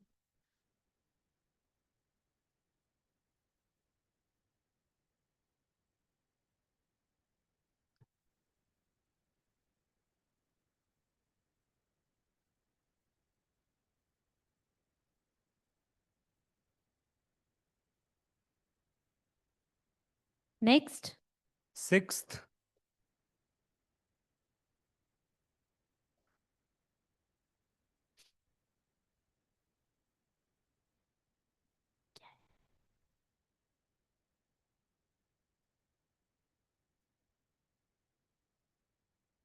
Next. Seventh question.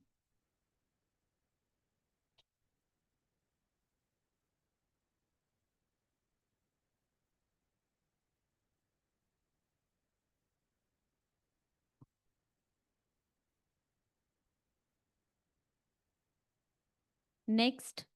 Eighth.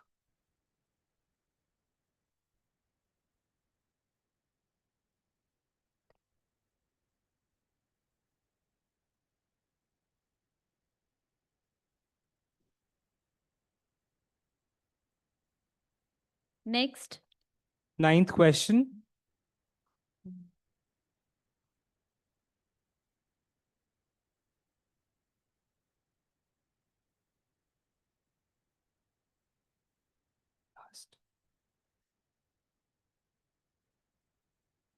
Next. And this is the last question.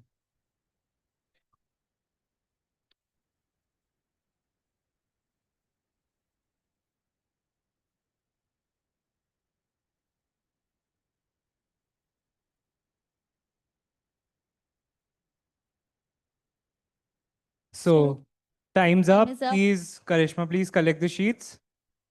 So, Everyone has written their name. so please collect the sheets fast.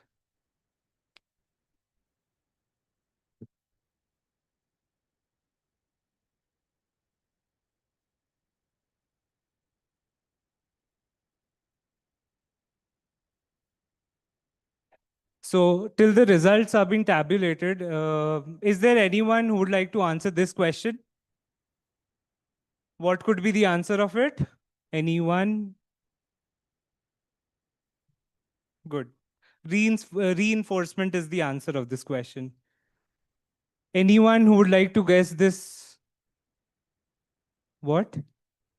AlphaGo. Nice. Third question, if anyone has the answer of it. No, it's sigmoid. Yeah, but we'll skip this question. So, answer for this question. Perfect. Next is anyone from there who'd like to answer this question? Okay, Yugam, you can only answer it. So this is overfitting. Anyone for this? Random forest, perfect. We'll skip this question. Anyone for this? No. Binary tree. And the last, entropy. So that was the quiz. I hope you liked it. So give us some more time till the results are being tabulated. Thank you so much.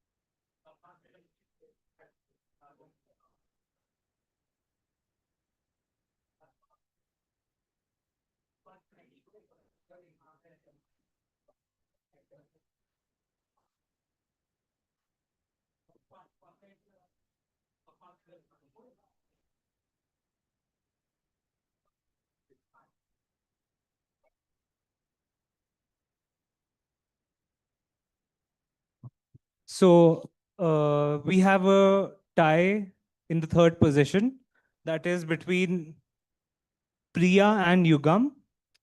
So to break this tie, I would be asking one question, only one question. And the first one to submit it to Astha ma'am wins it. So you may take your sheets.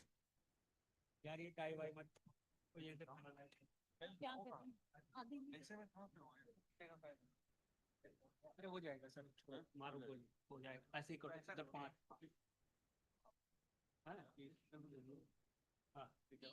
Question. Okay, so Yugam and Priya, are you ready?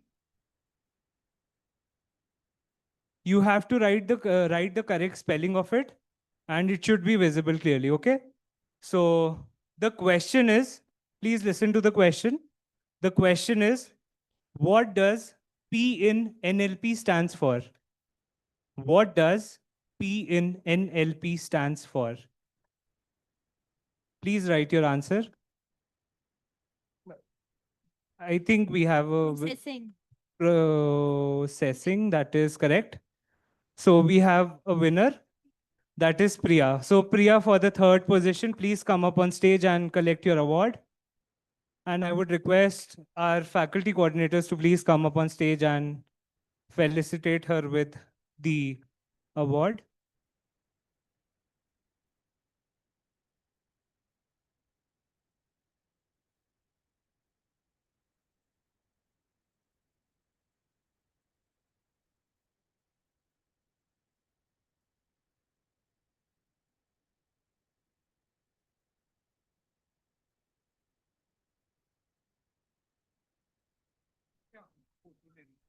Photo.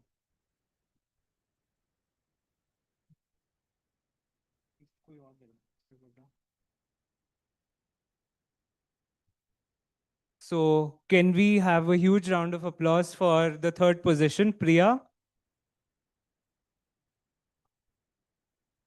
So on the second position, we have Shreya Khan. So please come up on stage and collect your award.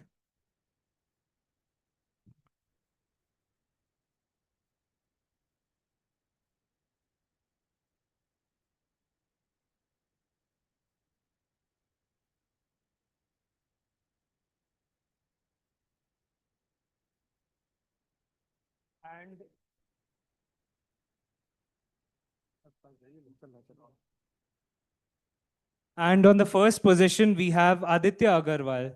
So please, can someone click his picture?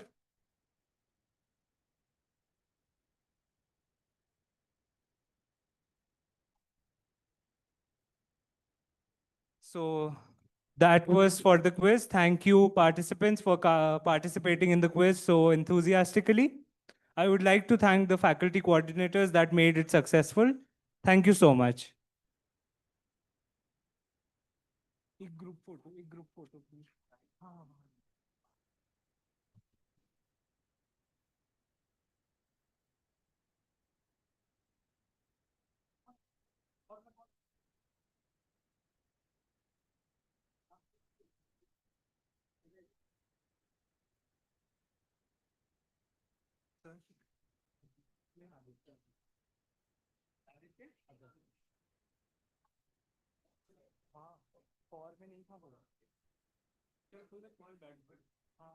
ठीक है ठीक है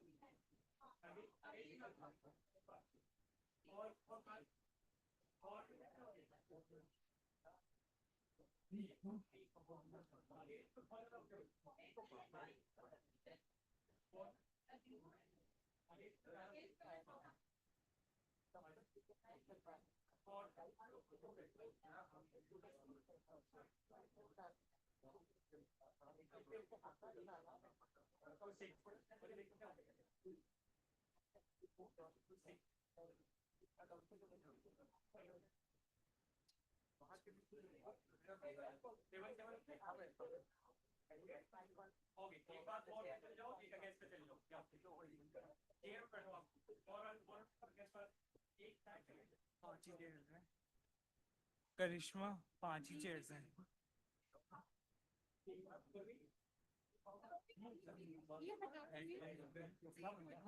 हट जाना चाहिए I guess बताओ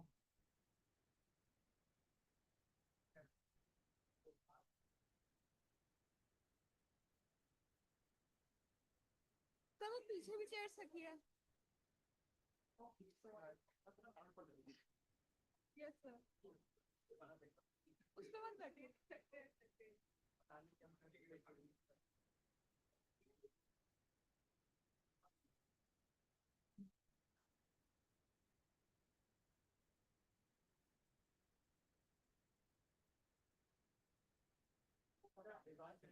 उनको पहले वो कर लेना एक्सप्लेन कर लेना कौन अगेंस्ट है कौन ये हमारा ये फिगर के लेफ्ट हैंड साइड में अगेंस्ट है या राइट हैंड साइड में ठीक है तो सारे वो देखा देयर माइक माइक दो माइक दे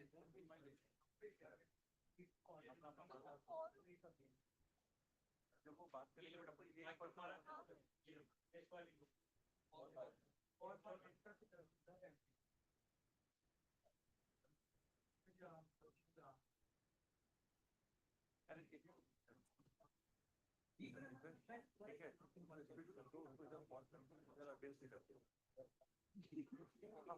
हेलो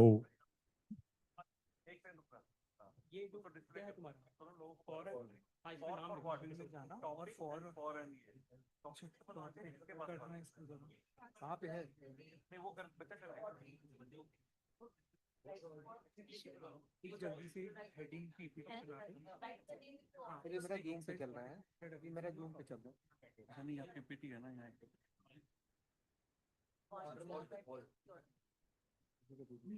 हाँ कोई बात नहीं हम इसमें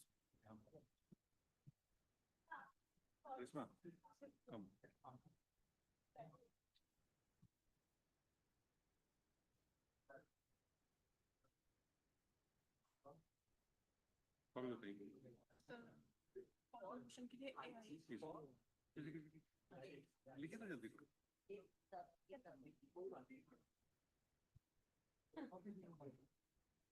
टॉपिक बोल ही नहीं तो हम टाइप कर देते एआई के अगेंस्ट तो टॉपिक तो होगा ना कुछ हिसाब से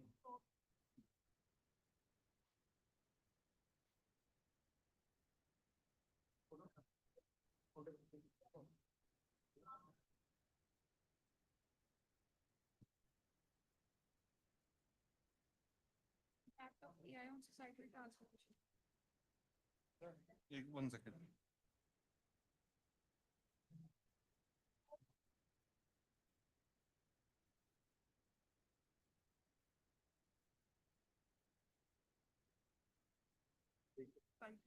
हाँ एक सेकंड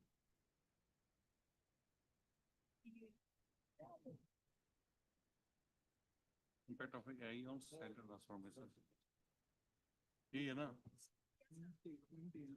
per speaker को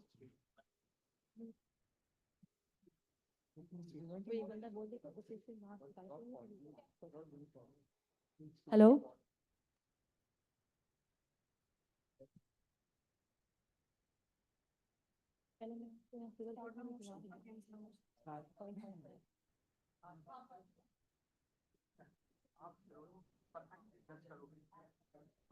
Hello.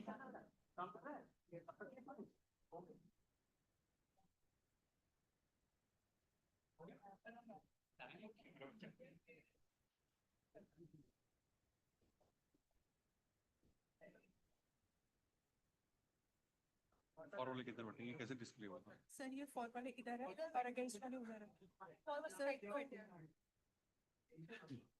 इधर बैठे हैं ना सर सही है सही है सर ये अगेंस्ट वाला उधर चला जाएगा जब हम उसको ऐसे करेंगे हाँ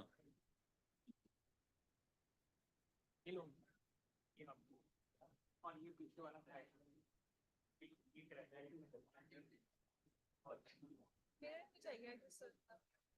सही में सही बताइए हाँ हाँ सर सही है ये लैपटॉप में ऐसे करा जब ऐसे करेंगे तो अगेंस्ट उधर जाएगा और इधर आएगा सही से बताइए देखा है ऐसे ही सोच रहे थे और लेफ्ट वाला ये डिस्प्ले होगा ना तो फॉर इधर आएगा यस सर ये कौन है अरे ये सही है फॉर है ना सही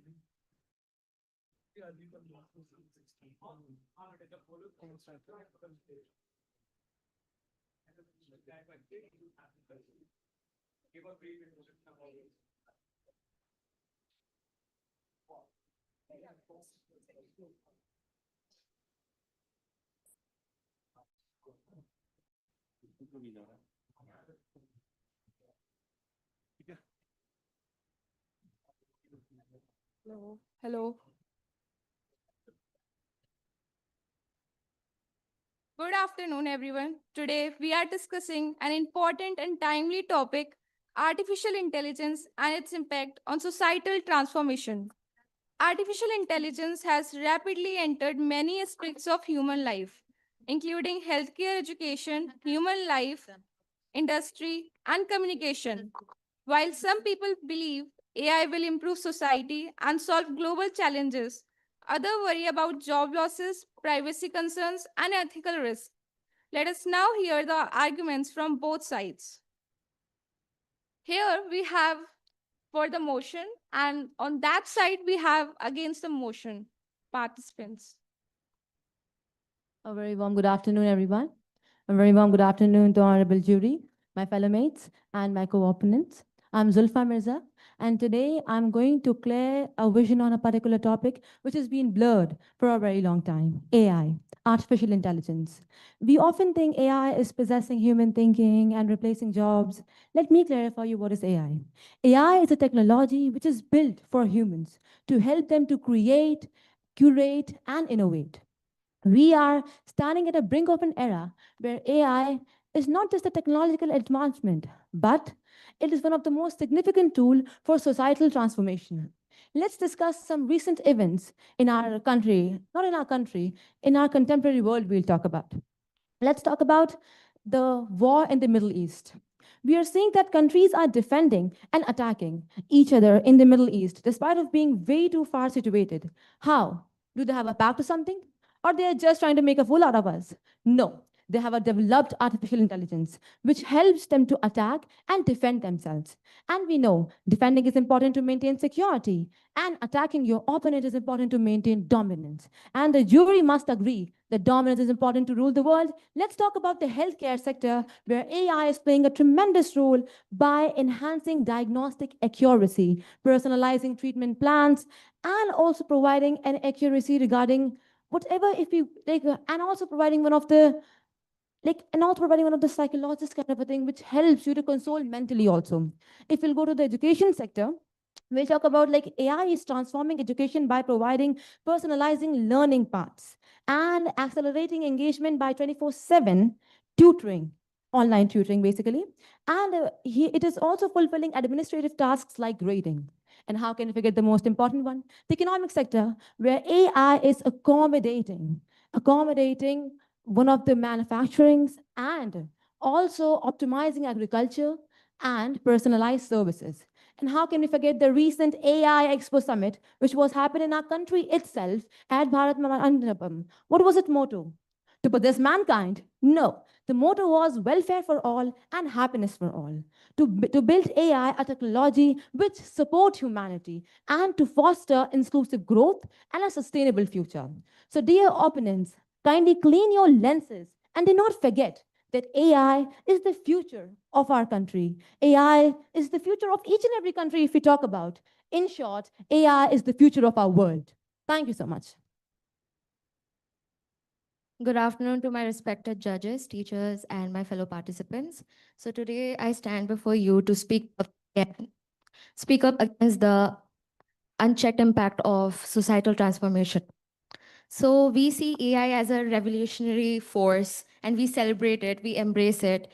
But there's this one question we all should have, that at what cost this transformation is taking place. So we have been promised about the innovations that we've had from AI, but are we seriously taking the threats or like being more aware of the threats that they are placing for the fairness and justice to our society?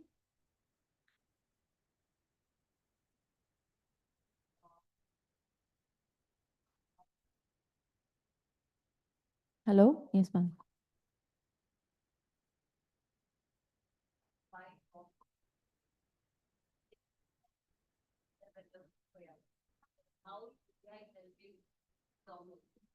Thank you for the question, ma'am. As you said that why dominance is important to rule the world. Ma'am, if dominance will... Ma'am, each and every, like if we'll talk about a particular country who wants to rule the world, why won't a country doesn't wants to rule the world? To maintain their dominance, to take more resources, to have more control over the world. As a human thinking, we like controlling. We like controlling the world and all. That kind of thinking to prosper, that you want to control Ma'am, the things? first and foremost, we cannot stop on some of these thinking, ma'am. Like for example, I would like to mention America, who is opposing tariffs, and the countries have to agree with them. Like they have no other option because he is like it is a superpower. That is the particular point. The second thing you said, like dominance was also there when there was no AI. So my point is that AI is supporting the countries to maintain dominance, to establish dominance. Like previously, there was, if a one country is dominant in a particular region, it'll be dominant. But now with the support of AI, we can also get dominance by attacking or whatever. I'm not using the word attacking, like I was just referring the the war between Iran and America, Israel, as we all know. So I was just denoting that particular thing, that if a small country, Iran, can threat America by their missiles and their AI technologies, and somewhere is possessing dominance. So yeah, AI is important for dominance. AI can help in dominance. Thank you so much.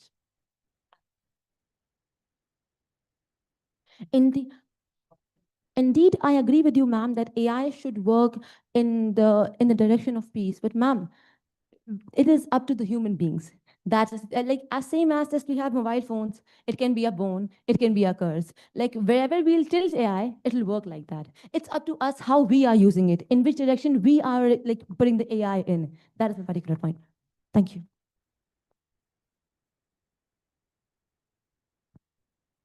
Pardon, ma'am? Indeed, no, ma'am. Each and every country should try to develop their artificial intelligence to be not dominant, but yeah, at least be a powerful nation. Because in times of war, we need to show our strength. And if we won't attack, we'll be defeated. That is my point, ma'am. Thank you.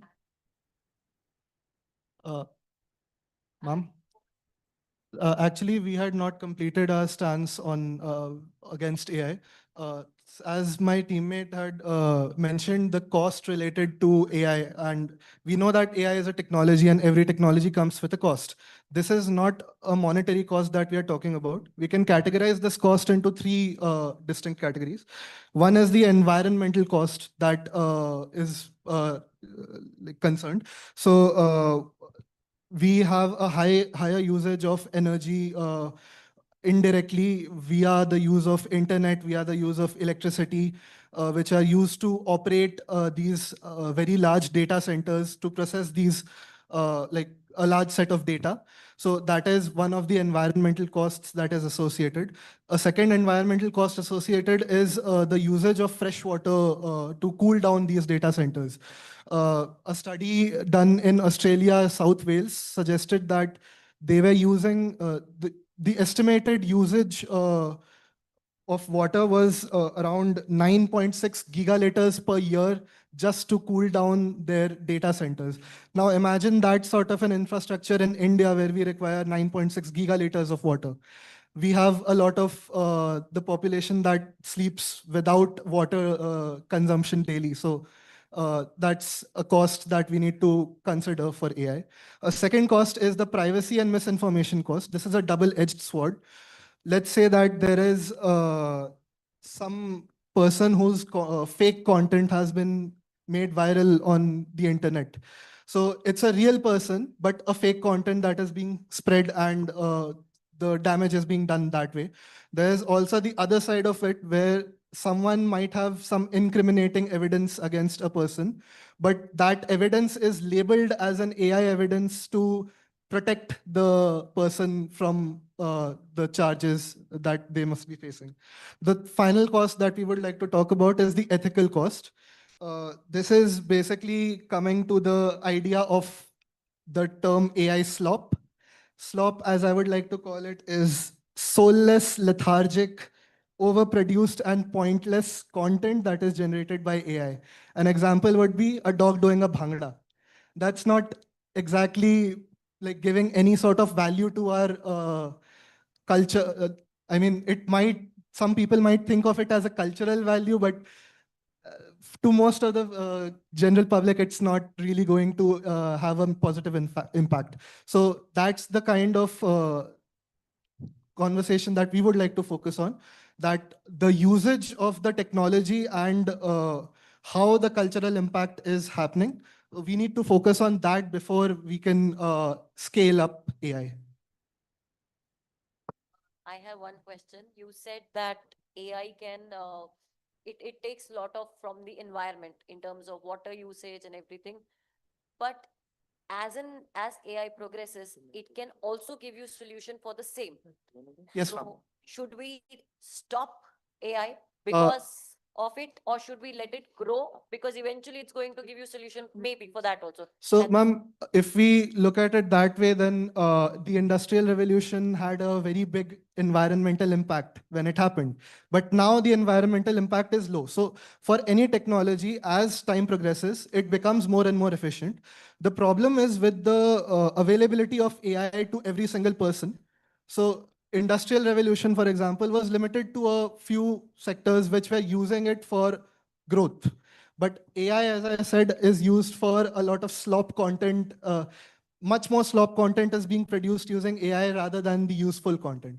So the restriction should be on the slop part of it, where we stop giving free access to everyone. It should be limited to maybe institutions and maybe some organizational use. But for personal use, it's a little overkill as it is currently developed. So the rebuttal is allowed, right?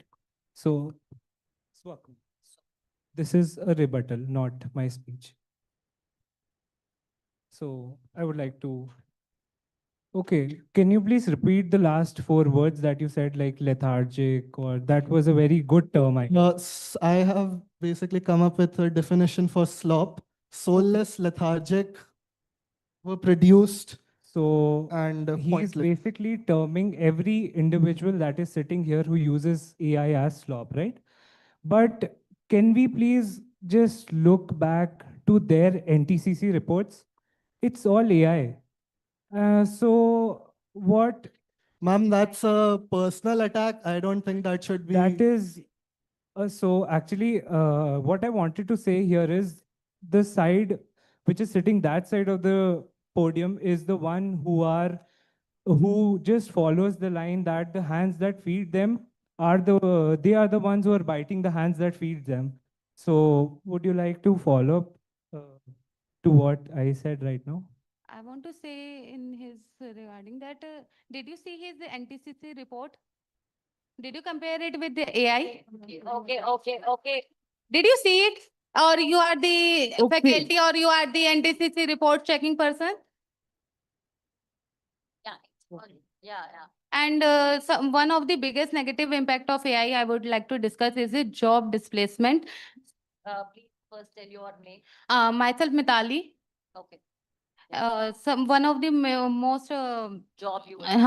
negative impact of AI is the job displacement. As we know, AI technology is growing. Automated system is increasing rapidly. It is replacing jobs of human beings. This creates a very impact on the human beings who is losing their jobs. They are dependent on their jobs for their livelihood. But now AI is eating that jobs. AI is replacing that things. Even in many sectors, like human beings were working in factories, working in a customer service, but now this all things are done by AI and like robots and something else. And even on the personal risk, I would like to say speak. Example. Okay, for example. See, nowadays a lot of companies like Amazon, Deloitte, they have for hiring the HR. The first screening is going through by AI. So because of that screening, a lot of resumes get rejected. Though they have like a perspective, like the 10 years they upload the resumes. Because of that, a lot of biasness is happening. For example, a lot of women get displaced because of that. And Bias is happening. yeah, a lot of biasness is happening because of that. First biasness is for the women, and then next it because like a lot of people might have skills and then they have the CGPA criteria, so it goes because of that. Like the first screening doesn't even happen. Like it's a reality which is happening now. Like a lot of people face it. And then next, only this AI it's developing. We know it is developing, but who is getting access to it? The one which is, the technology who has like US, China, Korea, they have a lot of technology. So they get access to it. What about the smaller countries? What about the smaller countries which are, lacking technology? So they depend on US. They depend. So because of that dependent, it becomes like a problem. So they manipulate and everything. So they have to go by the rules. Like they can't, like, for example, like Nepal, Ethiopia, they all like struggle with AI because they have less resources. So we need to accept the fact it's not creating a global development. It's for only for some people. Like it depends on how we use it. Even they have mentioned about, like in war missiles, how do you know the AI is only going in right direction? What if it even like, generating missiles like to kill? What if it's killing someone like not only opponent, your same own people also? If you are finished, then I would like to answer both of the questions. Yeah, you can. First and foremost, the word is replacement, not displacement. Second, if I talk that AI is a job giver, not a job replacement, what you will say? See, No, basically, you will. the irony is we created something to replace ourselves. Let me A complete, lot of please. layoff is happening because of AI. I insist you to kindly let me complete, then you can proceed. First and foremost, I will say that if we have AI, then we have AI trainers, we have data scientists, we have teachers who teaches us courses like generative AI. So where are these jobs? Where are how these jobs are coming? We are getting jobs not because of AI. That is a particular thing.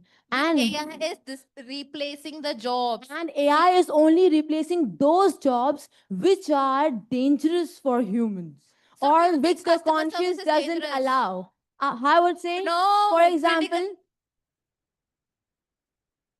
See, First and foremost, let me complete. You are just intervening again and again. How would I able to answer your question? First, you should have that patience to let me answer, then you can speak, right? That is the particular thing I'm saying to you. Okay, wait, please. Wait, let her finish. Like, please cooperate.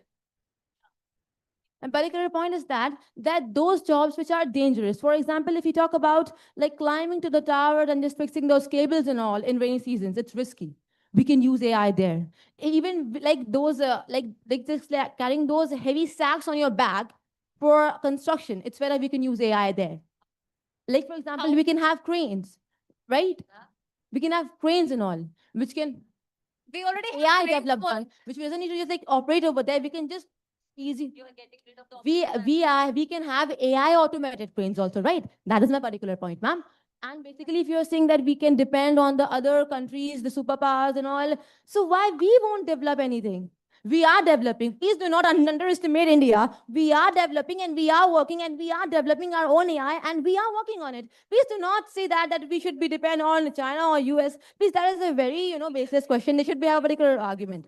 Thank you. For a kind information. Yes, ma'am.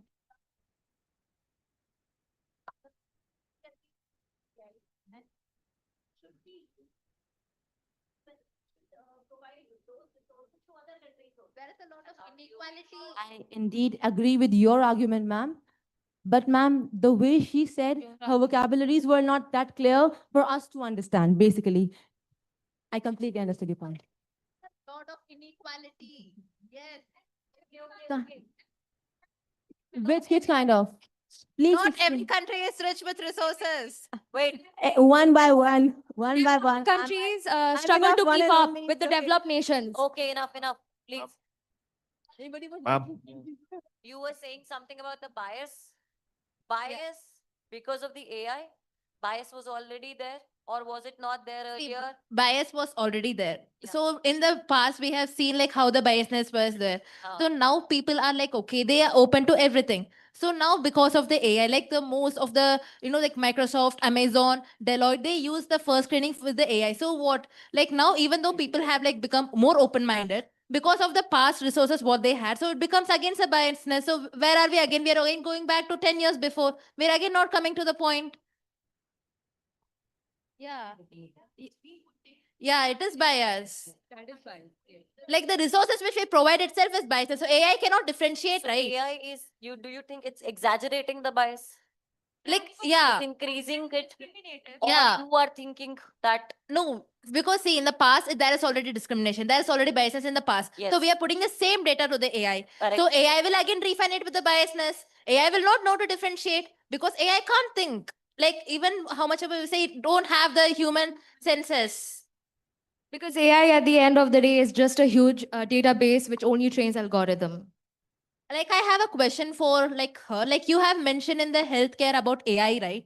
Like like healthcare, going like for the diagnosis and everything. How can you be so sure that it is diagnosing very correctly? Because The what are thing is that doctors we have then? the thing is that we have data for this. Let us not get off track. The thing is that some AI models can better detect cancer up to 90% of cancer, like in some specific cases of cancer, Examples like up to 90% of the cancer cells could be detected by AI. This is a reality.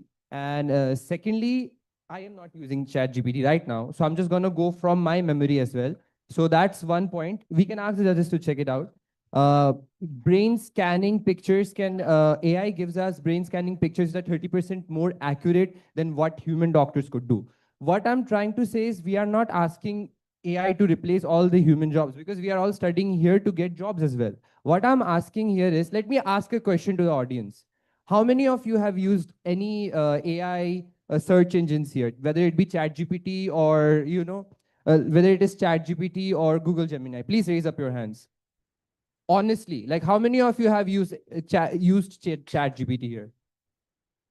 When we look back, we can see that almost everyone sitting here in the room has used ChatGPT in one way or the other. So what we have to understand is we all come from different, even teachers, we all come from different financial, social, economic, even religious backgrounds. But irrespective of that, we all use AI, right? It can be for good use or bad use, right? So the other day I was listening to this speech by someone, and he said that his Haryanvi grandmother cooked pasta just by listening to AI, and she spoke in Haryanvi as well. So we also have to consider the good, good side of AI. We cannot always, go up and say, oh, AI is just bad. I learned Python from AI completely. I did not use any other, any other YouTube videos or anything. I learned my Python from entirely from ChatGPT. So I would say it has also made, education more, easily accessible to so many people. So we have to take that into consideration. There are widespread uses and I would say applications to it as well. Now I know that there are many disadvantages, especially when it comes to nature, because of the water that is being used. But we are moving forward to optimization. When we look at cars and we see cars are doing pollution, we don't say let us all just stop using cars and start walking. We look for better ways to optimize pollution. That's how we came to CNG, right? So this is what we should keep in mind, that yes, AI is in its initial stages. It is going forward. As we move forward, we'll optimize it more. So we have to keep that in mind. The first time the printing press came into Europe, scribes lost their job across Europe. But they did not, society was very scared that the scribes will lose their jobs. Scribes lost their job, but new jobs were, new jobs were created, and the jobs were replaced. The World Economic Forum says that almost 95 million of jobs will be created. This is the data. The World Economic Forum says that 85 million jobs would be lost, but 95 million of jobs could be created. So this is what is important for us to understand, is there are many good points that are coming up. And I don't think anyone sitting here would say that let us just do away with ChatGPT or let us just do away with Gemini. Be honest. Do you think we should do away with ChatGPT or Gemini?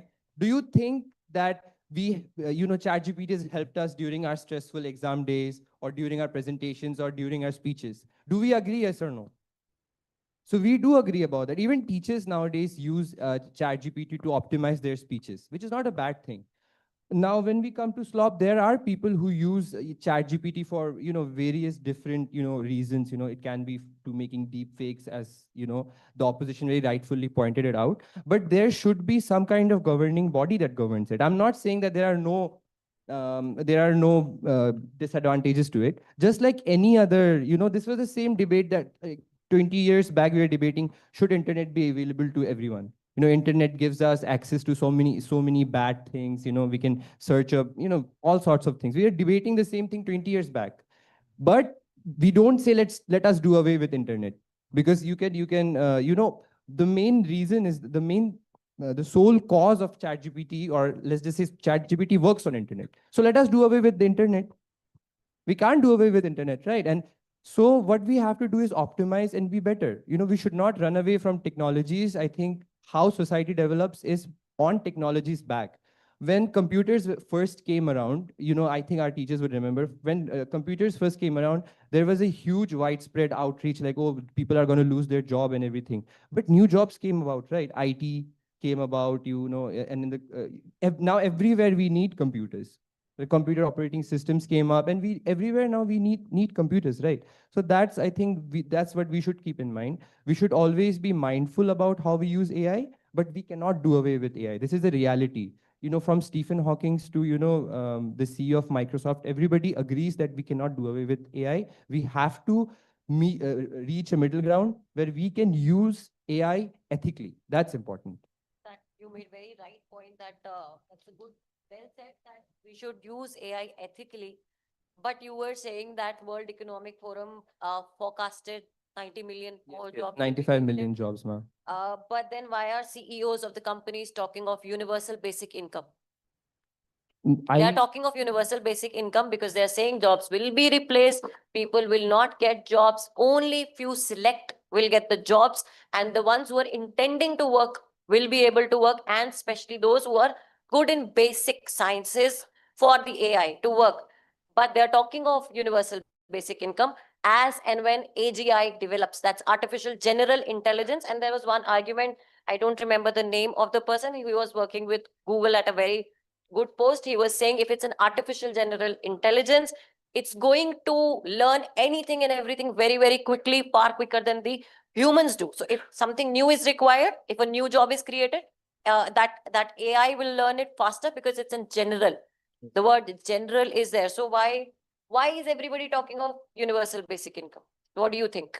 I mean, I definitely do understand the concerns here that AI could replace jobs and AI would surely replace jobs. But what I'm trying to say is that I don't have a definite solution for it. But what I think is that, yeah, but what I think about it is that I don't think AI, computers or AI in general would ever replace you, like completely replace jobs. 10 years back, we wouldn't see any AI department in any colleges. But now we are seeing AI, AI departments coming up in different colleges all across India and all across the world as well, which was like, a dystopian reality like 10 years back. But now we see that there are students who are taking up AI as their subject. So again, it comes back to the point that I think we would be able to optimize it better. And of course, these concerns are coming up, which is a good thing. We are scared that jobs would be replaced, but jobs would be replaced is the key point. I think new jobs would also be created. And let's just say a data analyst, loses his job.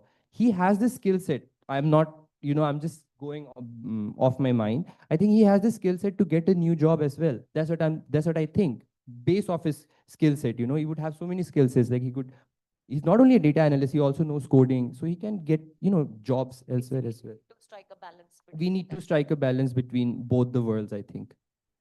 Ma'am, I have a point against him. Actually, he mentioned that there was some grandmother who took some pasta recipe from AI. My point is that when we didn't have YouTube as well, we used to make societal connections through that. Like we would ask our neighbors, how did you make this or that? So AI is also taking up our societal connections as well as our relations that we are intent to making. It is making us lonely. It is making everybody stay inside our homes. They are not talking to each other. And these days, a lot of students as well go under depression because they're not getting friends easily. So AI, they start talking to AI as a therapist, like what should we do? How do we make friends? And how do we move on from this? They also start to like, everything is inside their mobile. They are walking on the street with their earphones in, with their YouTube and their AI, they're talking to those. Then how is the societal developing better? I think we have confused two things here. She said that people are using their phone and they are using, YouTube. So to me, what I can say is that, you should put your phone down. Like if you think that completely depends on the individual. And if you think, and if you think that, humans are losing connection because of AI, I think that would be a skill issue.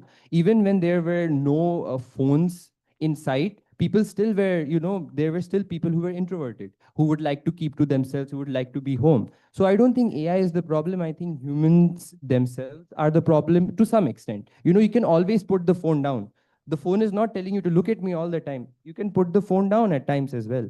And when it comes to the grandmother who learned how to, cook pasta, I don't think anybody in her circle knew how the recipe of pasta works. So that's why she asked ChatGPT. Okay, so would you? I'm not saying that I'm not saying that. I'm just saying that it was easy for her to ask ChatGPT rather than searching you. Exactly. Okay, so I think I have a good example, a counter example for your argument. You would have noticed that a lot of the Gen Alpha kids are always glued to the screens of tablets and so on, right? So why do you think their millennial parents opt for this? Because it's an easy way to quiet down the kid in a public area, right? So the argument that you made was that it's easier to give the tool to the grandmother to make her learn a new thing.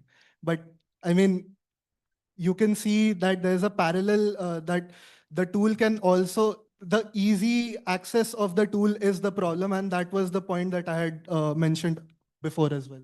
I would say that, as I've told you earlier also, it is just like our mobile phones. It can be a boon, it can be a curse. A balance is indeed very important. As he said that grandmother was able to make that pasta, though in her entire circle, anyone was not that greatly skilled to do that. But that was easy for her as per her age factor also to just easily access the phone and develop a particular skill. Wait. Basically, Wait, I have to raise a question again. So, like you were asking the audience, like how many of them, like ask questions to AI. See, we can see it. Like everybody is losing their critical thinking ability. Like that's the major thing, like which AI is taking. Like the first thing we go is like, okay, whatever we want, we ask AI. Okay, to write an email, draft an email, we will ask, draft an email for me. To write a LOR, okay. All right, use this as a curse, and you will have the Critical benefits. thinking is going. See, first, like we are not able to think. Like our thinking, we are putting it on AI. Like we're just giving a We prompt. have like, AI said is that doing use everything. the AI wisely. Enough, If we enough. if we'll use the AI wisely, then only we'll able to get its benefit, right? If we'll use it like in a curse form, then yeah, we'll have their disadvantages, right? We will face it. So we have to use it while maintaining a balance that we doesn't need to stick for each and everything to AI, and rather we cannot disconnect AI from the entire life over there. And we ask the audience responsibility let for me the complete. coming generation to use Just the AI. let me complete, ma'am. Again, ma'am, you interrupted. Please. Talking for Let a me while. That's complete. why I was interrupting. Let me complete. We asked the question that, like, have you ever used AI in any sense, in any form? Even like while making any kind of project, you need to like. Please stick translate to the from- point, please. That question is valid because if AI was not there, nobody would use it. Now that AI is there, everybody is going to use Indeed, it correct. That is the point. wisely. That's the Yeah, basic. we have to use it wisely. That was our point as So, well. yeah, that's what I'm saying. Who will take the responsibility that the coming generations will use it wisely? We have to take our responsibility to ourselves. We cannot point anyone. Who is taking responsibility? Enough. Lastly. See, everyone like remember the Ghibli trend. So what is that basically? Like it's basically somebody is like AI is basically recreating the work which takes a lot. Like animation. AI is creating animation. It is Denmark has put restrictions on usage of even mobile phones or tablets in the school itself. They are putting restrictions because of what you are saying that it creates creative thinking, critical thinking. critical thinking ability. It diminishes. Yes, that's there. That Denmark has already done that. That's there. Yes. I would just like to say that AI isn't really diminishing our critical thinking skills, but like it's bringing convenience into the equation. Like it's making things more easier for us, and it's in human nature to choose the path of least resistance. So like for us to say that it's because of AI that people are not doing things is just people not doing things. They can just put the phone down, as you said, put the phone down and do the things themselves. So yeah, but that's what people want. Yeah, no, but see, I'll give an example. The wise usage is the answer. Like you said. No, not just wise usage, but it's like before we had cars, like when cars were built, we were like, okay, now we can travel long distances without tiring. But like you can run someone over as well. So as he said, like we can't just ban all cars or anything, but we can educate people on like how to drive them safely. But also, yeah. Guys, like you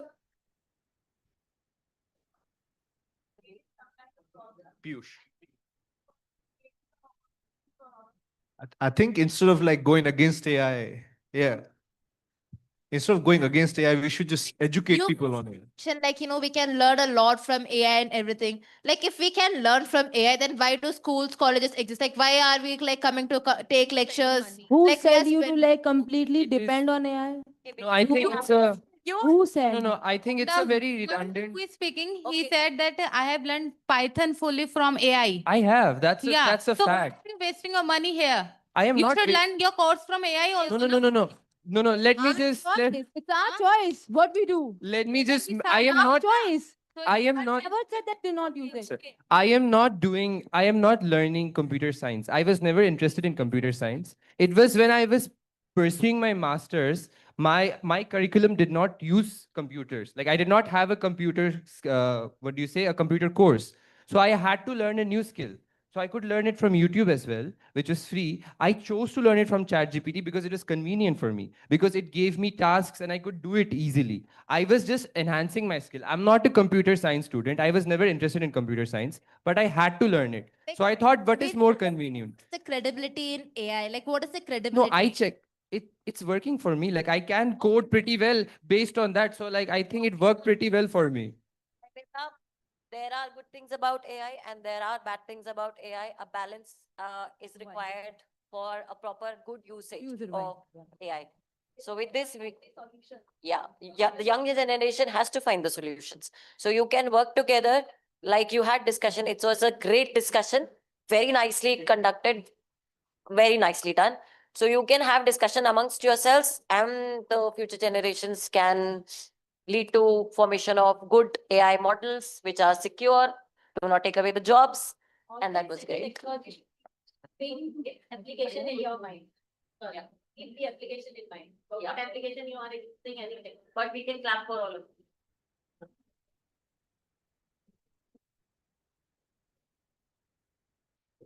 Due to shortage of time, we now have to conclude our today's debate. Thank you to all the participants for sharing such thoughtful ideas and to the audience for being such a wonderful support. 3 winners will be announced soon, so please stay tuned.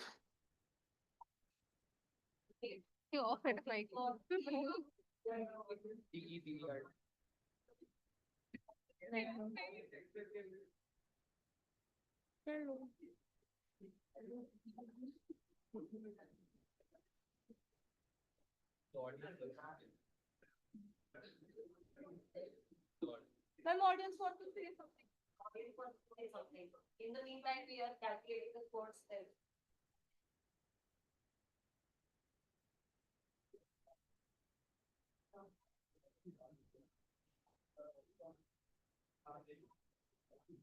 So there was a point that was made. Why you come to college when you use ChatGPT? So I'm totally against it. For example, you use calls to connect with people. Why do you call? Just write a letter. I mean, if that makes sense, this also makes sense. So yeah. Indeed, correct.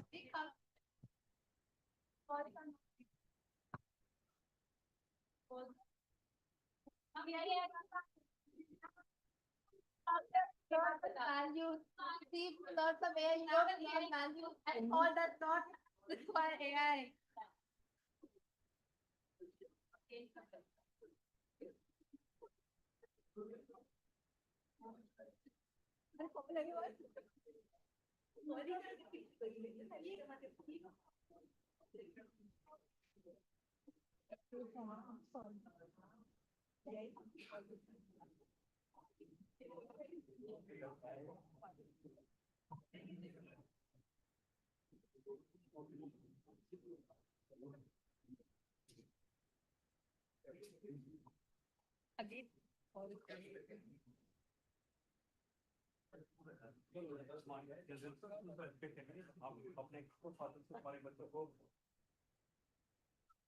Now it's time to announce our winners. I would like to invite faculty members to please kindly come on stage and present the prizes.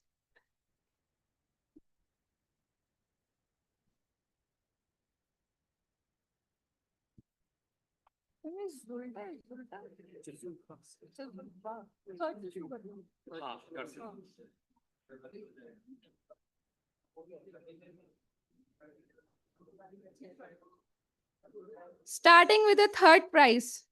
Congratulations to Zulfa. Please come on stage to receive the prize.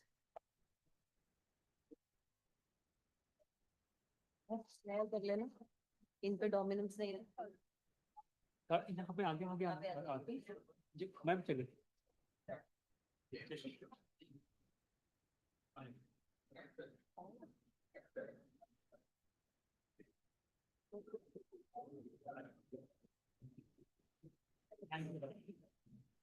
Second prize goes to Aditya.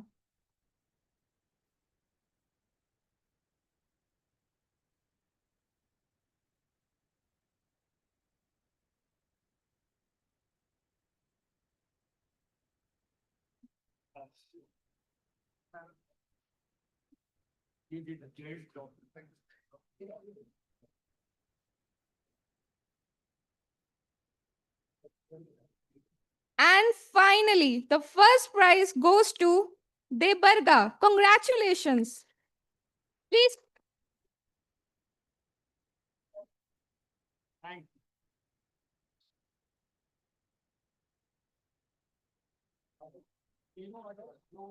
हमारे active participant थे उनके साथ एक group photo कर लेते हैं तो बेटे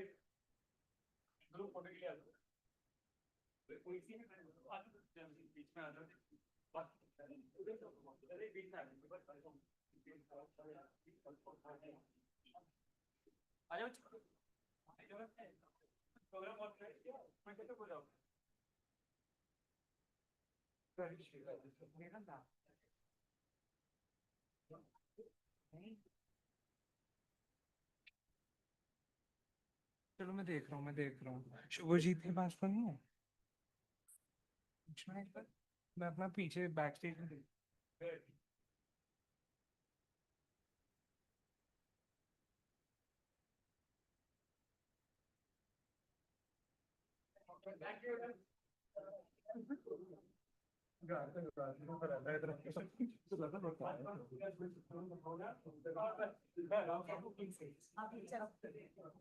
Thanks for your excellent cooperation. With this, we come to the end of our today's event.